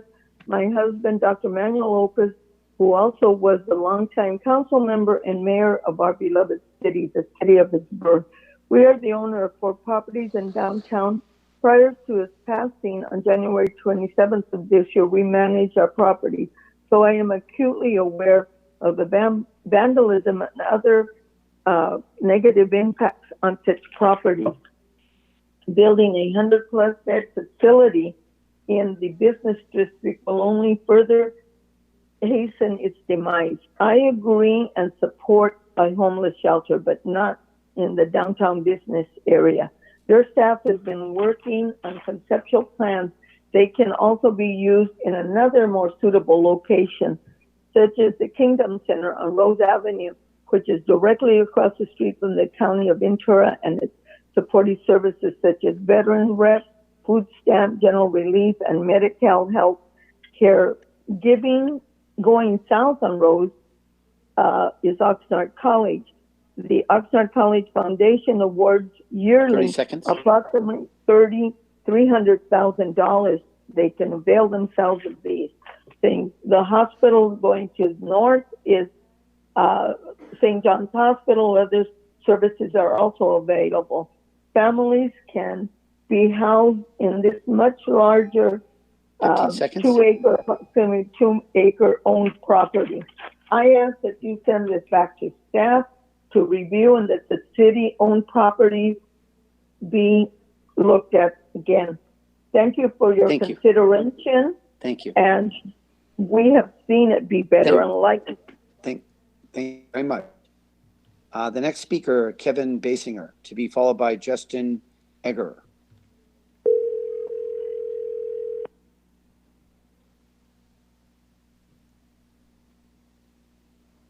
Hello. Hi, Justin. You're live in the council meeting. We're on item L3. You have 2 minutes to address the council. Please begin. Michelle, this is Kevin, not Justin. Is that okay? That's Sorry, okay. Kevin, please. All right. Good evening, Mayor, Mayor Pro Tem, and council members. My name is Kevin Basinger, and I am one of the commanders at the Oxnard Police Department. I currently manage the department's homelessness and anti-vagrancy efforts, including the homeless liaison officers. Many of you are familiar with our efforts to engage those persons experiencing homelessness in our community and services, and to mitigate the quality of life issues related to homelessness. I come before you now to voice our support for the development of a homeless solution center. As we have seen with Oxnard's current navigation center, a homeless shelter provides many benefits, not just to the homeless community it services, but also to the city as a whole. As homelessness issues continue to confront cities in California, the need for comprehensive services, as envisioned by the Homeless Solution Center, will only increase. We do not believe, nor is there evidence to suggest, that the proposed location poses any more of a public safety issue or quality of life concerns than its current location. In fact, with many services encompassed in one location, and the proximity of the proposed location to our homeless liaison officers and homeless outreach team, we do not envision either an increase in crime or a decrease in quality of life issues, either in the surrounding neighborhoods or downtown. Thank you for your time. Thank you very much. And let me go ahead and read the list right now. The next speaker is Justin Eger, and the following people will follow Justin: Kat Selm, Tara Caruth, Joanne Olivares, Christy Maiden, Dave Littell, Amanda Nakla, Robert O'Reilly, and Pat Brown. So let's call Justin Eger, please.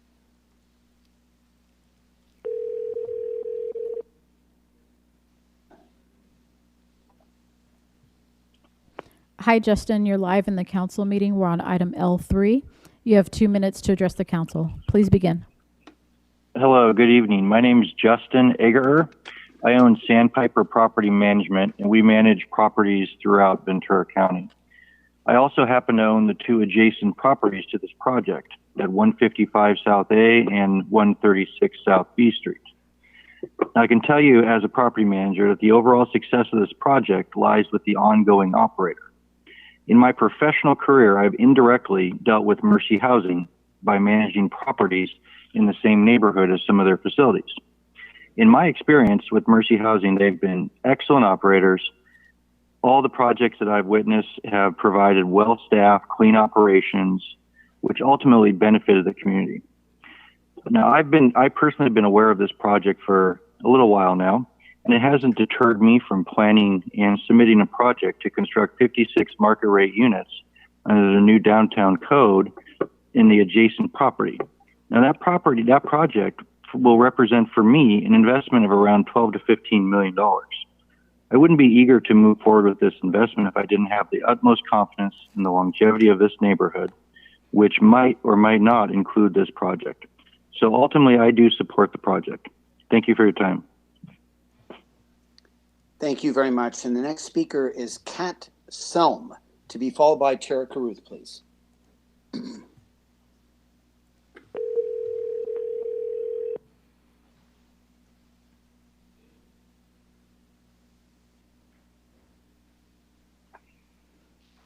Hi, Kat. You're live in the council meeting. We're on item L3. You have 2 minutes to address the council. Please begin. Hello, and thank you to the City Council members for hearing my comment today. My name is Kat Selm, and I work for the Nature Conservancy. I'm here today in a show of support for the exclusive negotiating agreement for the proposed Homeless Solution Center.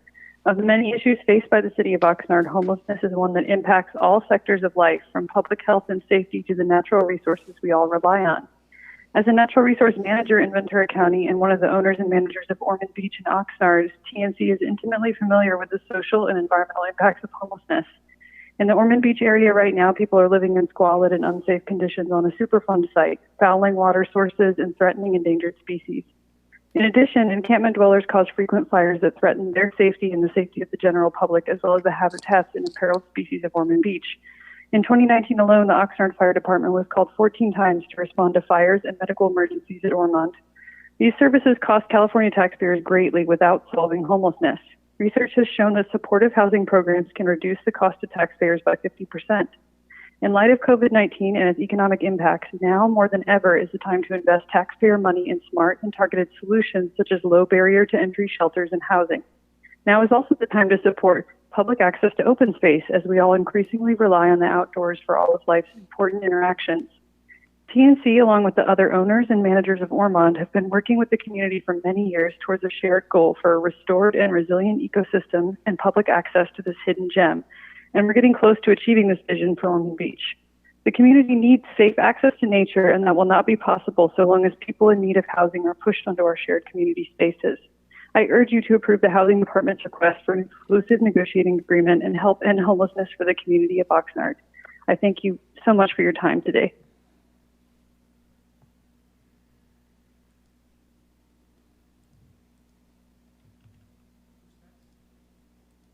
Tara Caruth.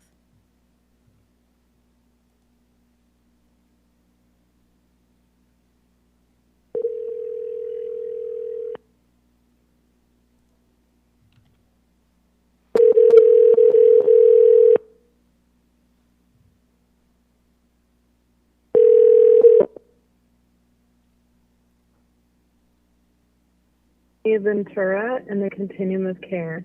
Please leave a message and I'll return your call.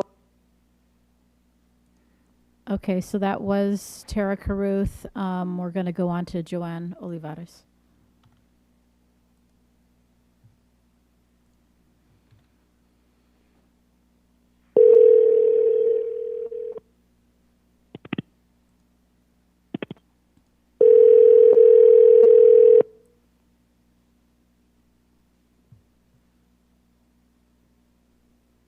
Hello.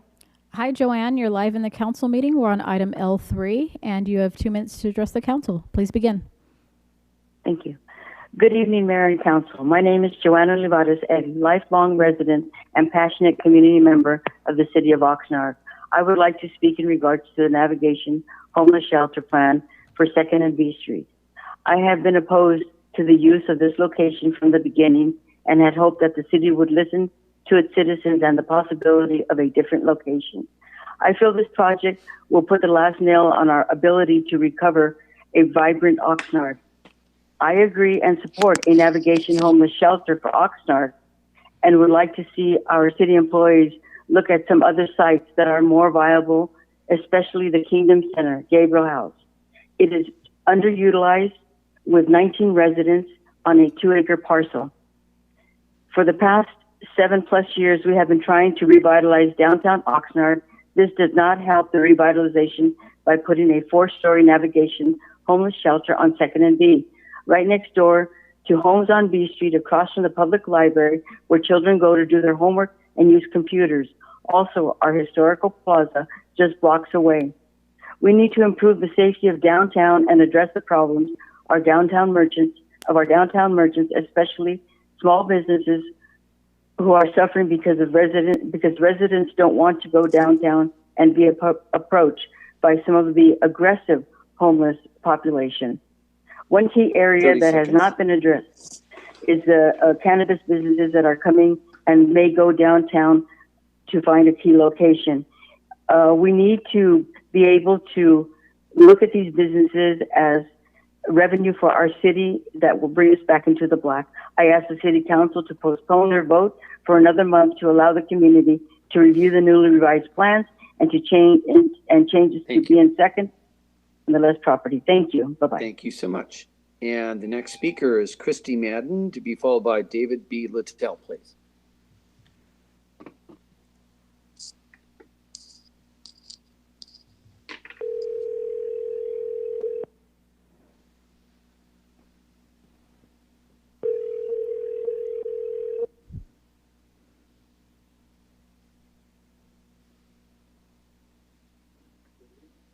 Hi, Christy. You're live in the council meeting. We're on item L3, and you have 2 minutes to address the council. Please begin. Thank you very much. This is Christy Madden. I am a Senior Deputy Executive Officer in the County Executive Office. The county supports the staff's recommendations to enter into an exclusive negotiating agreement with community development partners in consideration of developing a homeless solutions center. The council is to be commended for taking the leadership role in establishing the West County Emergency Shelter and Navigation Center at its temporary location on State Street. This was the first 24-hour full-service shelter operating in the county. However, as indicated in the staff report, the facility housing these operations lies within the runway protection zone at the Oxnard Airport, and thus is inappropriate to serve as a permanent location due to the hazards that it presents to the clients and staff. It has been the county's understanding that this is a temporary location. On March 20th, 2018, the Board of Supervisors conceptually agreed, recognizing that there are limits, to match capital and operations funding for year-round permanent shelters. Inasmuch as staff recognizes the critical need for shelter at this location, staff cannot bring forward a recommendation to the Board of Supervisors for consideration of cost share unless and until there's a solid transition plan to relocate the operations from K Street. In closing, I'd like to applaud the council for its commitment and dedication to this issue, as demonstrated by your adoption of the 5-year homeless plan and strategy and pursuing best practice solutions that seek to not only provide shelter but end homelessness in your community. We look forward to our continued partnership in serving the unhoused members of the City of Oxnard. Thank you. Thank you very much. And the very next speaker is David B. Littell, to be followed by Amanda Nakla, please.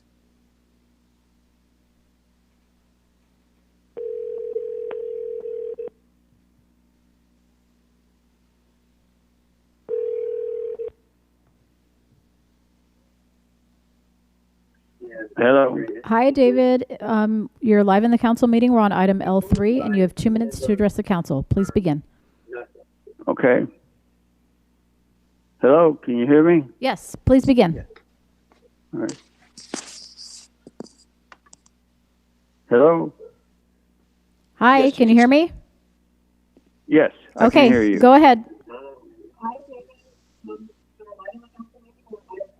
Can you turn down your TV in the background, please? Yeah. All right, yes. Okay, and go Hello, ahead. The clock is running. My name is David Littell. I've been a resident of Oxnard for 33 years and an active citizen, particularly in the last 14 years. I served on the Utility Rate Commission panel in 2017. I worked with the Parks Department over the last several years. And currently I'm serving as a commissioner on the Commission for Homelessness. I speak for myself. I have worked at senior levels in facilities and financial management for my whole career and have a master's degree in those subjects. I give you that for my credibility with you. So, Mayor Flynn and City Council members, I speak to you today about the proposed new navigation center in downtown Oxnard. I strongly support the need for a new center. My greatest concern is that we do it in the right location and in a financially prudent manner. I do not believe the proposed location at 2nd and B Street is in our best interest, and an alternative needs to be considered. My proposal, along with others in the city, own property at 1450 Rose Avenue. This site is 5 times larger than the downtown site. Many large homes have the square footage of the existing site proposed. Thank you. Thank you, Mr. Littell. It's less than 1,400 feet. The downtown site... Mr. Littell, your time is up. I'm sorry. Thank you very much. The next speaker is Amanda Nakla, please, to be followed by Robert O'Reilly.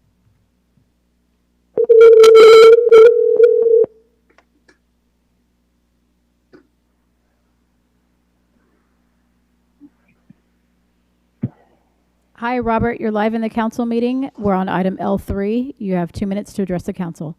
Please begin. Hello?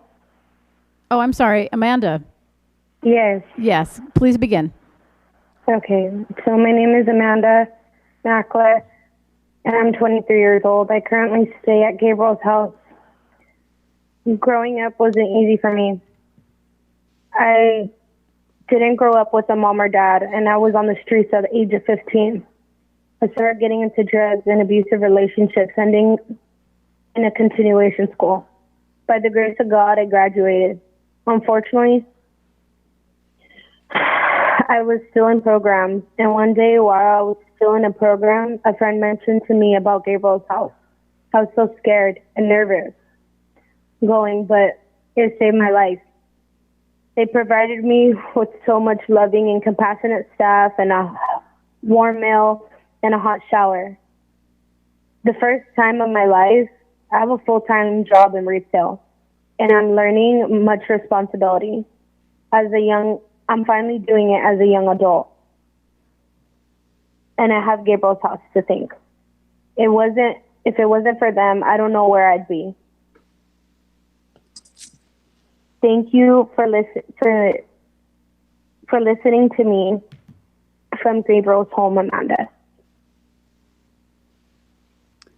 Thank you very much. And the next speaker is Robert O'Reilly, to be followed by Pat Brown, Janie Lai, John Fowler, Margarita H. de Escontrias, Veronica and Andres Garcia, Susan White Wood.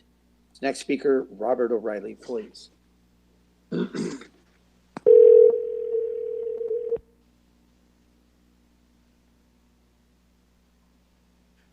Hello. Hi, Robert. You're live in the council meeting. We're on item L3, and you have 2 minutes to address the council. Please begin. Thank you very much. Hi, Mayor Flynn, Mayor Pro Tem Ramirez, and council members. My name is Robert O'Reilly, and for over 2.5 years, I have managed an office and worked right here in downtown Oxnard.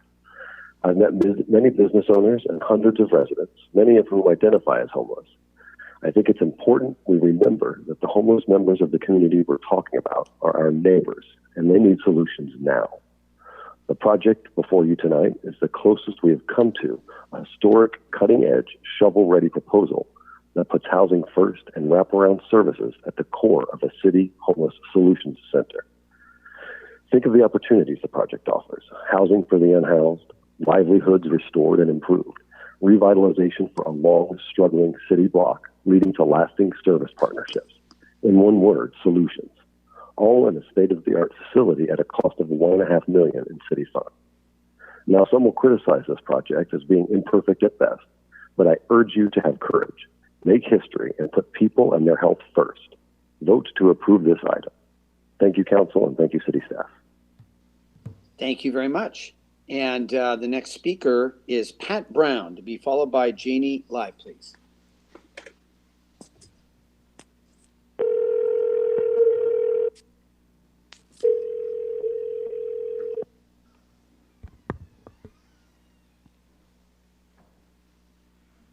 Hello? Hi, Pat. You're live in the council meeting. We're on item L3, and you have 2 minutes. Please begin. All right.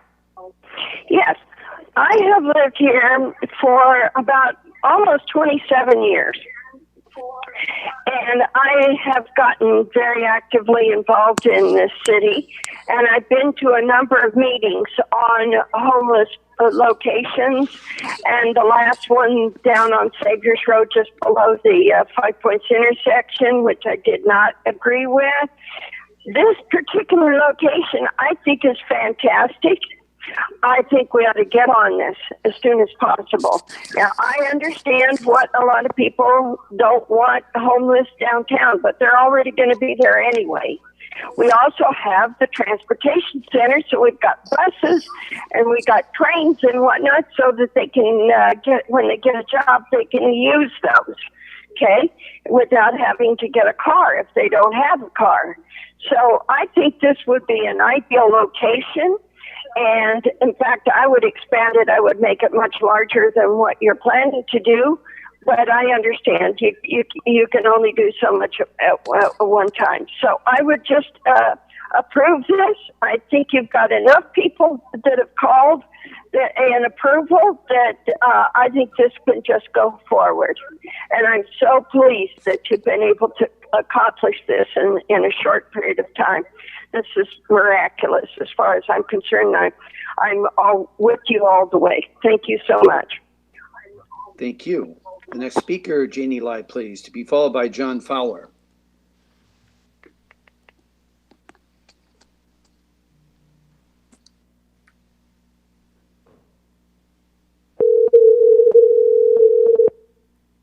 This is miraculous as far as I'm concerned. Hi, Janie.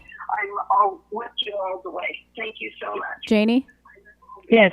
Hi, could you please turn your TV down in the background? And Yes. okay, and now you have 2 minutes to address the council on item L3. Please begin. Oh, okay. Good evening. My name is Jenny Lai. This is miraculous as far as Janie, Hello? please continue with your comments. Hello? Yes. Can you hear me? Yes, we Okay. can. Please continue. Hi. Good evening. My name is Jenny Lai. I was an ODMD member for the past 6 years and also property owner since 2007. I noticed that a lot of speakers and council people only consider how to help homeless, but very few of you have considered helping downtown business owners by improving downtown environment and business opportunity. Many downtown business owners are not outspoken. It is so important to protect these downtown small business owners so they can make a decent living themselves and won't become homeless. No customer want to come to a downtown with many homeless hanging around. If you visit 7th Street, east of Oxnard Boulevard near Mercy House, there are many homeless hanging out on the street. Having a homeless center in downtown, it will attract all the homeless come to downtown for help. It will only make business owners difficult to operate and possible out of business. One of the property owner, George, has 30 met seconds. all the downtown business owner and collect to total 125 business owner signature against this homeless shelter in downtown.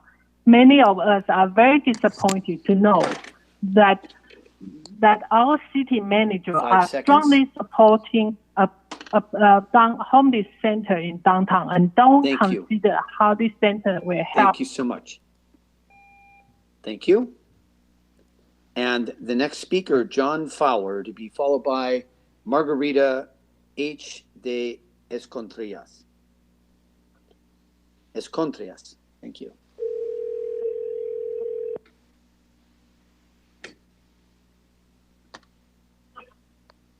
Hi, John. You're live in the council meeting. You have 2 minutes to address the council on item L3. Please begin.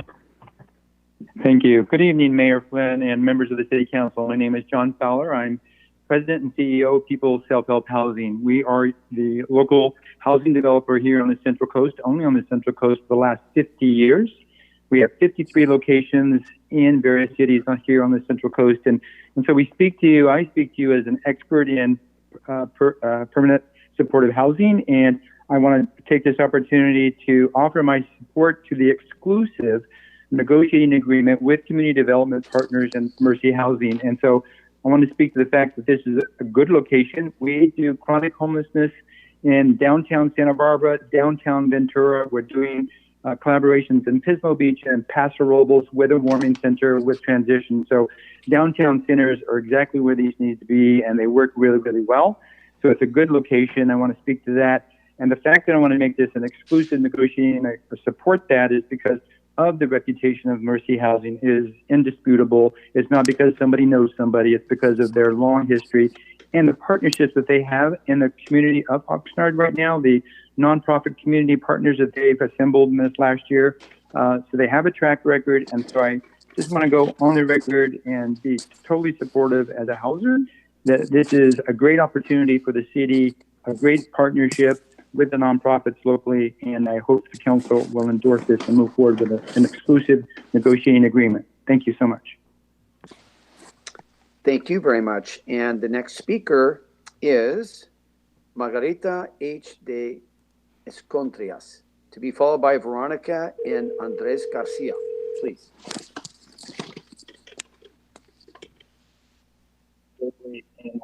Hi, Margarita. You're live in the council meeting.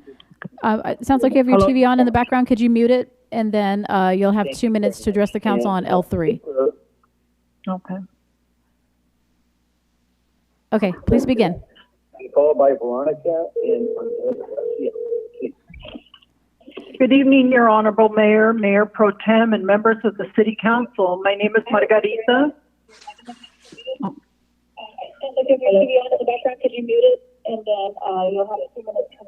You're going to need to mute your TV. We've got an echo.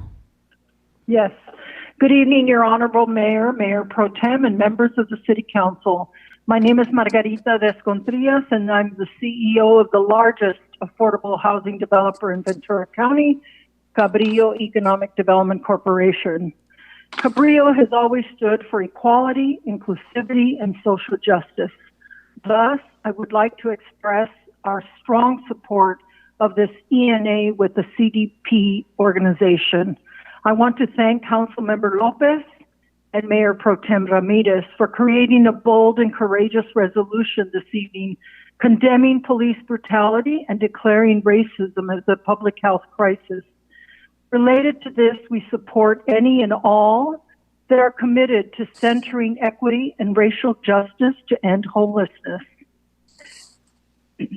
As our city manager stated, homelessness is not a law enforcement problem. As a housing leader and former public servant for over 30 years, I became acutely aware of the need for a continuum of care, housing first model, which leads to life stability.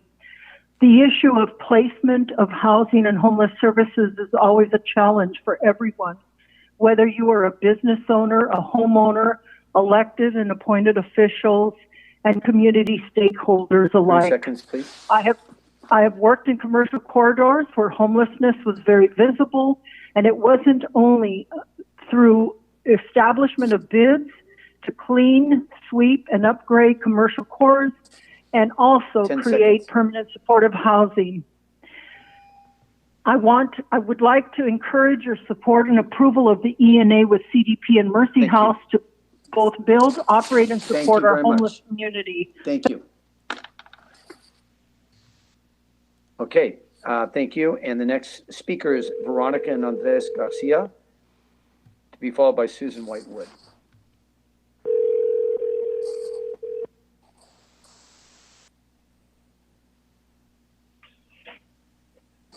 Hi, Veronica or Andres. Hi. Hi. Hi, this is Veronica. You're live in the council meeting. We're on item L3, and you have 2 minutes to address the council. Please begin. Hi, good evening, Mayor Flynn and members of the City Council. I'm calling as a resident of the City of Oxnard to express my support for a homeless solutions center at the 241 West 2nd Street location. I think a navigation center at this proposed location in downtown Oxnard is a good location. I don't think it would preclude me and my family from going downtown. In fact, I think this project would go a ways to support downtown revitalization efforts by bringing investment and new life to a long vacant, underutilized city property. With this project, the city is taking a proactive stance to address homelessness rather than doing nothing or placing a shelter far from amenities and transportation where it is less likely to keep people housed. The second thing that would bring me and my family downtown more often has nothing to do with homelessness, frankly, but rather is about seeing more amenities, new businesses, and attractions to frequent and support downtown.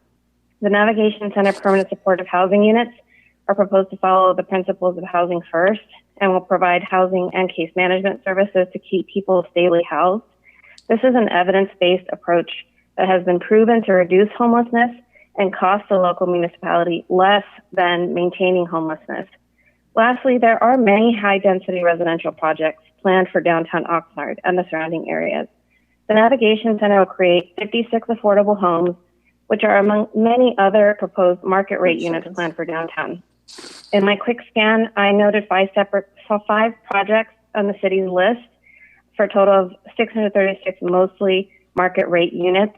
I counted very few affordable units in that list. To work towards being a more inclusive community, we need to plan for housing, not just for those that can afford high rent, but also for those that are lowest income and most vulnerable in our community. Thank you for your time. Thank you so much. And the next speaker is Susan Whitewood, to be followed by Greg Runyon, Joan Lucas, Ken Duff, Abel Magana, Stacy Miller, and Kelly Bruno Nelson.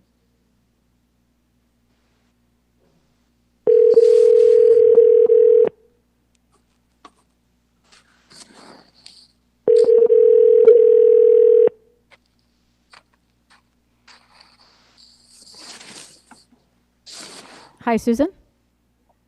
Hi, Michelle. Hi. We're on item L3. You have 2 minutes. Please begin. Thank you. Good evening, council members, mayor pro tem, and city staff. My name is Susan Whitewood, and I am speaking tonight in support of agenda item L3, requesting approval of an ENA with the developers for proposed homeless solutions center to be located at 2nd and B Street. My family have been residents of Ventura County since the early 1980s. While I do not currently live in Oxnard, my office is located there. My son was baptized at the All Saints Episcopal Church located directly across the street from the proposed Homeless Solutions Center, and my father and brother are both buried there in the Memorial Garden. In addition to my family roots in the community, I am also the housing manager for the County of Ventura Behavioral Health Department, the lead agency for the voter-approved No Place Like Home initiative to provide permanent supportive housing for homeless and mentally ill.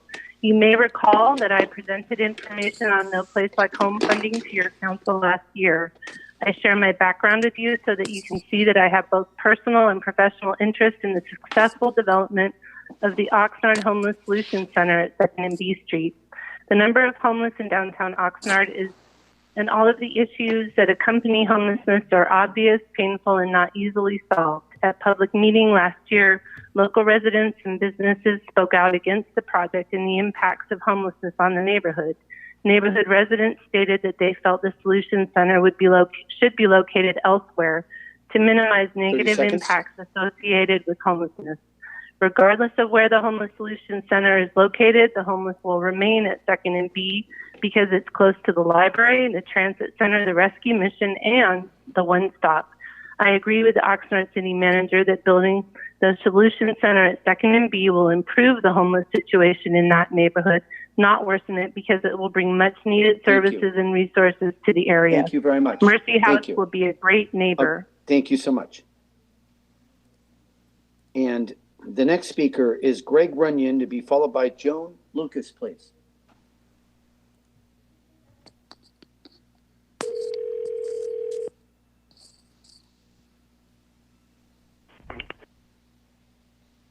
Hi, Greg. You're live in the council meeting. We're on item L3, and you have 2 minutes to address the council. Please go ahead. Okay, Michelle. Hi, this is Greg Runyon, Mayor and Mayor Pro Tem. I am calling after a lot of thought. I'm calling in support of the project. But I think there's a couple things I just would ask, and the developer and Mercy House, it's been wonderful to hear community support, and in some cases probably to hear support from their competitors. I think it might be important to use some of Oxnard's professional folks in some of the building and the things that are done, and I hope that that will take place. But I just want to say homelessness is an issue that can affect anyone, and please, all of us, let's not think about the worst behaviors of the homeless. Let's think about the mother that's sleeping in her car when she was pregnant. I just saw her on America's Got Talent sing a song by the Rolling Stones that brought the house down, and she said she went on there because it was a chance to better her lives and her child's life. We have to realize that homeless people are down on their luck, but it doesn't mean they don't have any luck.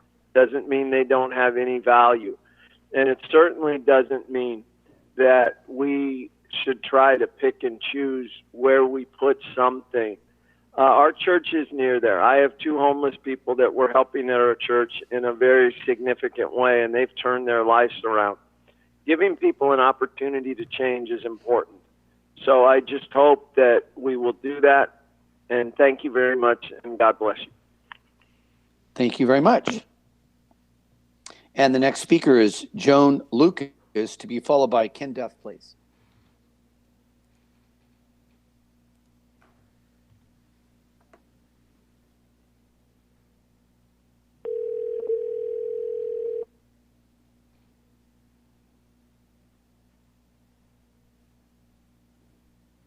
Joan?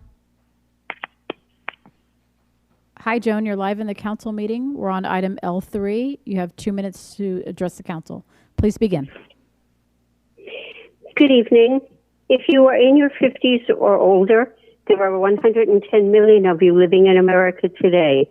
The baby boomers, all 40 million of them, the first wave of babies born after World War II, are in their 70s. As a people, we are not prepared. We have begun to see old people sleeping in doorways. My name is Joan Lucas. 2 years ago, at age 80, I was homeless, never on the streets. I wasn't an alcoholic. I don't do drugs. I have worked all my life. I was living every older person's greatest fear. I had outlived my money. I spent 14 months in Gabriel's Health Shelter.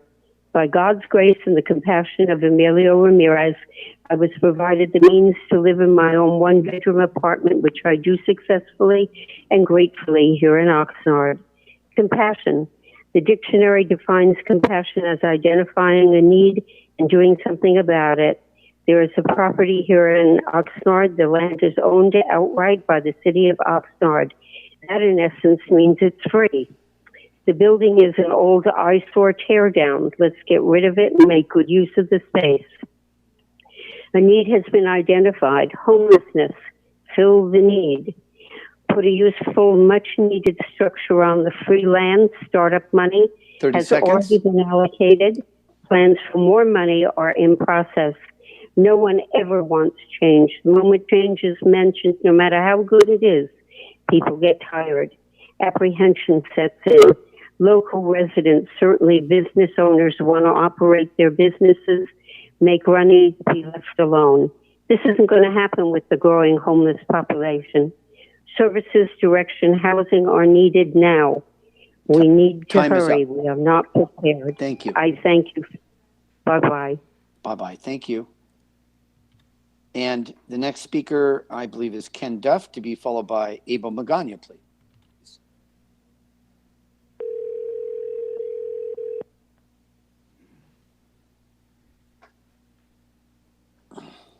Hi, Ken. You're live in the council meeting. We're on item L3. You have 2 minutes to address the council.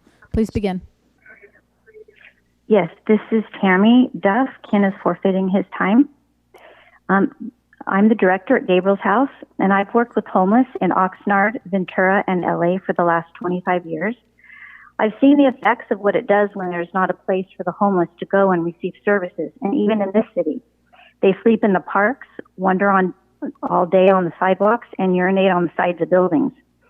I know the people in Oxnard want a place to care for the homeless and have worked very hard to find a solution for that. Having this beautiful navigation center in downtown on B and 2nd to provide shelter, food, and services is far better for the city than having homeless wandering around and sleeping in the streets. I urge the City Council to move forward with the plan that has already been set forth and have invested a lot of time and money into it already.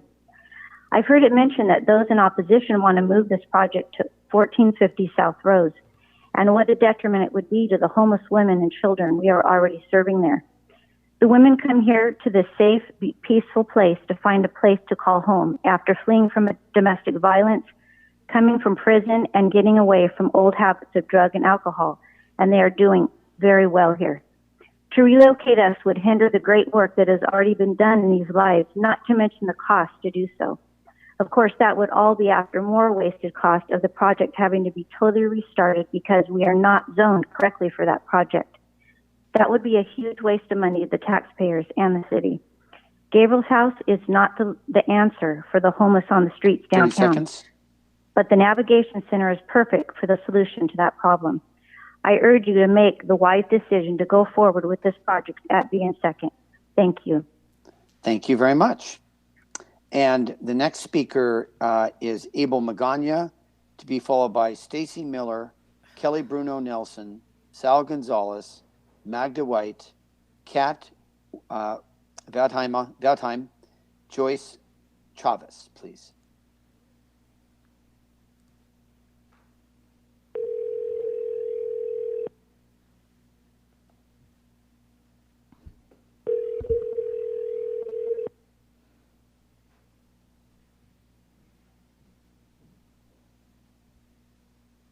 Abel?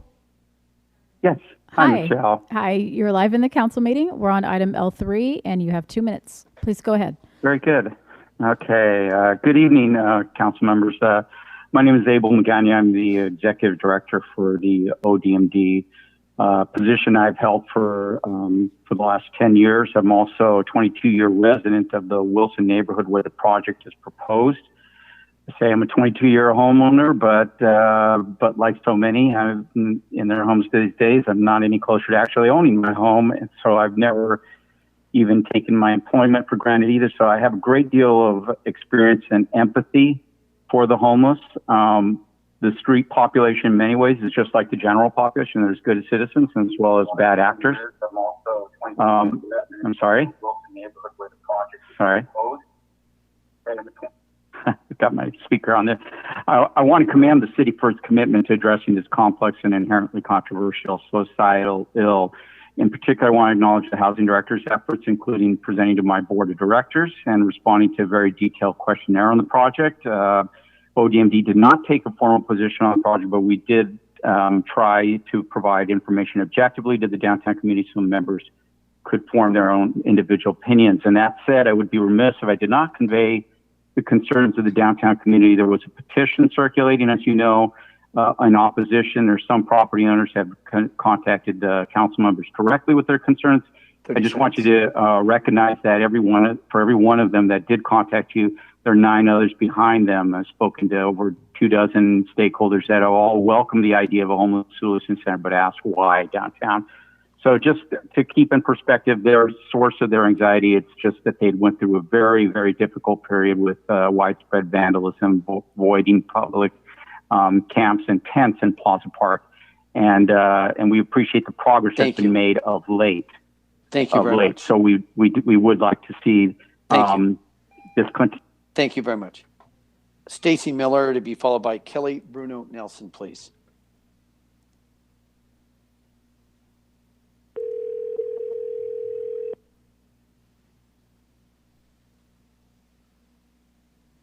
I'm sorry I can't get to the phone at the moment, but if you'd please leave a voice. So, Kelly Bruno Nelson, to be followed by Sal Gonzalez.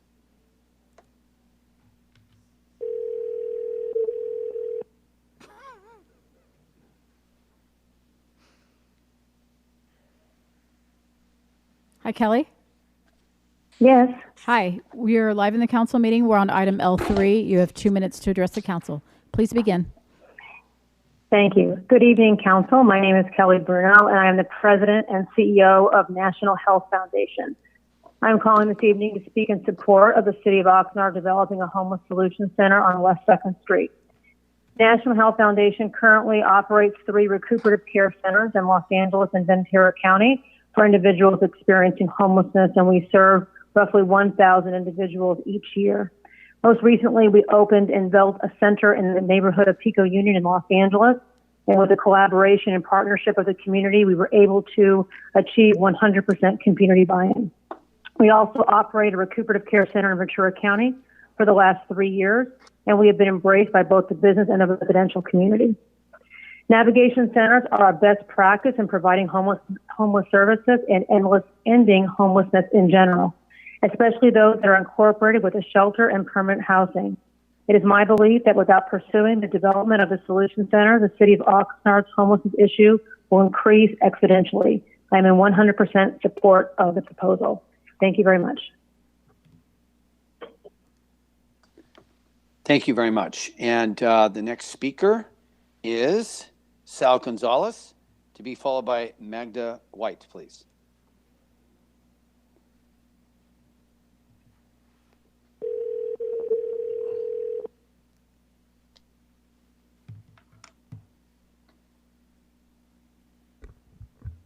Hi, Sal. Hello. Hi. Yeah. You're live in the council meeting. We're on item L3. You have 2 minutes to address the council. Please go ahead. Thank you. Good evening, Mayor and Council. I'm pleased to lend my support to discuss recommended action for an exclusive negotiating agreement with community development partners.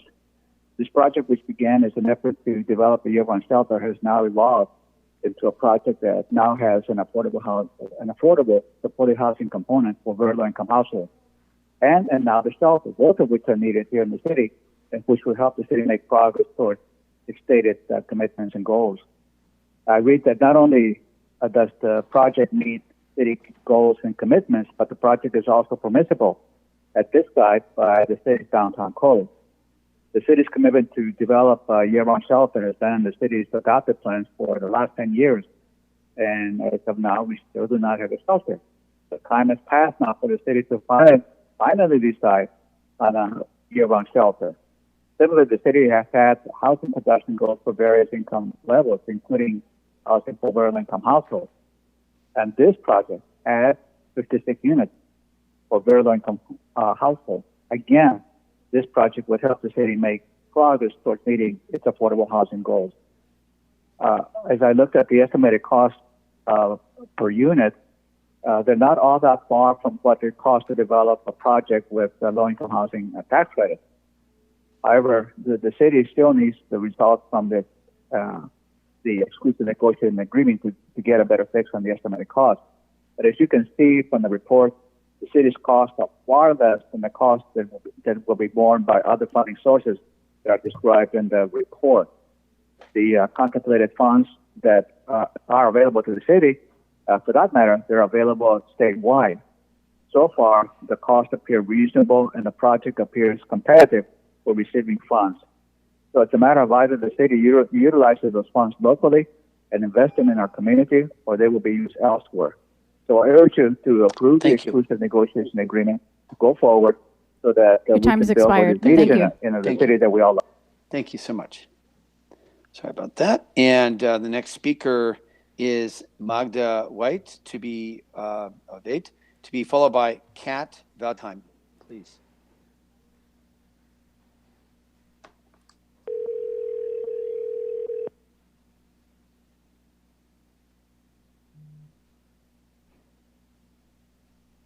Hi, Magda. Hello. Hi, you're live Yes, in the hi. council meeting. We're on item L3. You have 2 minutes to address the council. Please begin. Thank you. Okay. Hi, my name is Magda Wyatt. I've owned Fresh and Fabulous Cafe here in the heart of downtown Oxnard for 14 years. I'm speaking in favor of the proposed navigation center. I also serve on the Board of Community Action of Ventura County and have been a proponent of our low income and homeless community through our work there. But I'm speaking today as a downtown business owner. I'm very much for this development in the proposed location. Given the information in the staff report, the speaker from Mercy House explained that they will be keeping it well maintained, and they gave examples of their other properties, and that they expect their clients, tenants, and guests to be encouraged to respect the area. And I believe the location, as it is set near other city service buildings, will give it steady visibility by employees and city leaders who will ensure just that it is well maintained. It is also set aside just enough to be away from the historic destinations of downtown for those who have been speaking about being worried about it being too near the city center or near the tourist or local hangouts. We know the homeless already camp out in the vestibules of our businesses all around the downtown. So I can't see how providing services, restrooms, housing and shelter close by can make it worse. It can only make it better. Serving all those in our community can only uplift our entire city. And as a business owner, I'm invested in downtown. So I'm not saying not in my backyard like others have been saying. I am saying let's bring the best help they can 30 get seconds. where we need it most. And I strongly urge the council to support this proposal. I also want to say that in 14 years being in the downtown, I have never once been approached by an aggressive homeless person. And I believe that having the services right here where they need them will not deter any guests from downtown, and I think it'll be extremely beneficial. And Thank you. Thank you for your time. Thank you, Magda. And we're going to go back to, we had a telephone number problem. We're going to go back to Stacy Miller.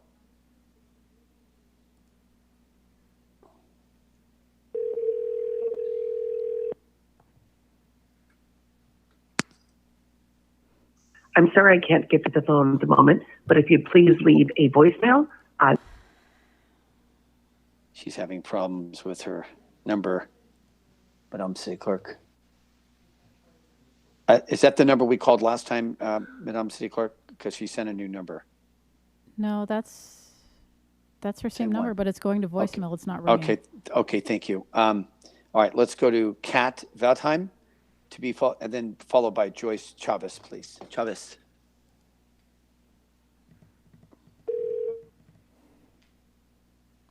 Hi, Kat. Available to take your call right now. Please leave your name and number.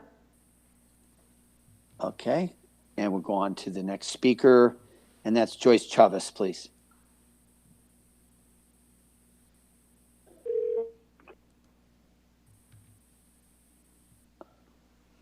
At the tone, please record your message. When you've finished. All right, and we'll go on to the next speaker. Okay, let me call out the next names. Jorge Escalera, Jack Villa, Gabriela Rodriguez, Rick Casaniero, George Miller, Renee Camper-Stewart, please. Jorge Escalera.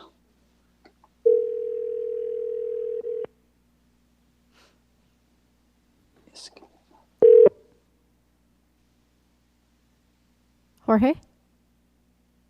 Hello. Hi, we're on item L3 in the City Council meeting. You have 2 minutes to address the council. Please begin. Hello. I have collected about 125 signatures from downtown business owners, which I emailed to you a few days ago to show our united efforts to voice our concern and disapproval of the homeless shelter project. They have asked me to speak on their behalf. Most of our community and those I am speaking for did not know about the project. Obviously, transparency is lacking and community input is being disregarded.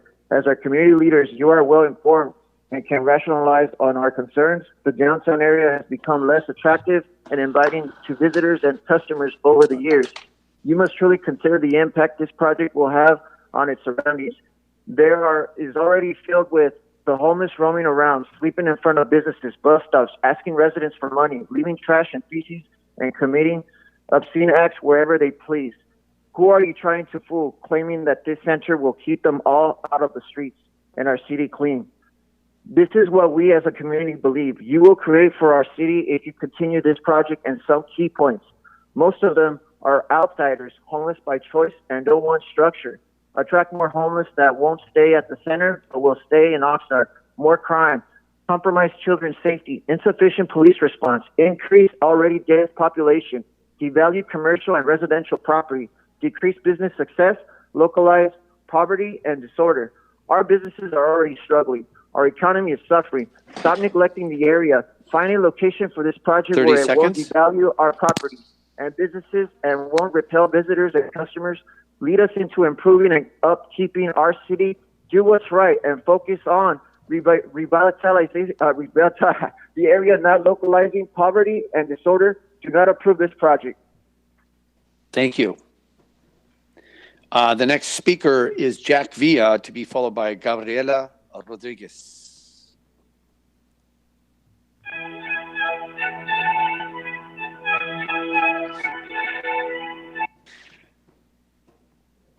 Jack? Oh. Jack, are you there?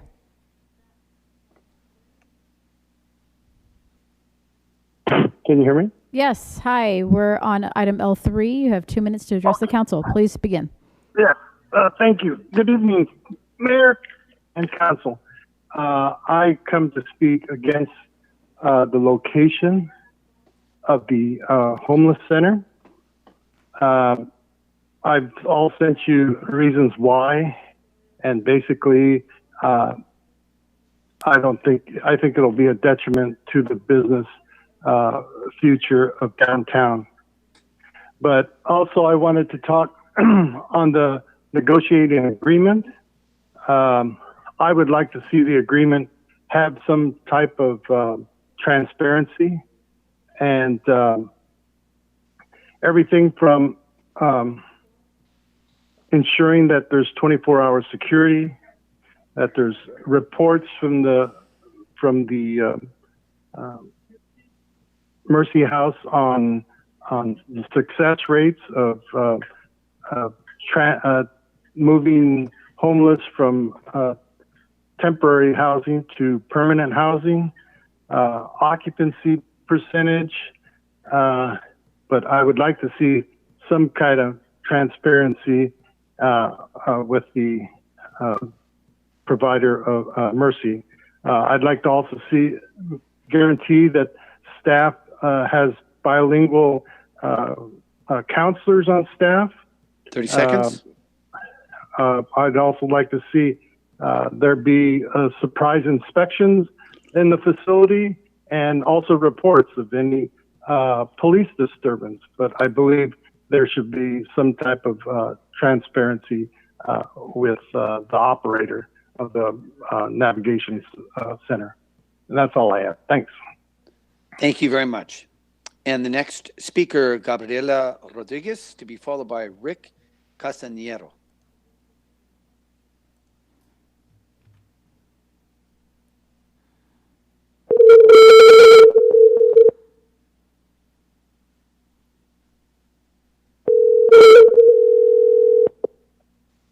Hello?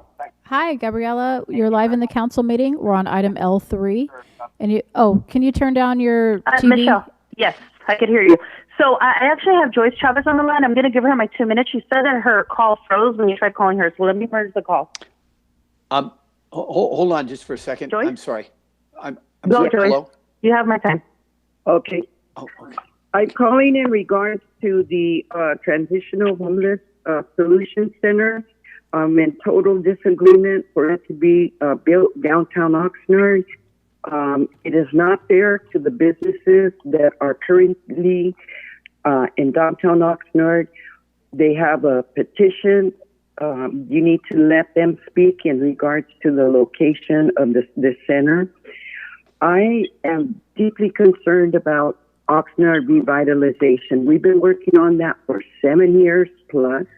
I'd like to have a downtown like Ventura or Santa Paula downtown. I want a nice downtown. This solution center can be located at the Kingdom Center, where there's only a few women and children located there.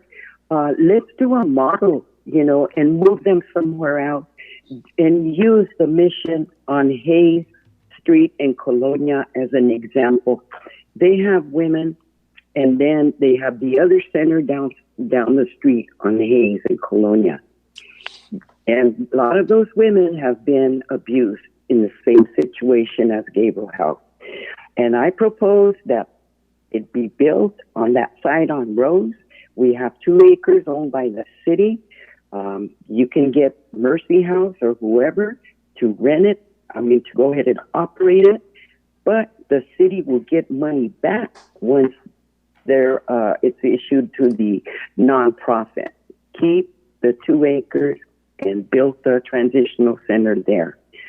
I think it's a great idea. The bus line goes there. Oxnard College is down the street. They can enroll in classes there, the homeless there. Time is up. Yes. Okay. I got 10 seconds. Okay. Thank you. Thank you very much. And the next speaker is Rick Castanero, to be followed by George Miller, please.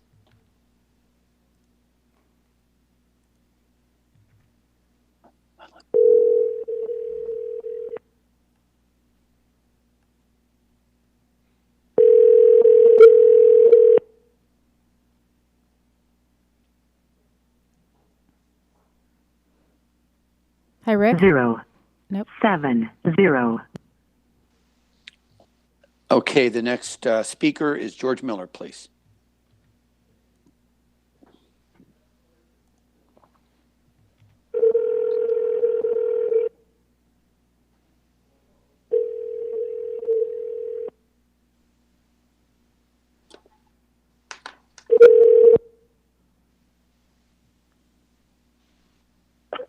Hi, George. Hello? This should be Rick. Oh, Shouldn't it? no. This would be George. Oh. Hello? Enter the meeting pin followed by the pound key. I don't know what happened. Okay. Should we move on to So Renee? it's George. Yeah, go on to the next one. Yes, please.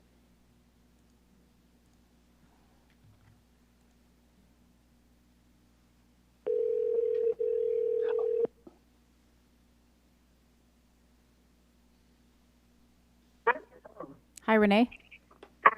Yes. Hi, we're on item L3 in the council meeting. You have 2 minutes to address the council. Please go ahead. Okay. Hi, I'm Renee Camper. I am a commissioner on the Commission for Homelessness for the City of Oxnard. I'd like to thank you, Mayor Flynn and Mayor Pro Tem Ramirez and the council members.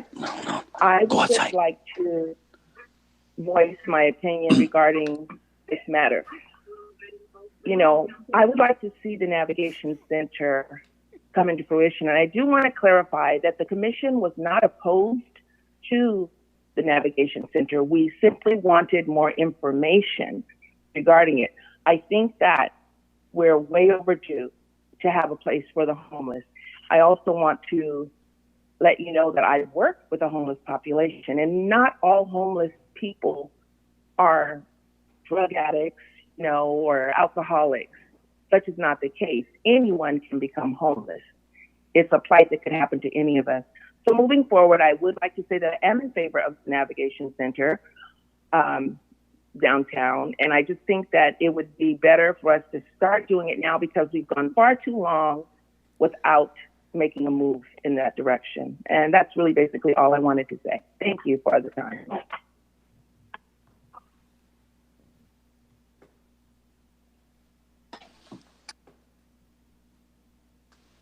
All right. Hello, Michelle, can you hear me? Yes. I'm sorry about that. We're going on to the next one. I'm sorry, I had a disconnection problem. That was the last speaker. Oh, that was the last one. Oh, okay. Very good. Yes, that's true. Thank you very much. All right. So what we'll do now is we'll go to council questions. I don't have any of the council members that have texted me on the homeless shelter. So I'll just go ahead and start with Mayor Pro Tem. Let me turn the camera on. Thank you very much. Wow, what an evening. We've been at this for a couple of hours, and I've heard from many of my friends and acquaintances. And I wanted to say that I have spent hours in the last couple of weeks, and especially even over the weekend and today, talking to many people who are pro and con about this. And as the city manager and our housing director know, I sent a number of questions to, based on my conversations with many of the people who are on the phone today who had public comments. And I sent those questions to a number of people to say these are the questions I was asking, and I won't go over them all now, but I think generally most of them were answered in a way that allowed me to support the project. I know I have many friends who called in today who are not really supportive of the project, and I do think it's because of their concerns, their legitimate concerns about their property and experiences they've had. And I empathize with them. I'm not a downtown property owner. I have a small business, which actually is something that's a continuation of my career as a legal aid attorney. And as a legal aid attorney, I always felt I knew so many homeless people and their struggles to pay the rent, get decent housing, find affordable housing, and I always felt a real connection with their struggles. That is even worse today because of the lack of affordable housing, the lack of a supply. And when you don't have enough affordable, it tends to push people out who have less income. And so there's just this downward pressure, and that's why many times we see people on the street. The unsheltered people in our community are suffering, and they cause suffering, and I can understand the fear that people have. Two of the most important speakers to me tonight were the developer who's bought the Rabobank property and has submitted a proposal for 56 market rate housing literally across the street from the proposed navigation center. I heard him clearly say he was not put out by the navigation center, and he has respect for what Mercy Housing does. And I think it's just clear that no one has mentioned any problems with Mercy Housing's operations anywhere at our shelter, and they have a great reputation. Mike, I'm sorry that we didn't get to hear from Kathy Nye, who is the director of the Homeless Children's Project for our county schools. We have more homeless children. We have enough homeless children to populate an entire high school in our area. And that is tragic, has tragic consequences. I heard that people want other options, and I think the city maybe imperfectly has tried to find other options. The proposal at Saviors Road was catastrophic. The community there did not like it. Some of the people who called in who don't like this proposal also were vehemently opposed to that one. So we have to do something. We can't keep kicking the can down the road. The financing that's available here, I did ask our housing director, what would it take to get housing, the same kind of project at the Kingdom Center? And I'm convinced that that's a good place for the victims of domestic violence. But what would it take? Well, it would not necessarily score as well as the downtown center. I asked, are there other areas in our downtown that would be highly able to get the funding actually? And I was told that the ones that would get the most funding are the ones downtown. And this one is just close enough to our police department, fire department, and of course city offices and transportation to get a higher score for the funding. And as I think you said, Mr. City Manager, our community cannot get this funding. Some other community will get it, and we will still be out of luck. Homelessness for many people is getting worse because of the pandemic. And I shudder to think what's going to happen. The other person that comments I really appreciated were Mr. Negrete, who was formerly a housing commissioner, who said, and I totally agree with this, the COVID pandemic has exposed our tattered safety net and inequality all over our country and here in our city. And this project is just a little bit of solution for that. And also, I think that the money that we would be able to use for the Downtown Navigation Homeless Solutions Center would not come out of our general fund. Other options, it would take general fund money. And as we're going to know so clearly in the next items about the budget, we don't have the money. And this is our opportunity to get what is rightfully part of our tax dollars to support our community. We cannot keep kicking the can down the road. I agree with Mr. Jack Villa about the things we need to do to ensure the security of the surrounding areas. Transparency. Are there problems? Are they being addressed?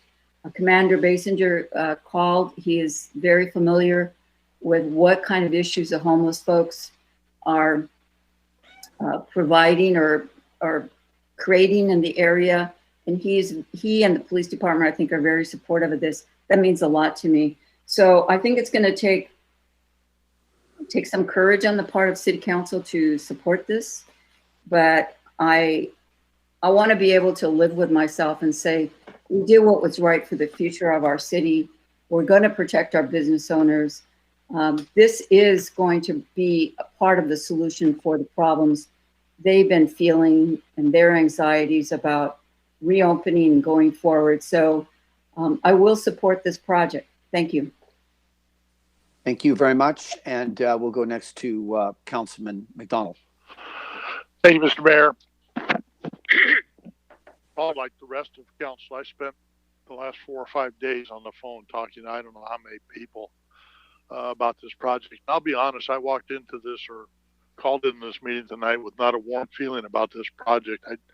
I saw the first renderings that I'd seen for an architect's proposal last week, and I wasn't real excited by it. And I've been saying this for years, that the winter warming shelter, while it does serves a nice purpose, it's really nothing more than warehousing people. And we're not doing anything in the winter warming shelter to address what, if any, demons that folks might have to help them become better persons. We give them a place to sleep, and then they're on down, to wherever they go. And I think we need to take it to the next step. Santa Barbara's had a transitional housing program for I don't know how many years, and I think it's still on downtown Carrillo Street, near their downtown area. I don't know if it's still in operation or not, but I remember seeing a special on Yule Hauser talking about the program and how things were done. And Mayor, can you mute yourself there? You're rustling everything. Thanks, sir. And it seemed like a very successful program. And, I walked into this thinking, I'm going to have trouble supporting it, but then I have to remind myself that this is just an exclusive negotiating agreement. It doesn't necessarily guarantee that any project will be completed in the area of 2nd and B, and there's a 2-year window on it. So all we're saying at this point is negotiate, see what comes up, and I think they would be free to look at other sites as time comes up, but we have to do something. We're under the problem of the airport being in the approach zone. We've turned a part-time use into a 24-hour use with people living in it. It's not conducive to safety. So I know the county is interested in seeing us move forward. I agree with the housing first approach. I have done a little bit of reading on it.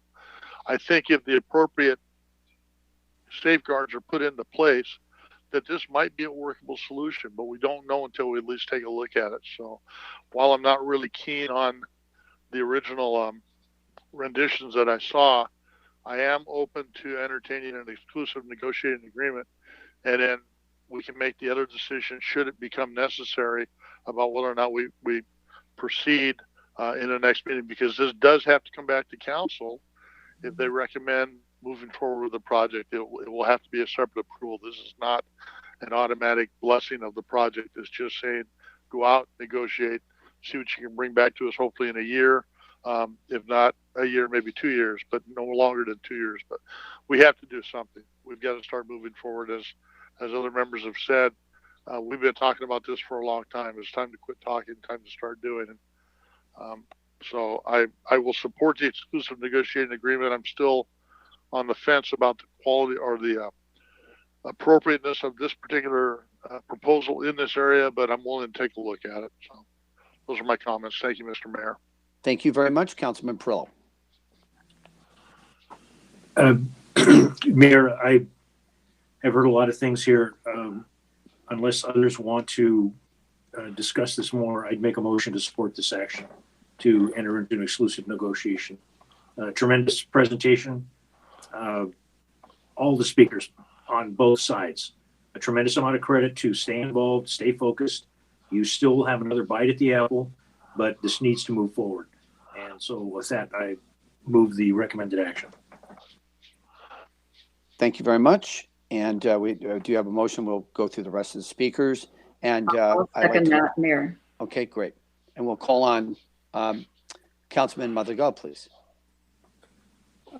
Thank you. Thank you for everyone. Thank you for the presentation. Thank you for everyone in the public who spoke on this item. This is a long time coming.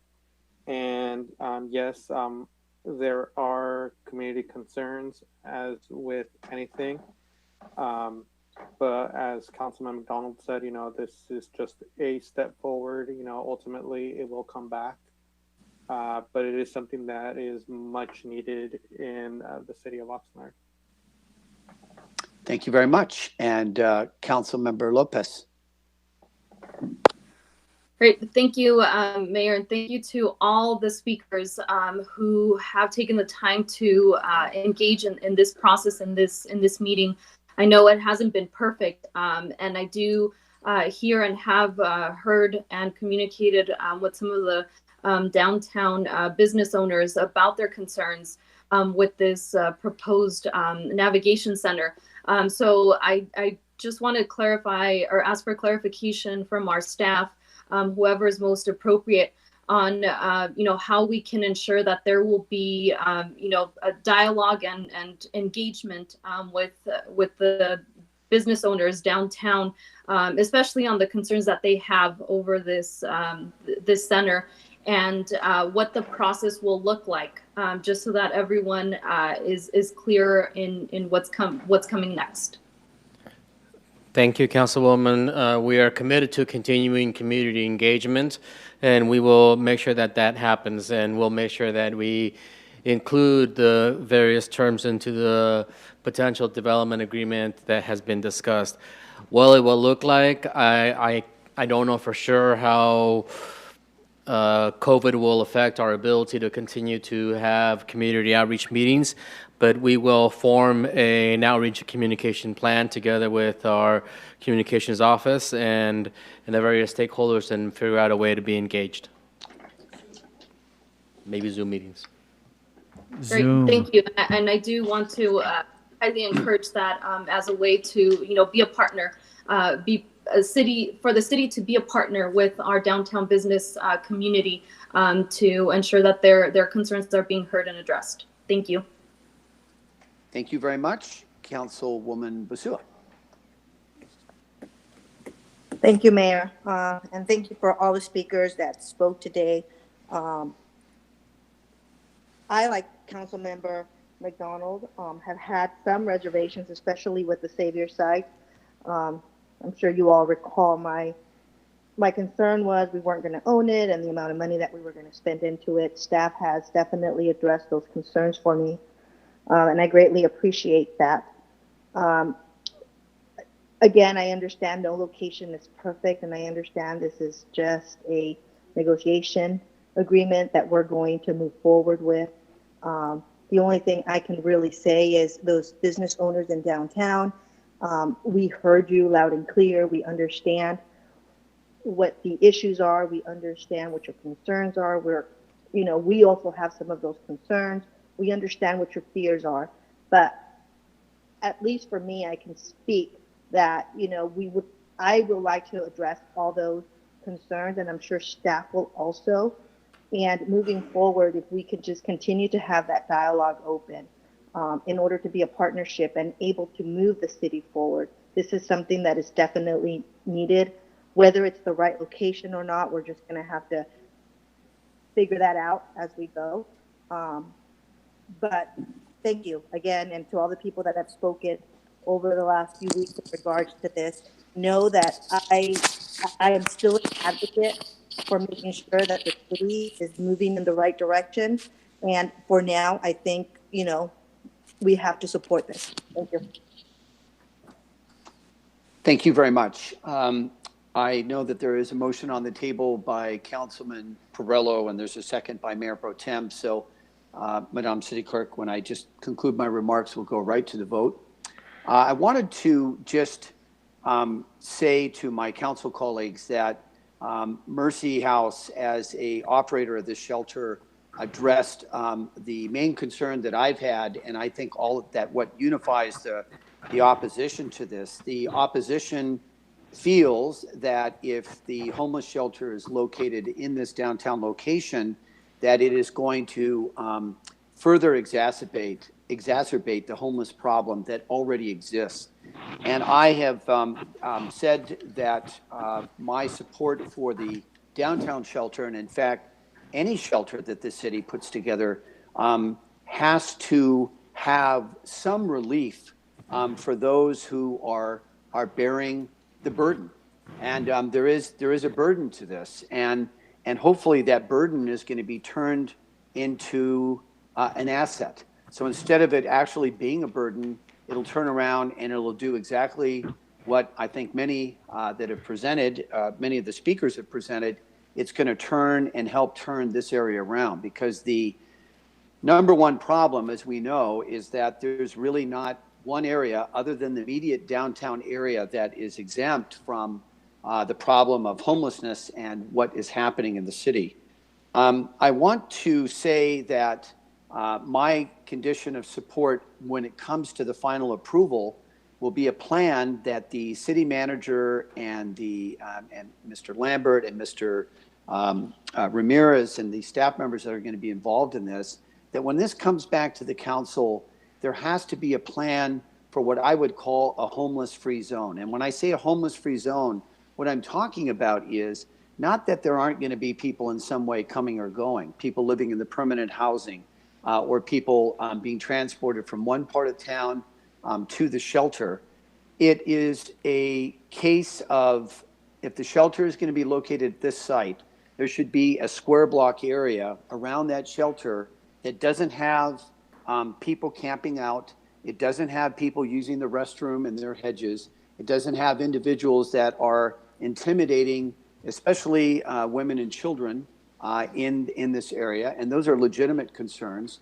It should be an area that is free from all of that. And I think that's what I'm hearing the operator of the shelter, Mercy House, say. And I happen to have the privilege of knowing specifically about the Costa Mesa location of Mercy House's shelter, because my daughter lives on the same street and her spouse, and it's on Plummer. And I've seen firsthand, before this Mercy House ever came to the city, I have seen how that shelter operates. And they had no idea, I would have never known. I mean, it's just coincidental that one of their shelters in Costa Mesa is at this site. And so, Mr. City Manager and members of the council, when this comes for the final approval, I think we owe it to the business leaders. And I appreciate Councilmember Lopez and others saying we need to reach out to the business community. We need to make sure that this site is going to be an asset to the downtown, not a liability. And I'll end by saying that there's really not one location anywhere in this city that is not going to have some level of opposition. I think most of us know that. And I'll conclude by saying that when I went on a field trip down to San Diego, I met with Mayor Kevin Faulconer, and who happens to have been born and raised here in Oxnard and went to Oxnard High School. And I asked the mayor, when we had visited 3 sites in San Diego, how he was able to, and how the council was able to successfully get these sites approved. And the mayor looked at me and said, well, I'll tell you exactly how it happened. We went through a several-year process of reaching out to the community, reaching out to the business community, reaching out to the residents. And there's only one thing that unified people, and that was their opposition to a given site. And so there were recommendations, the mayor told me, that were given to me. And I simply said, it's going to go here, here, and here. And that's how their process went. And so in contrast to that, we have had an outreach process. But I want to end by saying, I want to thank the Homeless Commission for the work that they've done. Members of the council, Councilwoman Basua made this statement about a year ago, or maybe even longer, and she said, what value do these citizen advisory groups have in our system? Because we need to kind of get to the root of that. And as we could see here this evening, there's a disconnect between the Homeless Commission and the chair of the Homeless Commission, chairwoman, and this whole process. There's a complete disconnect. So I've promised her, Peggy Rivera, that just as one member of this council, that I'll be working much more closely with her to try to forge a consensus on the part of the homeless commissioners so that they can get behind an initiative that I can work with them. We could form a consensus and then also form a consensus with the city council and the residents. So I strongly support this project. And Madam City Clerk, we have a motion by Councilman Perillo and a second by Mayor Pro Tem.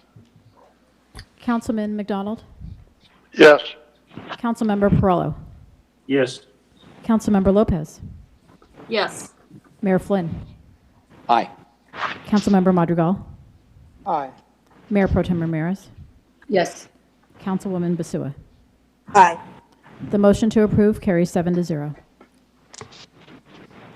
Okay, that gets that out of the way, and now we'll go to item L4 on the agenda. And Michelle, what about me? oh, I'm sorry, the Housing Commissioner. I'm sorry, Mr. Housing Commissioner. I apologize about that. It's good. This isn't a housing item. Yeah, right. Okay. So here we go. The next one is. All right, the next one. All right. The one after, not this next one, sorry. Yes. All right. So let's see here. So now we're going to go to item L4. L4, and the subject is the Second Amendment to an agreement A-8194 with Mercy House for the provision of a shelter and navigation center operations. The recommendation is that the City Council approve the Second Amendment to the agreement A-8194 with Mercy House for the provision of the shelter and navigation center operations for fiscal year 2020 to 2021 in the amount not to exceed $1,944,209. That's inclusive of COVID-19 contingency costs, bringing the total cost for the amended agreement not to exceed amount of $3,367,476, and that's inclusive of $936,727 for COVID-19 costs. Number two, direct staff to return to the council to recognize the appropriation of $241,916 of Coronavirus Aid, Relief, and Economic Security Act, CARES funds. And three, direct staff to return to the council upon receipt of the City of Permanent Local Housing Allocation, PLHA funds for acceptance and appropriation of $744,209 of said funding for the purpose of covering the cost of shelter operations. This did go to the Housing and Economic Development Committee, and it was approved 3-0. And Mr. City Manager, would you like to start this one also? Mayor Flynn, Emilio Ramirez, Housing Director, I think I will introduce. Okay, thank you. Good evening, Mayor and Council. Again, Emilio Ramirez, Housing Director. The item before you is consideration of an agreement with Mercy House for the continued operation of the Navigation Center on K Street. Mercy House, as you now know, is a nonprofit homeless services provider founded in 1988 and currently operates the Oxnard Navigation Center on K Street. In 2018, a joint procurement by and between the County of Ventura and the cities of Ventura and Oxnard resulted in contracting Mercy House for the operations of both the shelters in Oxnard and in Ventura, both under a low barrier shelter operation. With the intent of contracting an experienced shelter operator, the procurement resulted in choosing Mercy House as that operator.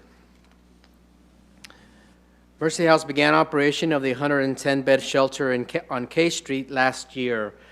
In December of 2019, the City Council approved a 6-month operating agreement with Mercy House in the amount of approximately $1.18 million. As we all know too well, a few months ago, COVID-19 changed life as we know it, and it affected the operating standards of the homeless shelter. And in March of this year, we expanded into the Police Activities League building across the street to allow for bed separation in compliance with state guidelines for shelter operation during COVID. We moved 78 beds and added resources, including isolation rooms and bathrooms and et cetera for response to COVID. Note that we did not increase the bed count. We only added space for COVID response and bed separation. The increased cost, the city incurred a cost for such a COVID response in the amount of $236,707, which increased the agreement amount to $1.42 million over that 4-month period. This agreement is set to mature tomorrow. I'm happy to report that these measures are working. We have not yet had a single positive case at the shelter. Good. We are simply not able to predict how long we will have to maintain the COVID response operation. Now it looks like there's going to be a new spike coming, but the proposed amendment for your consideration today includes the increased cost in anticipation of continuing that bed separation. It also allows us to eliminate it if we are able to re-merge the operation at the National Guard Armory. The proposed agreement operates the Oxnard Navigation Center for a 12-month period at a cost of $2.5 million. That amount is an increase from the prior year as a direct result of program added value, including offsite case management, which is paid from a county grant. But the proposal also includes a cost of just over $700,000 that should be taken into consideration as part of a COVID response and will not have to be paid if we are not in need of that continued COVID response. The funding for this agreement is multi-layered. Although that the total amount is $2.5 million for the base operation, an additional amount for COVID response, it's only going to cost the city $500,000 of Measure O funding, nothing from the general fund. That Measure O funding has already been previously approved and allocated and appropriated by the council. We are showing an additional expense of Measure O of $458,000 if needed for COVID response. However, after the date of publication of this report, we received an allocation from the CARES Act for Emergency Solutions Grant. That Emergency Solutions Grant is going to be able to fill this $458,000 contribution for Measure O and not be needed for this purpose. The other sources of funding include a grant from the county by the Homeless Housing Assistance and Prevention State Program, plus allocations from the CARES Act, including ESG, and the Permanent Local Housing Allocation grants from HUD and HCD. All of these amount to funds that are specifically appropriated for this purpose and do not impact the general fund. The cost of the city of Oxnard include a monthly amount of $197,000, but really only $41,000 for Measure O and nothing from the general fund.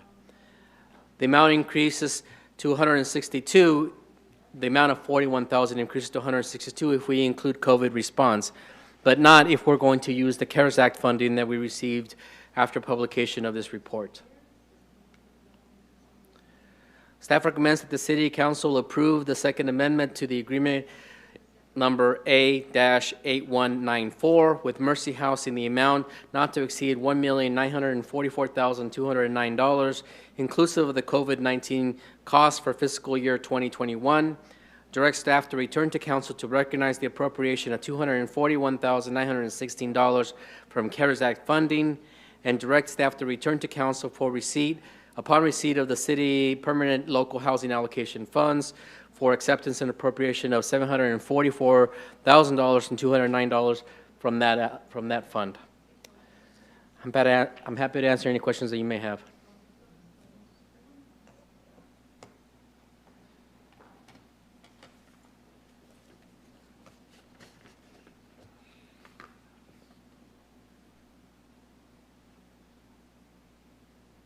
Sorry about that. We have a long list of speakers that I'd like to go to here, and we'll call them in the order in which their speaker cards were submitted. And let me just get this.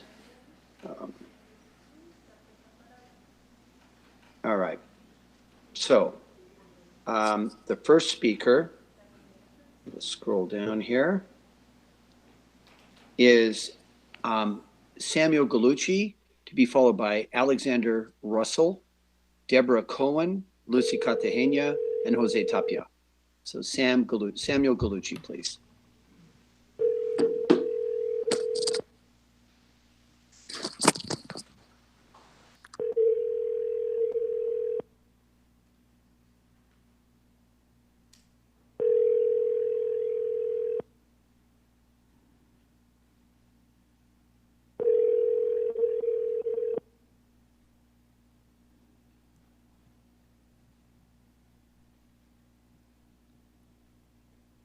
Hi, Samuel.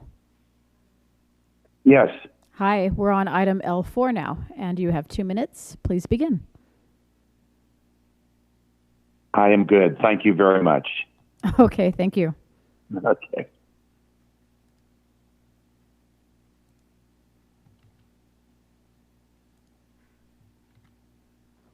Okay, we'll now go to the next speaker. Just a second. And that's Alexander Russell, to be followed by Deborah Cohen, please.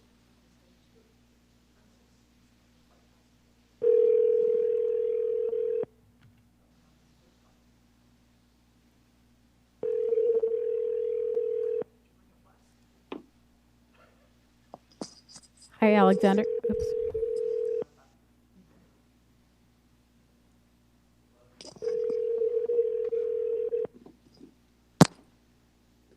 Doesn't appear to be an answer, Madam City Clerk. And now we'll go to Deborah Cohen. As soon as possible. Thank you. Deborah Cohen to be followed by Lucy Cartagena, please.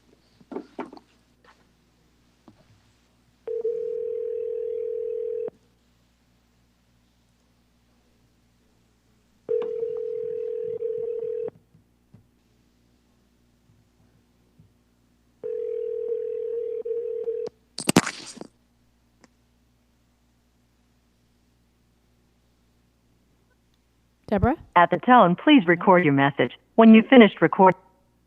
So the next speaker is Lucy Cartagena, to be followed by Jose Tapia.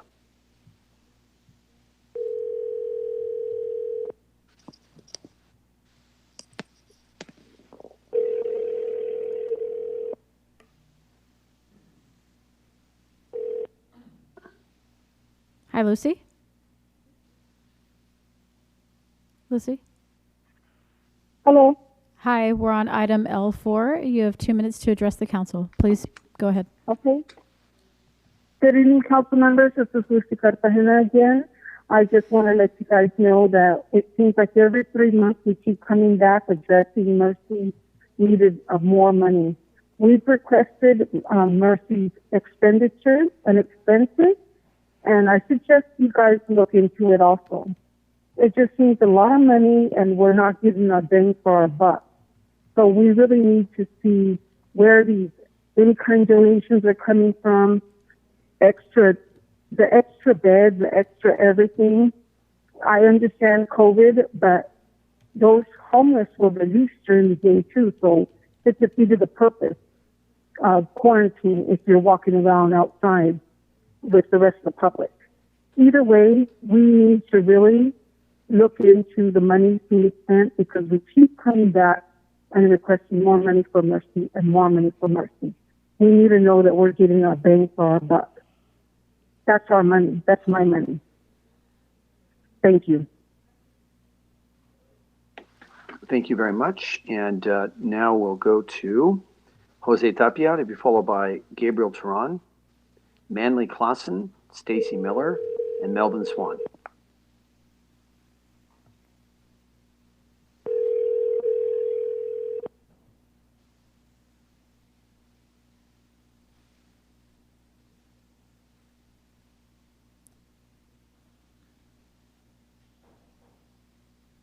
I think he hung up. Okay. Next speaker is Gabriel Turan, to be followed by Manley Clausen, please. Wait a second. Jose, are you on the line?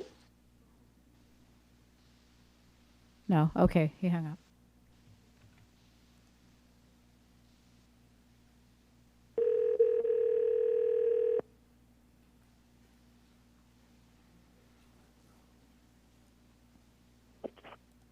Hi, Gabe. Hello. Hi, we're on item L4. You have 2 minutes. Please go ahead. Great. Thank you very much. Good evening again, Mayor Pro Tem and Council. Gabriel Strand, Fremont South Neighborhood Council. I am speaking as the Neighborhood Council Chair for this item. And regarding Mercy and their running of the current shelter, I have to say that as time has gone on, they've actually continued to enhance their services and how they've served the community and the shelter clients themselves. The shelter has been in our neighborhood since it opened again in December of 2018. And as time continues, we are having very few, if any, problems. And the problems that come up are issues that are so small that they're easily handled by the staff or the city, and we don't see them crop up again. There's also a standing agenda item on our neighborhood council meetings about the shelter, and it's open discussion for questions or concerns. And our residents and participants just have no negative feedback as we go on here. The staff have been very professional and great to work with. We have great communication. They stay in contact with me as the chair and are always willing to provide information when requested. So I just wanted to provide that information and commendment to Mercy for being a good neighbor. And I, as an individual and as a neighborhood council chair, am very impressed with their work that they've done and how they've done their very best to be good neighbors and how the shelter clients have been good neighbors as well. Thank you very much. Thank you very much. And the next speaker is Manley Clausen, to be followed by Stacy Miller.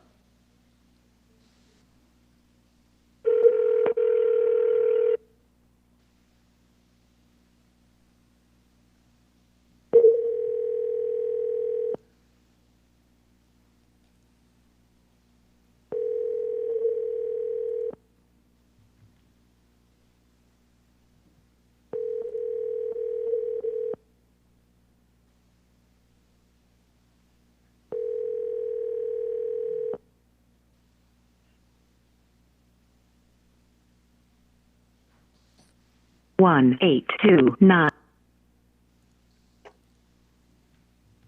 Okay, the next speaker is Stacy Miller.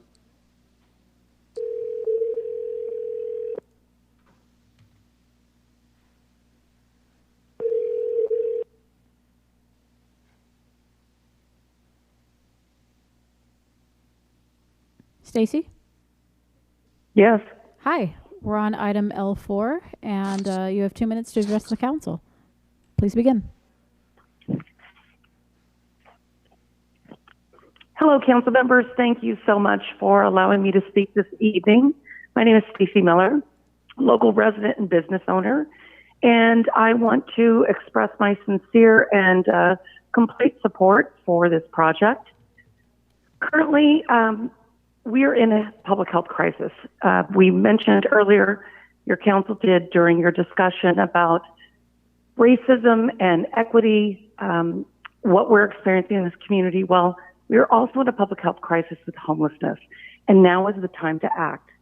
We have to be able to access the money that's being leveraged right now, $29.2 million that we can access as a result of this project.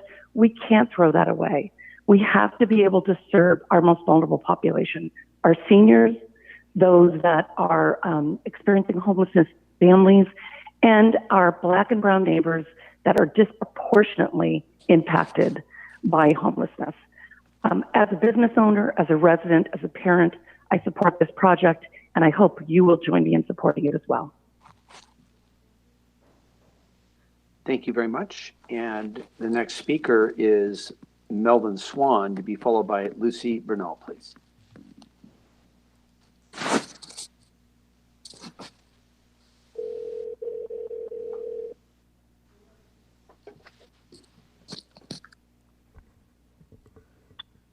Hi, Melvin. Hello. Hi. Yeah. It's Michelle from the council meeting. We're on item L4. You have 2 minutes to address the council. Please begin. Yes, this is Mel Swan, longtime resident. I oppose any of the building of the homeless shelter right behind the city hall. There's a lot better places to put it than there. I sincerely, I need to charge my phone. Can you get up? Anyway, I strongly oppose the measure. We have about 20, 30 people on the street. I need to sit down. We have about 20 or 30 people on the street that would oppose it, but they don't have computers. They can't voice their opposition. So hopefully I can voice my opposition for some of them. We've had so many problems there with the homeless. We've had break-ins. We've had robberies. We've had murders. We've had just everything. The homeless is not a good fit for downtown Oxnard. Anyway, that's my opinion, and I want to voice my opinion strongly. I think it's stupid to have it in back of the city hall. It's going to be a disaster. There's other places that it could be put. There's a lot of places, other places in Oxnard. I know the first attempt, they didn't want it there either. But anyway, I strongly oppose it. We have a lot of people on the block that don't have computers, so they can't even voice their opposition. I think this thing probably should have been put off so they could come to the meeting personally.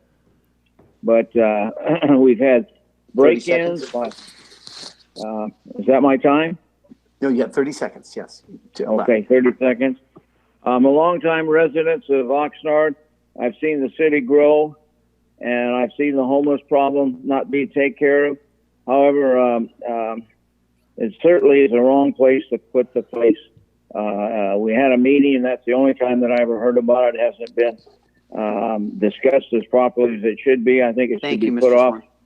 Okay, thank you. Thank you so much. Okay, and the next, okay, let me go over the next speakers before we even call them. So the whole list is Lucy Bernal, Douglas Partello, Timothy McDougall, Corey Branchflower, Veronica Munoz, Kelly Bruno Nelson, Jack Villa, Guadalupe Murillo. So why don't we go ahead with Lucy Bernal, please.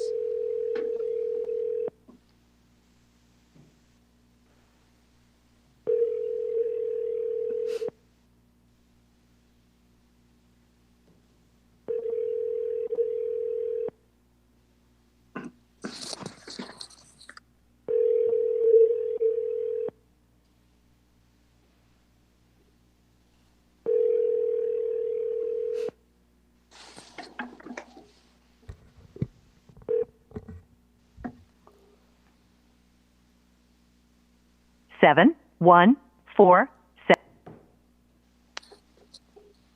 Okay, and now we'll go to Douglas Partello, to be followed by Timothy McDonald.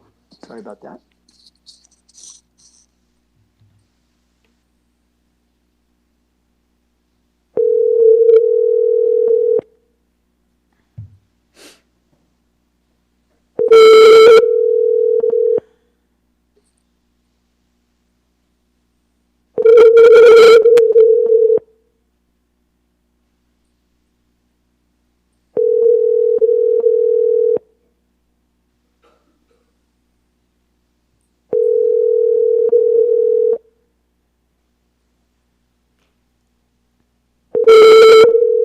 (805) 342.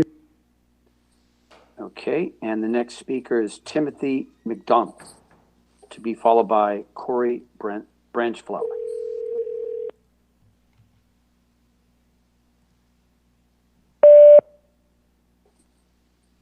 Okay. The next call is Corey Branchflower, to be followed by Veronica Munoz.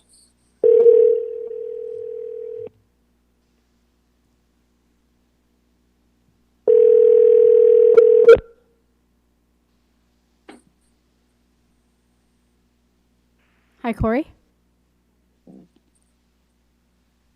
Hello. Hello? Hi, Corey. You're live in the council meeting. We're on item L4. You have 2 minutes to address the council. Please go ahead. Okay, L4, I'm sorry, but I thought I was on a while ago. Is this having to do with the housing project, the homeless? This is for the Mercy House agreement. Oh, no, I'm sorry. This is the wrong thing. I meant to be speaking earlier, and I did it wrong. I'm sorry. Okay, thanks. Okay, thanks. Bye.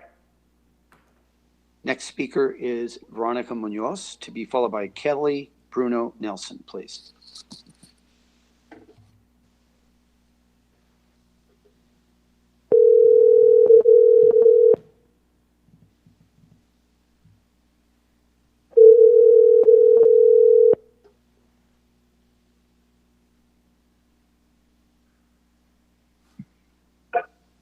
Veronica?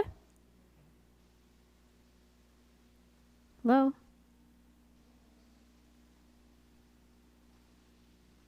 Okay, I don't. Hello? Oh, hi. Hi there. We're sorry about that. We're on item L4 of the council meeting. You Oh, have wow. 2 minutes to address the council. Please go ahead. Hi, good evening. My name is Veronica Munoz from BG's Cafe. And first and foremost, I wanted to say that I appreciate the time and effort that so many individuals have put forth for helping the homeless community. I have a lot of respect for them and for what they have done to help them and to envision such things as the navigation center. At the same time, though, while it's a beautiful, beautiful building and a beautiful project, very much needed for this community, for these individuals, downtown Oxnard is not the place for this building, especially right behind City Hall, and especially right behind our residential neighborhood here in the historic district, where so many people take pride in living here and in keeping up all these homes. I mean, we have a number of people going through our alleys, constantly checking our gates, and even sometimes getting into our yards because there's just so many people going through the alleys from the homeless community. Now, in terms of our businesses for downtown Oxnard, we are just starting to see the cleanup efforts from the past 2 or 3 years of the homeless loitering throughout downtown Oxnard. We had feces and urine all over the place in every nook and cranny of downtown. And it's just now people are starting to notice that that's all gone. And so we cannot have all of these folks again coming to loiter through downtown Oxnard with mental issues and with substance abuse problems. We've seen the syringes and we have seen their outburst walking in the middle of the street, yelling, cursing. Thank you. Your time has expired. Oh, okay. Thank you. Thank you. Next speaker is Kelly Bruno Nelson, to be followed by Jack Villa, and then the last one is Guadalupe Murillo.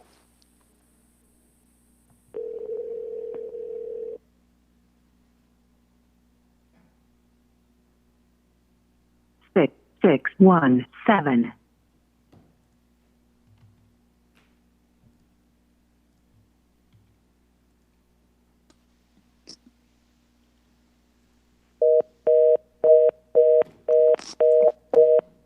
Okay, the next speaker, Jack Villa, to be followed by Guadalupe Murillo. So the busy tone was Jack Villa. Oh, was Jack Villa. Sorry about that. Okay. And so Guadalupe Murillo.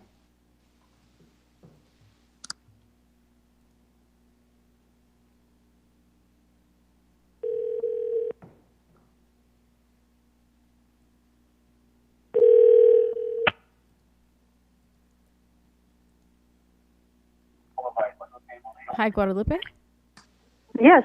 Hi, you are live in the council meeting. We're on item L4, and you have 2 minutes to address the council. Please begin. Okay.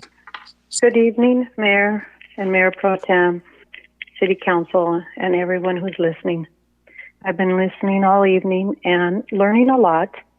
And City Manager and Emilio Ramirez, it seems like you've all done a really good job in developing a project that is going to be wonderful. I think the only biggest concern I still have is I think the space is limited. And I think that if, people were defending the Kingdom Center, and I appreciate that they went on and they mentioned it. I wouldn't want to have to relocate either. But I know that like Irma Lopez and other women who have spoken up, they are part of the committees who have in the past helped secure safe centers or homes for the victims of abuse. And so we never envisioned booting them out. We would want to actually have them, have their project also have a project to secure sites for victims of abuse, not just homelessness. But I do believe that the Kingdom Center has the space to build something bigger. We do have the capacity downtown is limited, and the other space has the potential for 30 growth. seconds. 30 seconds. And so I know it's a done deal, but 120 people in the business community signed a petition, and I wish we could just be really thinking of everyone. And I believe people don't just need a shelter, they do need everything that you are proposing. And I don't know that all of that is going to really fit downtown. Thank you. Thank you very much. Okay, that concludes the remarks. Madam City Clerk? Right. Okay, good. Okay, so we don't have any further remarks, and I don't have any speaker request on this item by members of the council. Are there any other council members? Why don't we start in the order that we normally go to? If they speak up, then I'll call on them rather than calling on each and every person. So why don't we start? Mayor Pro Tem? I have no comments. I support this item. Thank you. Councilman McDonald? I don't have any comments. I'll move the recommended action. Okay, we have a motion. Second. And a second by Councilmember Lopez. So let me just go through the list here. Councilman Perello. No comments. I support this. Thank you. And Councilman Madrigal. No comments. Thank you. Council Member Lopez. No comments. Thank you. Councilwoman Basua. No comments. And I have no comments to make. And we have a motion and a second, Madam City Clerk. Councilwoman Basua. Aye. Councilmember Madrigal. Aye. Councilman McDonald. Aye. Mayor Pro Tem Ramirez. Aye. Councilmember Lopez. Yes. Councilmember Perello. Yes. Mayor Flynn. Aye. The motion to approve carries 7-0. Okay. Mr. Mayor? Yes. Hi, this is the city manager. So it is now 7:29 a.m. in Paris, so we need a vote to continue the council meeting so that we can conclude the final two items, which are both budget items, please. Okay. I'll move the recommended, I'll move that we extend the time. Okay, we have a motion. All in favor? All in favor? Aye. All opposed? No opposition. So we have the 2/3 vote. Okay. So why don't we go forward then? And let's see here. And why don't we continue then with item 1 under reports. This is under the City Manager's Department. It is the adoption of the fiscal year 2020-2021 operating and capital improvement budget.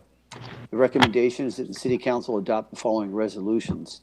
A resolution of the City Council of the City of Oxnard approving the city operating and capital improvement budget for fiscal year 2020 to 2021. B, a resolution of the City Council of the City of Oxnard authorizing full-time equivalent positions in the city service effective July 1st, 2020 in accordance with the operating budget for fiscal year 2020-2021. C, a resolution of the City Council of the City of Oxnard authorizing classification and salary schedules and approving the attached classification and salary schedule. D, a resolution of the City Council of the City of Oxnard establishing financial management policies. E, a resolution of the City Council of the City of Oxnard establishing an appropriation limit for the fiscal year 2020-2021. And 2, that the Housing Board of Commissioners adopt a resolution approving the Housing Authority's operating budget for fiscal year 2020-2021 And we will start with first Mr. Nguyen and then, of course, go to Mr. Riper. Thank you, Mr. Mayor and members of the council. So we've reviewed the general fund budget in the budget hearing 2 meetings ago. So I'm going to go over briefly some of that review and also include the rest of the funds in all of the cities, for the city's entire budget. And thank you, Mr. Mayor, for reading all of those recommended actions. So very quickly, a quick review of the big picture, and then we get right into all funds, general fund, and Measure O. This is turns out to be probably my favorite slide from the year so far, because it really, as people look at it a few times, it's easy to understand the big picture of where this city is at in the context of where we were coming into the pandemic and the recession and what we're looking forward to in terms of climbing back out. So very quickly, all the way on the left, last year we had a $9.2 million structural deficit. We were able to make cuts. Going into this year, we were actually achieving a bit of stability. We were climbing out of the hole that we'd been in for many years. We were poised to present to you a budget with only a $2 million general fund deficit, which is actually significantly better from last year's 9.2. And of course, lo and behold, the coronavirus hit us 4 months ago and the ensuing sharp recession. So that knocked us back deeper into the hole, and now we have the hard work of climbing even further just to get back out in order to then achieve stability in the near-term future. So with this recession for the fiscal year that ends today, so the 1920 fiscal year, we have a budget revenue loss of $8.4 million. And again, that was staggering in the fact that it happened in only a matter of 4 months.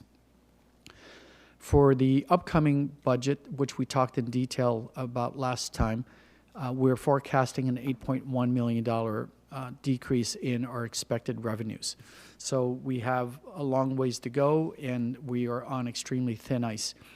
On the right-hand side is ultimately our goal is to increase our revenues to achieve budget sustainability and right-size this organization financially. So I will be talking about that more at the next council meeting. A quick review of the considerations that went into formulating this proposed budget that we talked about last week that we're asking you to adopt tonight.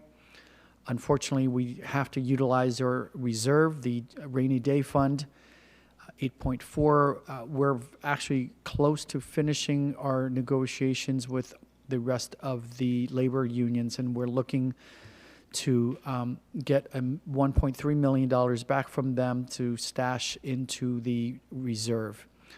We've made a decision, of course, to freeze most of the hiring, and that should yield about a $1 million savings. And I say again most because there are certain positions that we must hire because they perform mandated work. We get minimal savings in terms of scrubbing our contracts and our memberships because we've been doing that year after year. Having let go of the part-time employees and the fire academy at the outset of the pandemic saved us a few $100,000. We walked through borrowing cash from the utility funds should we need it for cash flow purposes. None of that money can be used as an actual appropriation. And even though the council gave us the authority, we did not actually take the money. It's just there. It's actually going to function more as a potential line of credit. And as a reminder, that is in the event that many of the businesses here take advantage of the governor's offer to defer their payment of sales tax to the state, which means then the state's remittance to us for our portion of it could be delayed. So it's a cash flow issue. At this point, I'm trying very hard to avoid any furloughs because we are, as an organization, extremely lean. So doing furloughs is essentially reducing services at this point. And likewise with eliminating entire programs, there's that caveat there at the far right bottom corner. Come the mid-year review, which would take place in January in the new year, again, depending on how we as a society behave with regard to this pandemic, which will be directly linked to how the economy recovers. So we may be back here in January with an even bleaker picture, financial picture, but we certainly hope not. So in terms of our reserve policy, this year that we're ending today, the fiscal year, our policy goal was 12%, which is about 17.7. Unfortunately, the classic definition of reaching into your rainy day fund, so having to do that brings us to 6.5%, and we expect with this proposal, at the end of this coming fiscal year in the new budget, we'd be down to $3.4 million, or only 2.2% for our rainy day fund, which is extreme thin ice. It is not territory that any of us wants to be, but it is the reality we will be facing. So quick summary in terms of the major changes proposed in the budget. We're covering items of $100,000 or more. City Clerk's office has to make a payment to the county for the regular elections payment. This is nothing unusual. All cities have to pay in to have the county handle the elections in November. Community development will be saving the general fund about $400,000. Public Works will be moving 9 engineers from the general fund into the utility funds where they actually have work to perform, and that will save about $900,000 in Public Works from the general fund. Fire Department, 2 things we're doing there to fix their ongoing budget issues. So one is, in order to help save the general fund money, we're going to reassign the paramedic squad personnel back onto our engines, and that'll save $876,000. But on the other hand, to fix a long-standing structural problem with the fire department's budget, we're going to increase their station coverage / overtime budget by $1 million. So the net change in fire is actually a positive $124,000. The police department, in the combination of losing the school district's contract for school resources officers, which is a decrease in $400,000, in addition to eliminating 11 sworn vacant positions and 6 non-sworn positions, we will have a combined savings of $1.4 million for the general fund in the proposed budget. So here again is a summary of the proposal for this coming fiscal year starting tomorrow, 2020 to 2021. So our revenue forecast is $135 million and our expenses $140.8. Hence, we're looking at $5.8 coming out of the rainy day fund. And there are your primary categories for both revenue and expenses. Now, with regard to all of the city's funds, here's what we're looking at. So there's your general fund, which is essentially about a quarter of an overall $568 million city all funds. You've got your Measure O in there. There's public safety retirement funding. There's the enterprise funds, which are almost half. And then other funds, internal service, and the housing authority. And if there are specific questions to those funds, obviously the CFO, Mr. Kevin Riper, is here.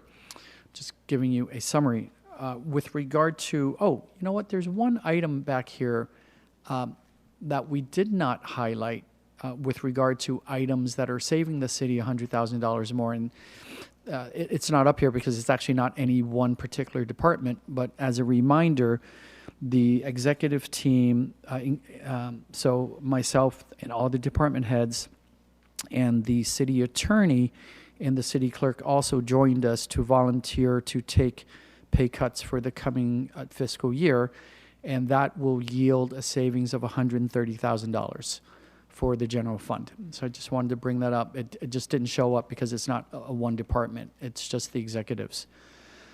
So Measure O, here's the forecast for Measure O in terms of this year and this upcoming year.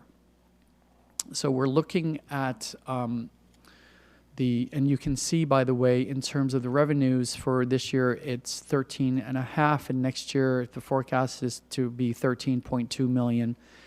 And then you can see the expenditures. There's, of course, more money coming in terms of the general fund paying back Measure O. That's the annual payback amount, about 1.9 million.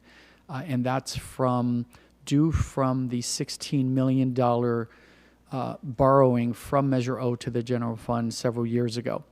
And then there's a minimum interest income. So you can see the revenues are in total 15.5 and 15.2, and then underneath you can see the major categories of the encumbered programs for Measure O. So with the recession, obviously it impacts the general fund, but it also impacts the amount of revenue that comes back to us from Measure O. So we expect a mild decline there. And the good news is, well, first of all, that in and of itself is not good news, but the good news is earlier in the year, we started the process. We went before the Measure O committee and started the process that I called to begin weaning off of Measure O, so that we are no longer spending money for Measure O. We're looking out at the remaining life of Measure O and some of the debt payments that Measure O is responsible for I think 2 or 3 years after it sunsets. So we're planning ahead so that as Measure O sunsets, we can reabsorb whatever costs necessary into the general fund. So I'm glad we started that process, and now this pandemic and recession it reinforces the need to be serious and to be focused about weaning off of Measure O. Very quick reminder because this is still in play in Washington, and I just, there's a part of me that just has to remain hopeful that our federal representatives and their colleagues will be able to pull a bunny out of the hat here and actually provide a stimulus package with bailouts for local government, state and local government. So once again, at this point, the news is that it's still in discussion. Obviously, there is no tangible news. I just want to remind everyone, if anything does come through from the federal government, on the left-hand side there are the questions, that would hopefully be answered. First and foremost, how much would be allocated for the city of Oxnard? Very important to me is what form would that be? Would it be an actual bailout grant? Would it be some sort of a loan, or would it be money to apply for reimbursements? And frankly, if it isn't a grant, it's not very helpful to us because we don't have any cash to front anything right now. And then almost as important is when would it come? On the right-hand side is the other reminder that, if there is a bailout and if it is a grant, it really doesn't change anything in the budget that we're asking you to adopt unless it's at least $17 million or more, because that's the number of our lost revenue between the end of this fiscal year and what's expected in the next fiscal year. So hypothetically, if we were to get, for example, let's just call it a $15 million bailout at some point in the fall, my one and only recommendation to the council would be to sock it right back into the reserve and not change the budget whatsoever, because it's the reserve that is on thin ice, that has us on thin ice. So the bailout, unless it's literally hundreds of millions of dollars, does not change our fiscal condition. And I want to remind everyone that what I've been saying, that we as a city basically fiscally had underlying conditions before the pandemic recession. And this was a reminder of a proposal to the council. I believe it was in 2015, and it was a 10-year forecast. Yeah, I think this was the year you did the $16 million loan for Measure O. But I want to call people's attention to these two rows here that are highlighted. The forecast for these years, right? So now we're looking at 21 through 2024, but the forecast was for deficit spending for all of these years, which is just, extraordinarily untenable. And to achieve this level of deficit spending, you would have had to make double-digit $1 million cuts to the budget each year. I mean, here you're looking at, here are some examples: 12 million, 12.4 million, 12.8, 13.1. I mean, there's really nothing left of the city based on this forecast. Now, these forecasts are developed to show where the present numbers and the forecast numbers would lead. They don't have predetermined decisions about what we do about it. So I want to be clear. The forecast is what it is, but what actions we take as an organization determine what happens in the near future. So with that, I want to go back again to there's a reminder of the big picture.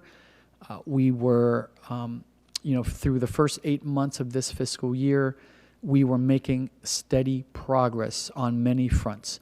This pandemic and recession has done a number on us that is done, frankly, on the rest of the country and the world.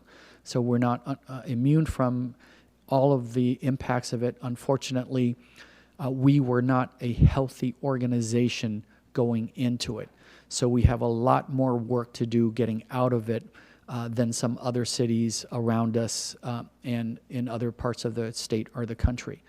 But we have obviously no choice but to move forward, and that, I believe, is the end of the formal presentation. So I'm here, Mr. Riper, the CFO, is here. You have a group of your department directors here if you have any questions. Thank you.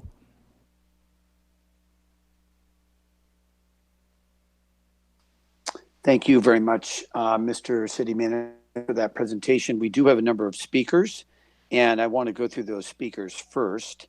And we're going to go ahead and start. I'll call out the following names: Karina Aragon, Nidia Bello, Carla Rincon Rivera, Alan Espino. So why don't we start with them first? Karina Aragon, please.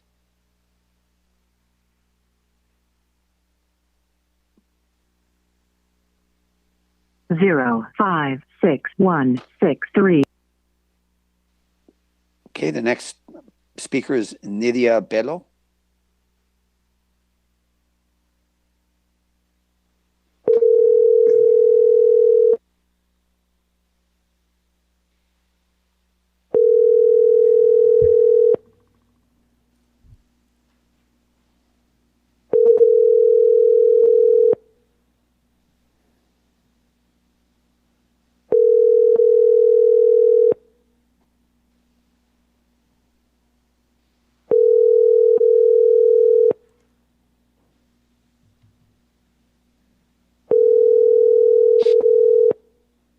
The tone. And let's see here. The next speaker is Carla Rincon Rivera.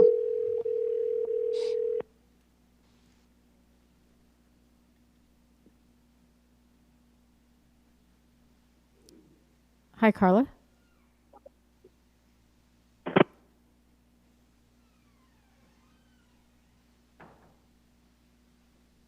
Hello, Carla. Okay, we'll go on to the next one. Okay. Alan Espino, to be followed by Douglas Bartello.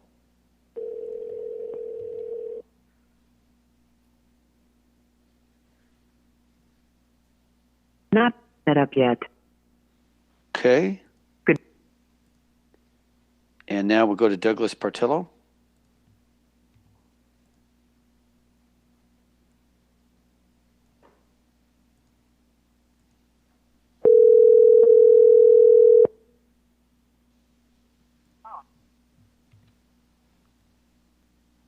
Hello. Hi, Douglas. You're live in the council meeting. We're on item L1 on the budget. You have 2 minutes to Okay, address some the reason council. I didn't get a call on the Mercy House. I signed up for that and I didn't get a call. But I'd like to speak on the budget.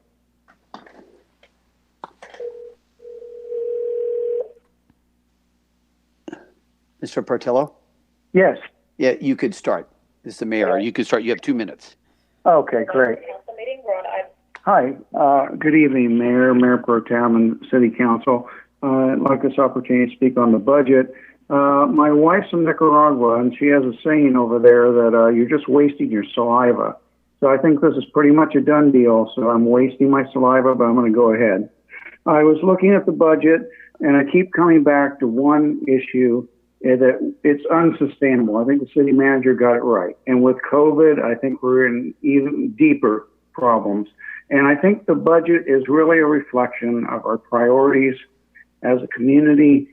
And I just feel like it's out of whack. And we're not living within our means. We're basically a working class community here.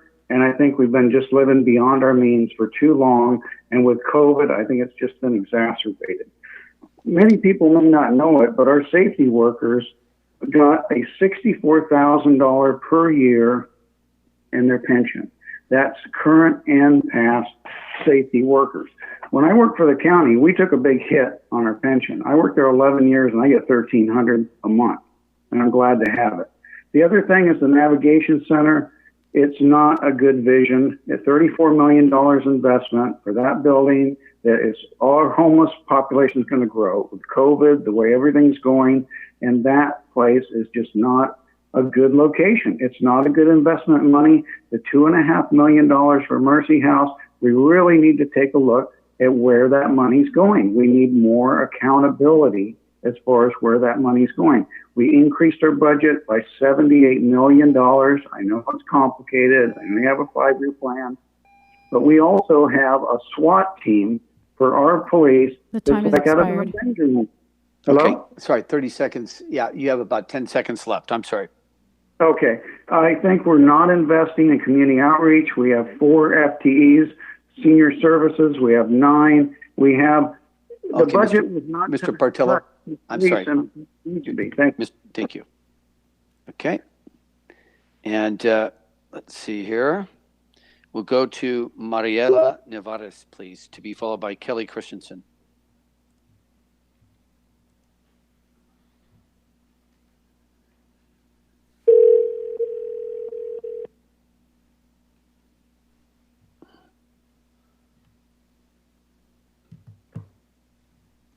Hi, Mariela. Yes. Hi, we're on item L1, the budget item for the council meeting. You have 2 minutes to address the council. Please begin. Thank you. Good evening, everyone. My name is Mariela Nevares. I'm from Oxnard, and I plan to return here to work as an obstetrician and gynecologist in the future. I'm currently in a dual degree program in medicine and public policy, and I am in my final year at the David Geffen School of Medicine at UCLA. One thing I've learned during my medical education is the importance of using evidence-based research to inform our decisions. I reviewed the proposed budget that allocates 44.6% of the city budget to the police department. It is unfathomable that in the midst of this COVID-19 crisis and renewed protests against police brutality and state-sanctioned violence, our elected officials would consider this budget as an option for the city of Oxnard. Studies from all over the nation show that more police do not reduce crime nor improve public safety. As a student who's rotated through different hospitals, I have witnessed the accumulated mental and physical harm of police violence and racism, and refuse to accept additional investment in the police. Further, my public health and policy courses have also taught me that community safety and security is better served by unarmed specialists with mental health training, restorative justice training, and greater investment in our schools and community resources and opportunity. We need a budget that prioritizes our most vulnerable communities. Namely, we are in dire need of larger safety net programs to meet the current healthcare, food, and housing insecurities in Oxnard. The current budget undermines the work and sacrifice of healthcare workers across the city and county who have been working throughout this pandemic, while simultaneously ignoring the call to action by Oxnard residents and the Black Lives Matter chapter to defund the police. We can look at the city of Minneapolis as an example of the commitment the city council has taken to defund police and reimagine what public safety looks like. I urge you all to do the same. Defunding the police means reclaiming 30 safety. seconds. This is an opportunity for you all to be bold and center our Black community members of Oxnard who are desperately affected by police brutality and COVID-19. You have a commitment to the people. You belong to the people of Oxnard. Thank you. Thank you. Okay, Madam City Clerk, you want to try that one that we had the number inconsistency? That would be great. Is that Karina Aragon? Yes. Yes, okay.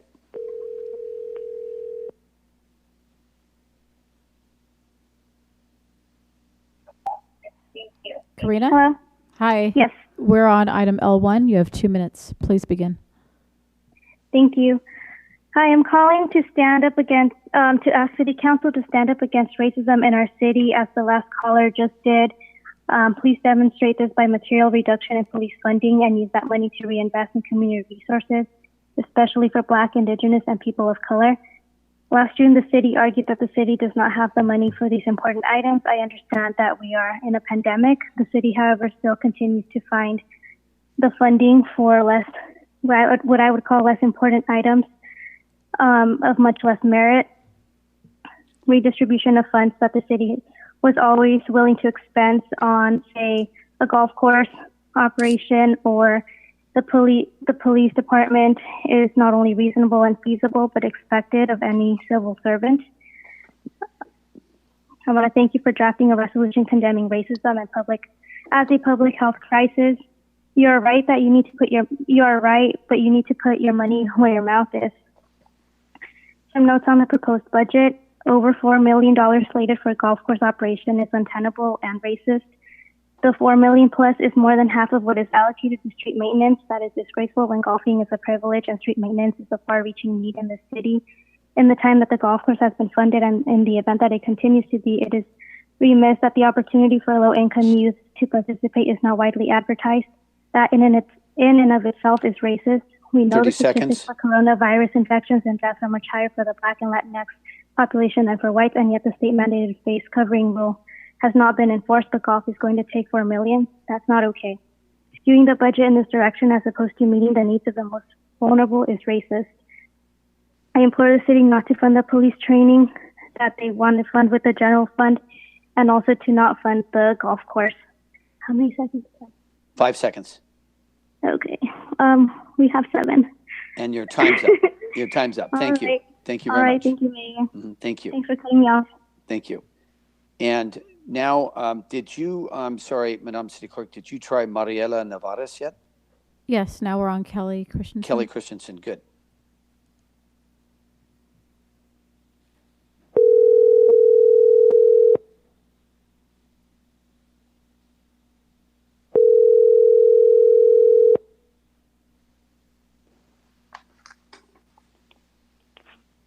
Hi, Kelly. Kelly? Okay, looks like it didn't work. Okay, and the last speaker is Lawrence Paul Stein.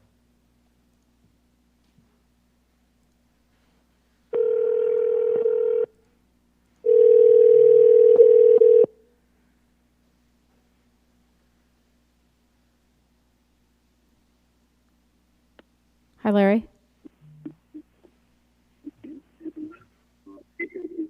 Larry? Yes, I wish to address some of the issues. You've received my communications already on proposed 1.5% sales tax. Mr. Stein, Mr. Stein, could you speak right into the phone? Mr. Stein, we can't hear you. Call-up has not been eliminated. Okay. It's one small gesture, but it's in the right direction. There's not been any discussion of the bond covenants. Again, when we go down to 2% of our cash allowance, debt service and bond covenants, that's not been discussed. We have new district maps going to be going up next year, or this fiscal period. My threats have not been allocated. I'm really concerned about a sales tax issue. We're proposing a 1.5% sales tax issue. We have not discussed how tax is going to be used. It's my understanding the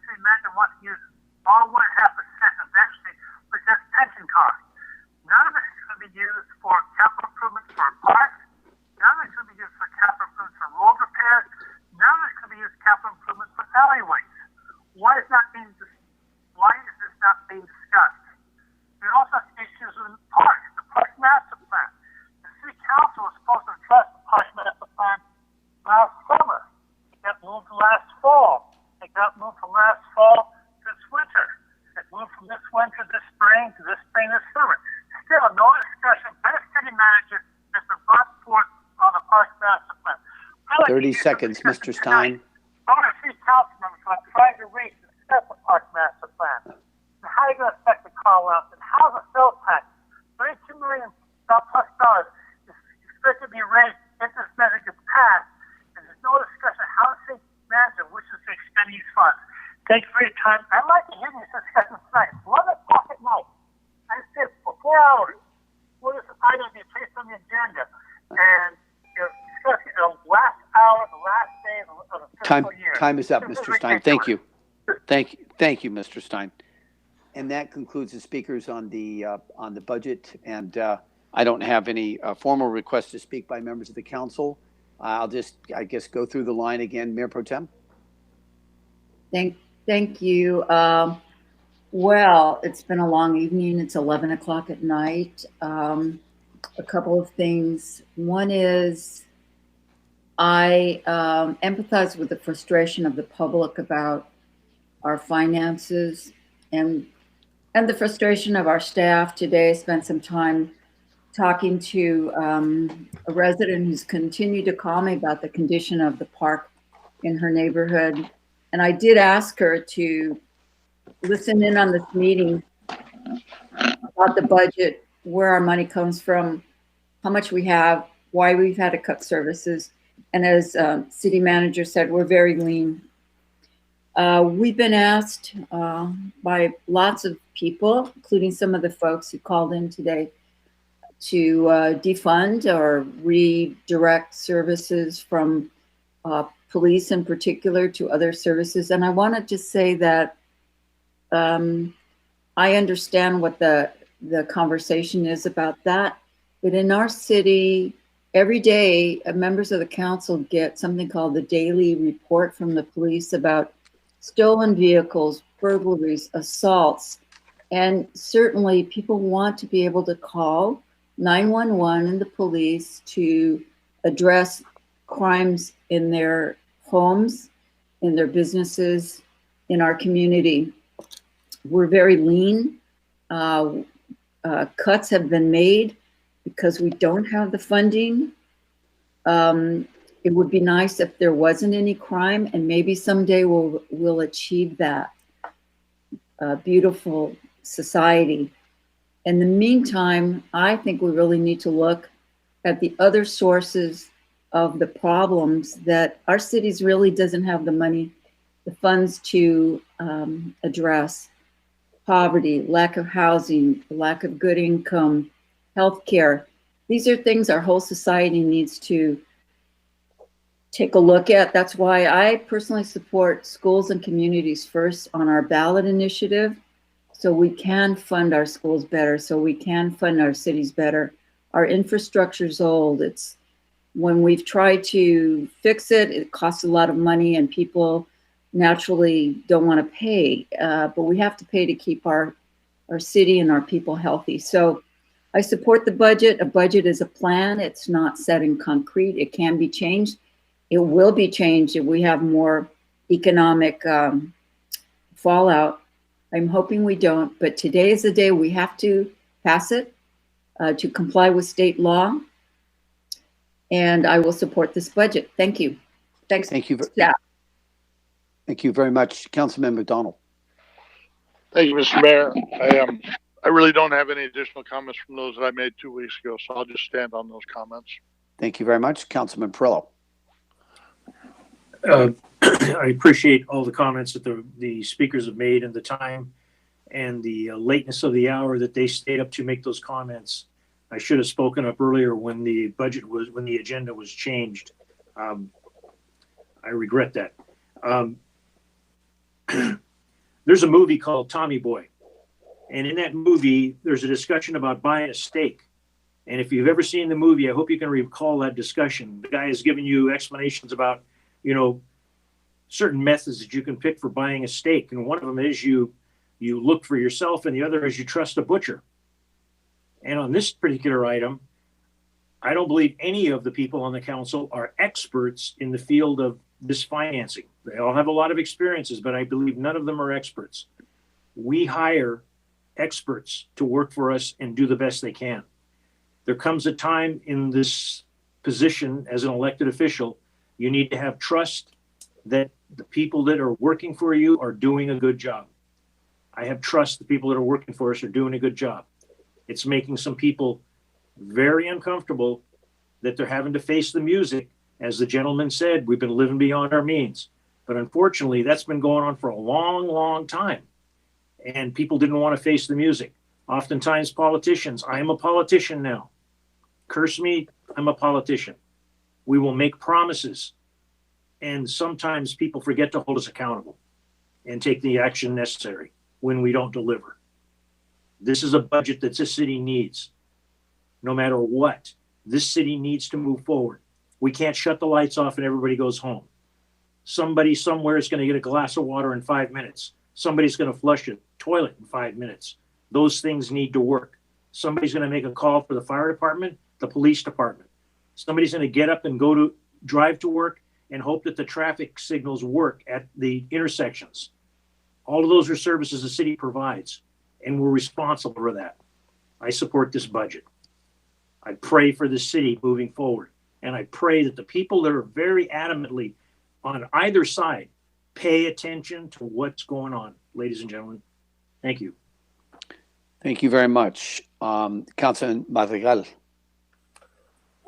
Thank you. Thank you for the presentation. Thank you, everyone who spoke at this time in the evening. As with anything, I kind of covered mostly everything I wanted to say 2 weeks ago, as Councilman McDonald said. Unfortunately, we are where we're at. Are we a stable organization? Questionable. Do we need more services? Obviously. Where we're at the moment, however, we have to live by our means. I do have one simple question, and I know that, the answer, I'm not going to get a direct answer, but concerning everything and everything, since we are getting a higher increase in COVID cases in the city, and we are losing a paramedic squad, has that been taken into account? Are we ensuring that we provide the best possible services for residents in the south part of the city? Because as previously mentioned, that drive to the hospital, sometimes even down to Ventura, is a far drive from South Oxnard. Thank you very much. And Councilmember Lopez. Mr. Mayor, can I go ahead and ask the fire chief to answer that question real quick? Oh, I'm sorry. Go ahead. Thank you. I was going to go through all of them. Okay, go ahead. Right, Councilman Madrigal, Chief Base. And so what we're trying to do is relocate our firefighters, the paramedics, back in the south end of Oxnard. Again, what we're kind of dependent on is the ambulance company. So while we're able to provide the care, their transport is still dependent on a private entity. So we'll still be able to provide that advanced level of health care. But again, we're still dependent on the private ambulance company to transport them to a receiving facility or a hospital. Okay. No, thank you.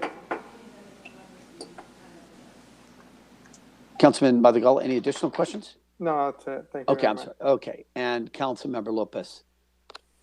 Great, thank you. Thank you to our staff and to everyone out there who is still engaged and following the council meeting along with us after a long evening. I think 2 weeks ago when we first discussed the budget, it was pretty clear that the entire council is looking and hearing from the over 100 individuals and residents who have written in to all of us, asking us to reevaluate our funding and where the city's funding is going, in particular with the movement to defund police and what that means. And I think earlier with the resolution that we passed, it is a commitment to take the time to thoughtfully and meaningfully consider what options are available and how we can better serve our residents, and what services would be the most valuable and how we can bring those services to our residents. So I just want to make that clear and reiterate that to those listeners and those who have provided public comment tonight. And following in what Councilmember Madrigal has mentioned about the paramedic squad, we are having to take very drastic decisions once again. And I do hope that when it is possible, when it is fiscally possible, for us to bring the paramedic squad back, because it is valuable, especially during a health crisis as we are in now. Thank you.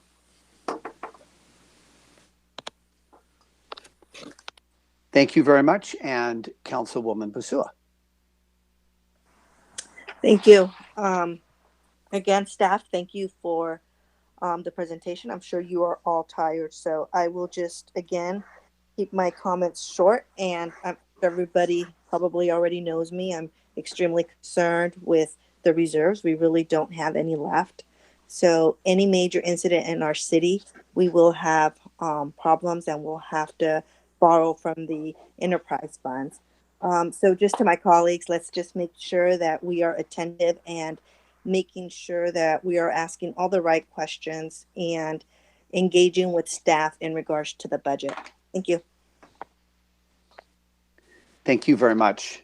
I'd just like to make some concluding remarks, and it's basically just three parts. One is the big picture, and if I could have Madam City Clerk the pie chart again, just so we could take a look.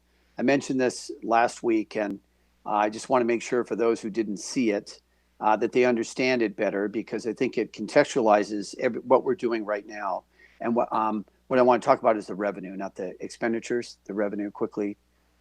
If you look at the revenue sources on the left-hand side, it says property taxes and sales taxes. I won't go into the detail that I did last time, but 2/3 of our revenue, 2/3 of our budget comes from property taxes and sales taxes. And the amount of money we're collecting in property taxes, primarily due to the fact that housing cost and rent is so high in this area. We have 2 and 3 families in some instances living in one home, trying to make a living.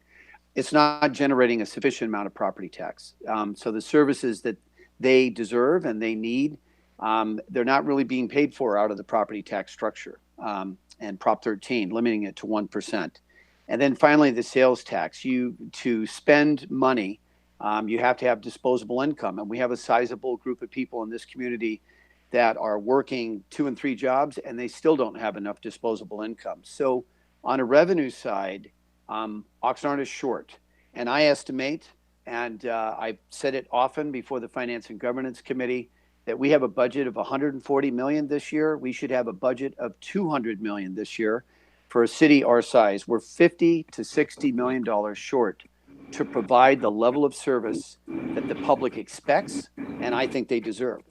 So the public expects a certain level of service, and we're about $50 million short. It's a guesstimate on where we should be in terms of our income to provide those essential services. So that's to understand the big picture.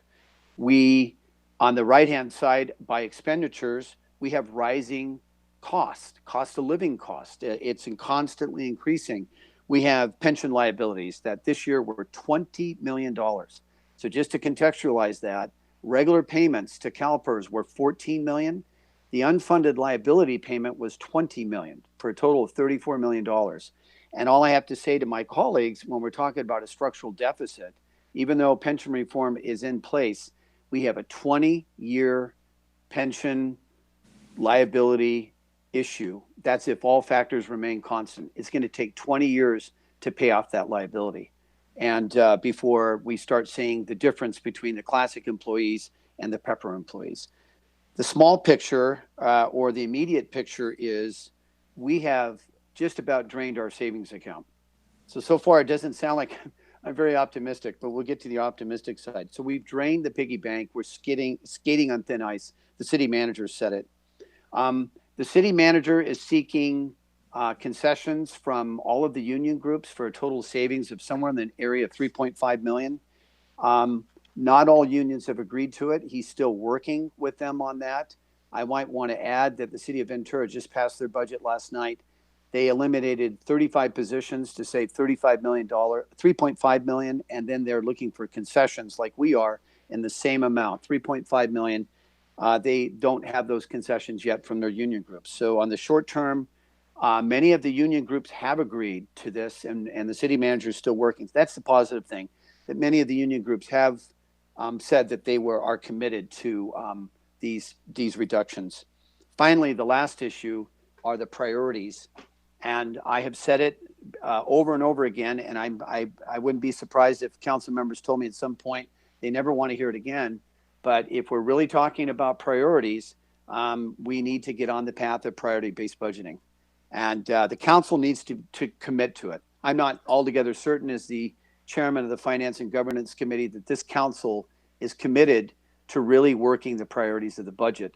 And I'll end by saying that COVID-19 and this reduction in revenue, I wish I could say it's just going to all go away. I think most of us know that's not the case.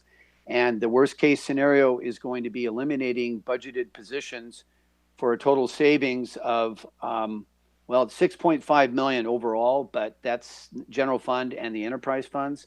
So it might be about $4 million in savings. That's where that's really the piggy bank that we have, is that if the revenue doesn't come in, the 17 million, and or the concessions, we're not able to achieve them, and or if the economy worsens, which I hope it doesn't, then those positions that have not yet been filled are probably somewhere in the neighborhood of about $4 million. And that is really what our cushion is. So I am cautiously optimistic. I'm normally very optimistic about our budget.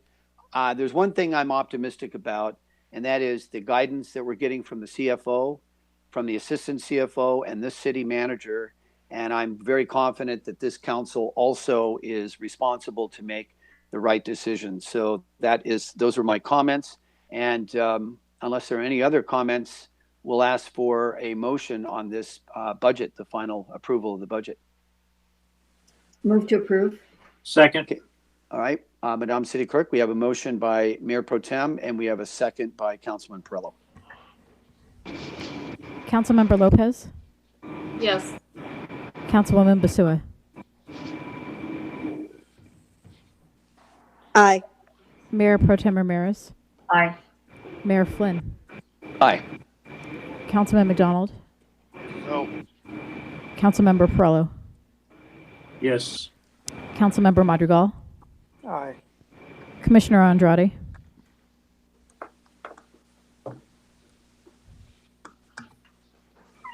Yes. and Commissioner Vega. Not sure if you're on the line or not. Okay. Active. All right. Good night, everybody. Good night. Well, we still have one more item for you, Jose.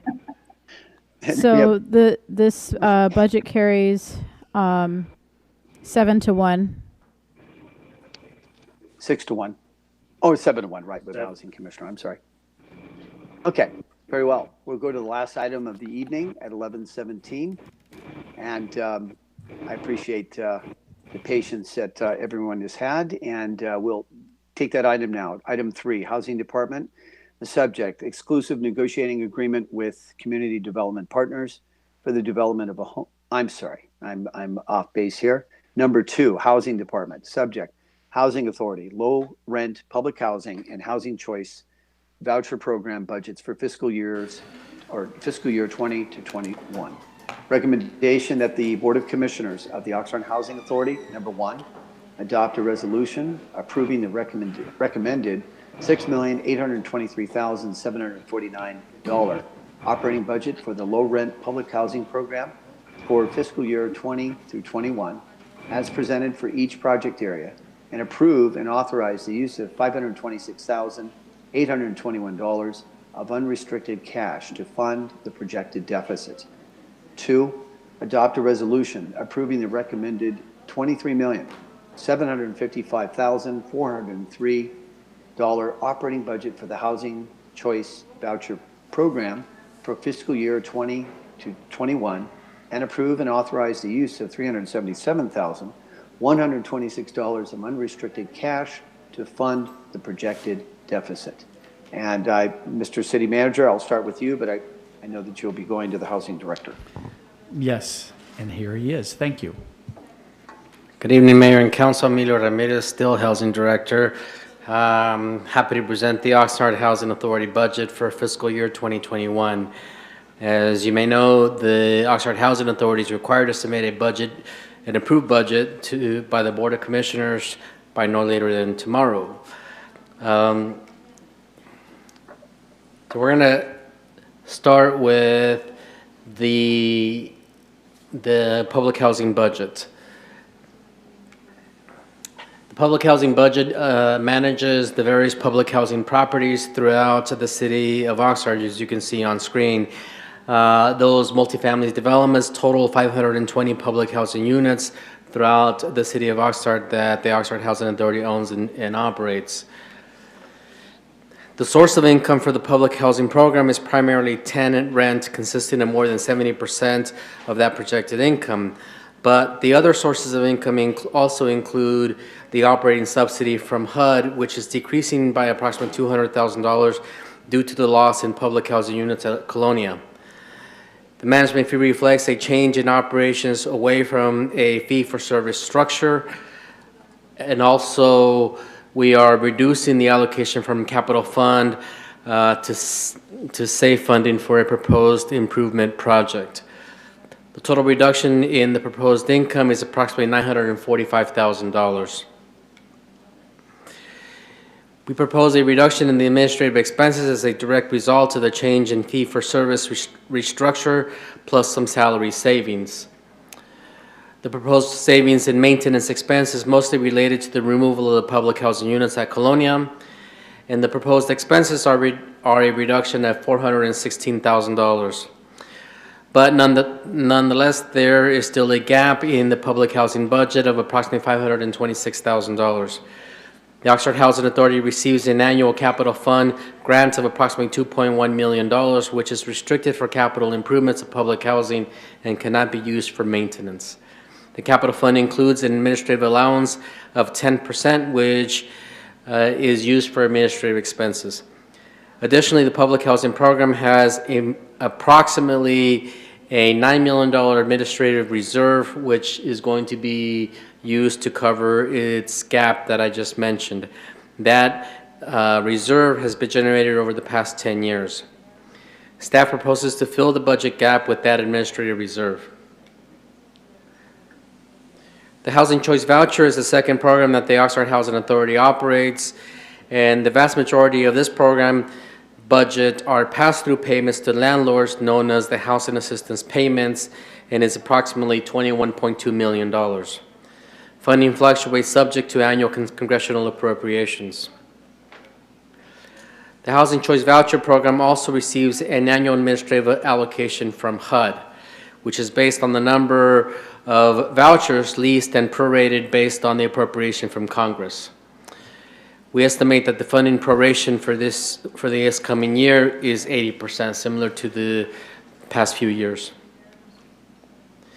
First, we are showing an increase in the housing assistance payment of approximately $1.8 million, which is a direct result of issuing more vouchers in the past 12 months.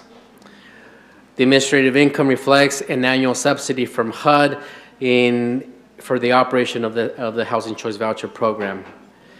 As you can see, there is a $50 decrease, which is really misleading. There should be about a $100,000 increase that is reflective of the increase in vouchers that have been issued. It's showing this because of a anticipated reduction in port-ins and the way that we would bill versus absorb the port-ins. I'm sorry, port-ins means that a person transfers their voucher from another jurisdiction to Oxnard. Nonetheless, the most significant is that there is a budget gap for the Section 8 program of $377,126, which should be actually less, seeing the increase in the administrative allowance. We're going to see that hopefully the year after. We're proposing to cover the budget gaps with the reserves. I should mention the Housing Choice Voucher Reserve, as of right now, is approximately $1.19 million. The COCC Reserve is approximately $1.34 million, and the Public Housing Reserve is approximately $6.812 million. And so we're proposing to cover those gaps using those reserves. Those reserves in the staff report are listed as unrestricted funds. They're not really unrestricted. It just means that they're not restricted for program operation, and they're supposed to be used for administration. So staff recommends that the Housing Board of Commissioners adopt a resolution approving and adopting a recommended $6.8 million operating budget for the low-rent public housing program for fiscal year 2021 as presented for each project area, and approve and authorize the use of $526,821 of unrestricted cash to fund the projected deficit, as I just described what unrestricted means. Adopt a resolution approving and adopting the recommended $23.7 million operating budget for the Housing Choice Voucher Program for fiscal year 2021, and approve and authorize the use of $377,000 of unrestricted cash to fund that projected deficit. I'm happy to answer any questions that you may have. Okay. Let's see. Madam City Clerk, we don't have any speaker cards on this. Is that correct? We have two.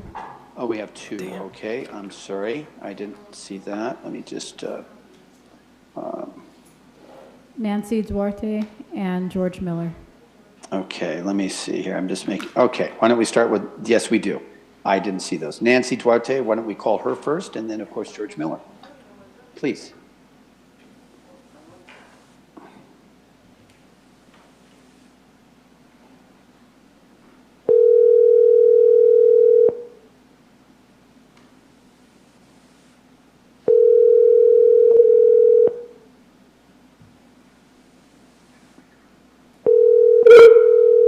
Zero 5815.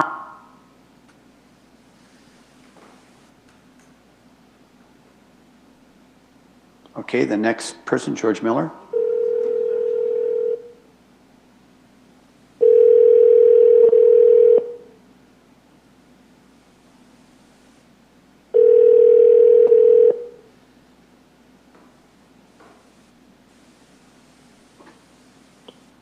Hello. Hi, George. We're on item L2.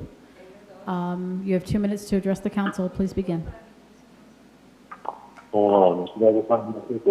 On the budget. Go ahead. Are you ready? Yes. Okay. Hello, it's George Miller. It's unfortunate that our budget's been so heavily impacted to the tune of $8 million by the bizarre response to COVID-19. But we already had a deficit, a structural deficit for years before this. To their credit, City Manager Noon and staff have finally wrestled some long-term problems to the ground, getting a handle on enormous deficits of the park, golf course, museum, tennis courts, etc. But there are many serious management problems that still exist, professional programs, etc. Examples are runaway pensions and benefits costs. Mr. Miller? Mr. Miller? Yes, sir. Just, I'm sorry to interrupt you, sir. We're on the housing budget right now.